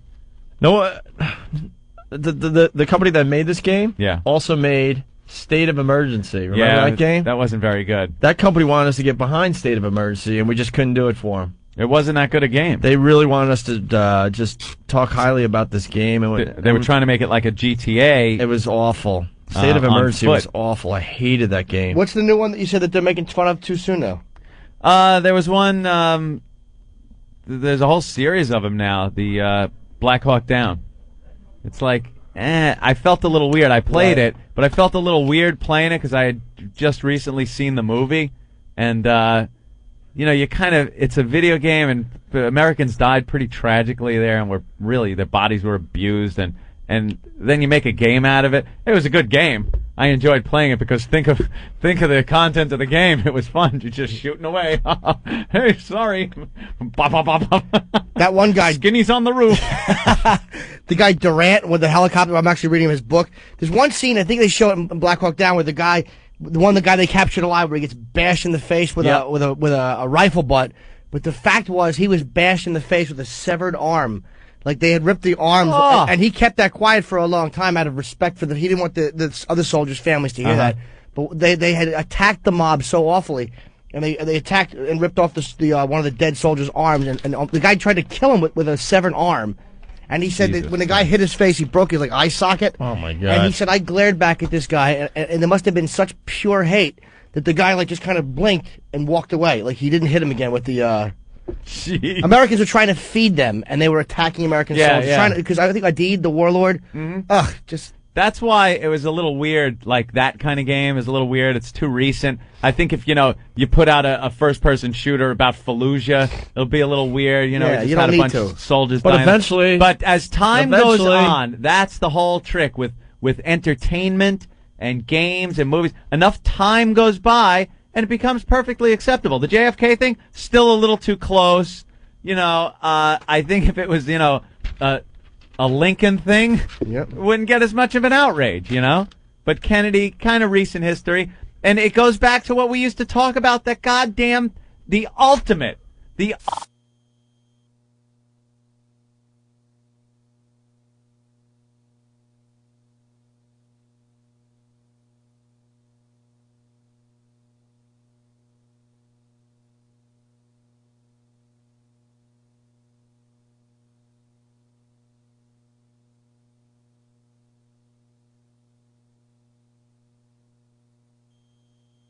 You get your kids, you climb up, and you slide down the deck, bouncing off the smokestacks and stuff, and then you end up in the water, in a little pool that's at the bottom, and you laugh, and the little kids run around and want to do it again. This is a tragedy that happened long enough ago, I guess, where people can make fun of it. Mm-hmm. It was, thousands died, or at least, 1,500.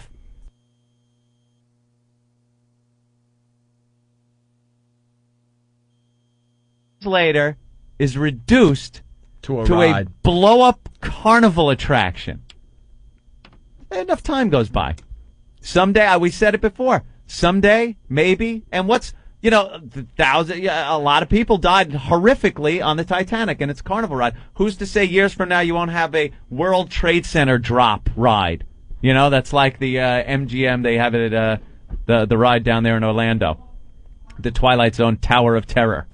Who's to say that it won't be the Twin Towers of Terror, something like that? It's just enough time. Enough time goes by. You're reduced. Your death is reduced to a carnival attraction. To a kid's ride. A kiddie ride. One step above that big balloon full of drooled-on balls that the kids bounce around in. So how do That's what your life is. How do we get to this JFK game online? I don't know. I hate when the news does that. They don't print the site. You could dig it up, I'm sure. JFK I wanted to find the game, and nobody was saying where it was. Hunting Online. Have you read about this? A listener brought that up last week. Remote-controlled hunting online. Already, the site has target shooting. Get this: you log on, you subscribe, you got to pay, and you can aim a rifle that's on this remote-controlled mechanism with your mouse and shoot at targets with a real rifle. I've seen a demo film of it. Wow, pretty cool. Now they're going to stock this land with various animals, and you will hunt with your mouse online and shoot these animals. That's genius. And they are, animal rights activists, hunters, the state, because I believe it's in Texas, and Texas now is trying to make a law. There's no law against this. They can't figure out anything on the books to stop this. So they want to make a law that says you have to be within a certain amount of distance alive from the animal that you're killing. But they haven't passed this law, so these guys going ahead with this. So let's take it to the next step. Let's say there's some guy out there. Yeah, and that's you what I shoot was him. thinking. Who's responsible? I guess you would be. But you didn't actually pull the trigger. I know. It opens up a whole big can of worms, doesn't it? It sounds very dangerous to me anyway. You couldn't have the thing swinging around 360 degrees. What about the guy that's just watching the whole everything happen? I'd love to see one of those mounted in Times Square. How great would that be? Oh, imagine you could just log on and pick off a tourist. Yeah. Some fat chick with her socks tucked in looking up at a building. Someone giving some money to the naked cowboy. Oh, am I tired of him already? Shoot the naked cowboy. Jesus, him with his perfect ass. We get it. I saw coming out of the Javits Center for one of those convention things. Digital that we Life went or to. whatever we did. Yeah. I walk out. I'm going to get my truck, which is parked across the street. And the naked cowboy is standing there with a woman. He's standing there still with his naked cowboy underwear on. He's a guy here in Times Square that makes a living with a cowboy hat, cowboy boots, and underwear on. And he plays a guitar. And he calls himself the naked cowboy. And the women lose their shit. The women over love this it. guy. They take pictures with him. They give him money. And this is how this guy makes his money. He's kind of one of these legends in Times Square. He's standing there with some woman. He's waiting for his car, his parked car, and he's still naked. He's still in his underwear, standing there, but he's looking like at his wife's watch because he's not wearing one. He's just waiting for his car. And tourists and stuff that don't know who he is because he's not in Times Square anymore are looking like, what the hell wrong is with this guy? Right. Why is he wearing a cowboy hat and underwear, waiting for his car? Is his wife hot?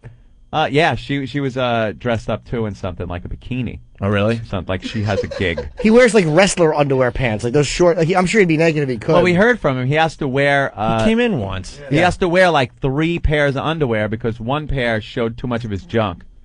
So you can't even see the outline. And then some of the women from the Midwest, they get so crazy they start pulling at his underwear in the middle of Times Square. Oh, he didn't get. It wasn't the city. And they didn't want to get arrested for exposure. For what having that. Yeah, it's some kind of law. You can't show your outline of your junk or something. All right, I don't Anthony. know about that. I'd love to. Anthony, what did we learn today on the show? We learned anything? It was pretty educational. Fast Eddie, I learned Daryl Hammond is a friend of Jimmy's. Biv from whackbag.com, I learned today that racism is the new gay. Dan from PA learned that Norton likes the whole passage clean. Mike from Jersey, today I learned that Boston is very organized. Doughboy from whackbag.com, think of all the poor... oh, we did that one already. Okay. Chris from Boston, sorry about that. I learned Opie is back to being regular, and Monster Rain is slowly becoming this generation's Freebird.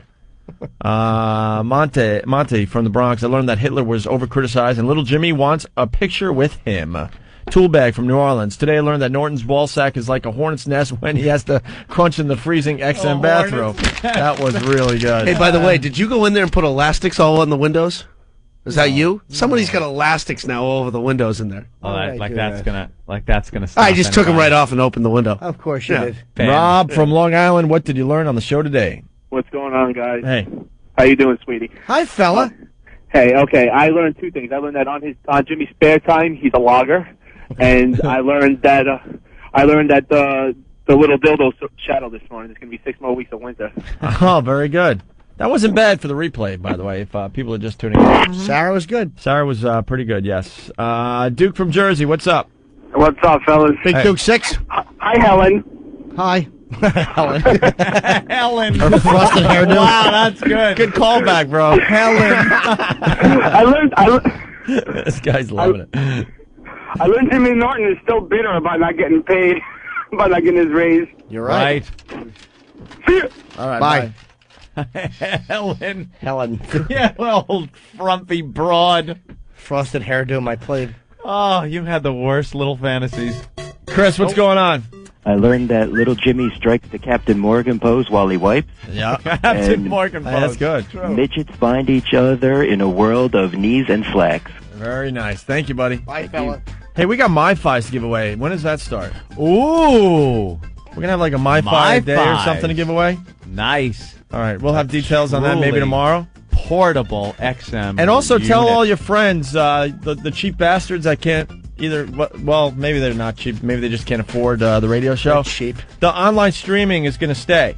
We won that battle. So Yes. you go to xmradio.com and you can sign up to listen to the Opie and Anthony show online. And by the way, I got to plug the other company. Sirius is giving away their free portable units, and it's being sponsored by a bunch of chiropractors. That's pretty good. Not bad. I liked it. Yeah, it was all right. Their whole promotional slogan is, "It's smaller than Lady Di." All right, you know what? Let's just get out of here. I don't think so. I'll have some more stuff I want to talk about. Like what? I don't know. Like? My big audition today? Oh, yeah. Good luck with that. Good luck. Break a leg. Thanks. I hope As so. they say. Give us one line from it. Go ahead. Let me hear you. Max? Got to be Max Long. Oh, I like that. It was natural. Not bad. Max, got to be Max. I guess they're asking you about Max Long. And here's the one thing. Trudy's real hot right now. And then Benson says, she's also 15, which means this is child porn. And I go, hey, I didn't produce it. Hey. Hey. I didn't produce I it. even put the hands up. Hey. Hey. I didn't produce it. Rachel. Someone remind us tomorrow to ask Jimmy about his audition today, okay? Mr. Faversham, that's kitty porn.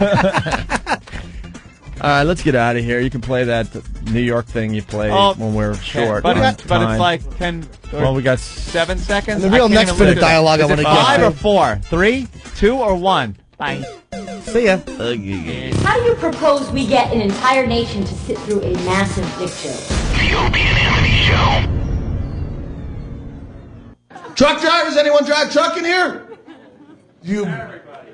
Everybody has? No, I think you're the only one who has, you fucking road clogging, blood clot in the artery of the highways of you fucking think you own the road. I hope every one of you dies a miserable, like Ebola virus death where you bleed out of your eyes, all your guts liquefy and shoot out your ass. You fucking, I mean, you do 42 miles an hour in a 70 mile an hour zone, but then shitbag number 2, he can do 42 and a half, so he swings it on out. Now they're neck and neck, and the race is on, and just as he's about to pass, shitbag number 1 spills his coffee all over his porno magazine, jacks it up a notch, and neck.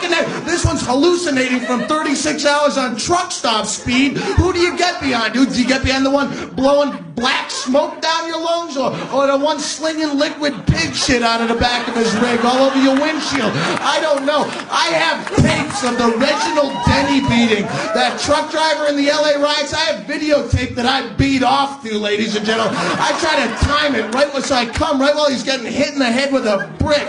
You miserable. Maybe I just...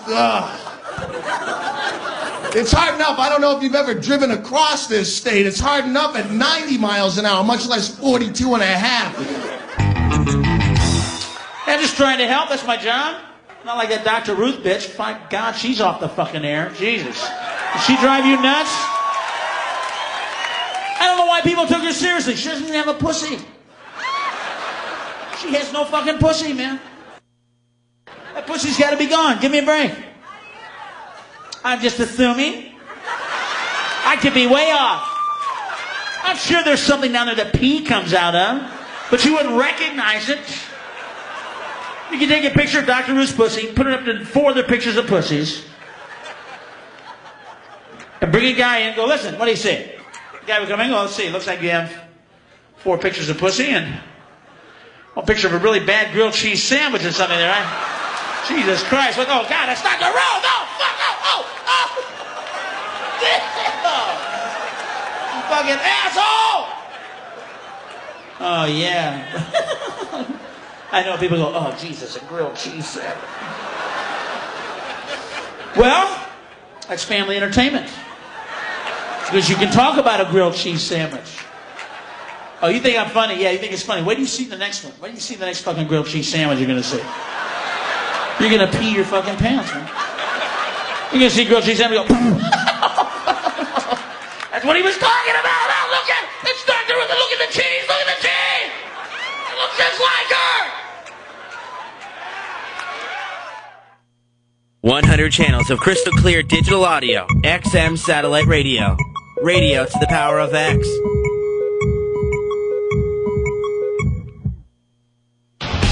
XM News, talk, sports, and information. It's everything, all the time. XM 202.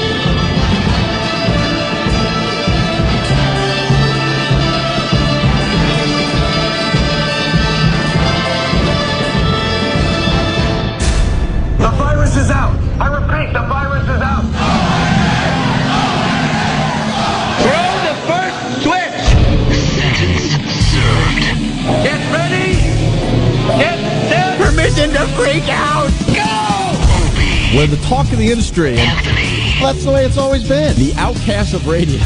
Bastards. No one truly wants our radio show. No one has balls anymore. Your balls are showing. Big, beefy, hanging, swinging nuts. Blow the second switch! Wow, this is even better than I imagined. Love you, Opie. Love you, Anthony. Boy, we're gonna have great fun. Love you, Ben. Love you, Steve. I hope you brought a big bag of smiles. O-N-A. O-N-A. You two are going to hell. Shut up. Kill yourself. Throw the third switch! Opie and Anthony, the virus is spreading. Shit, piss, fuck, cunt, cocksucker, motherfucker, and tits.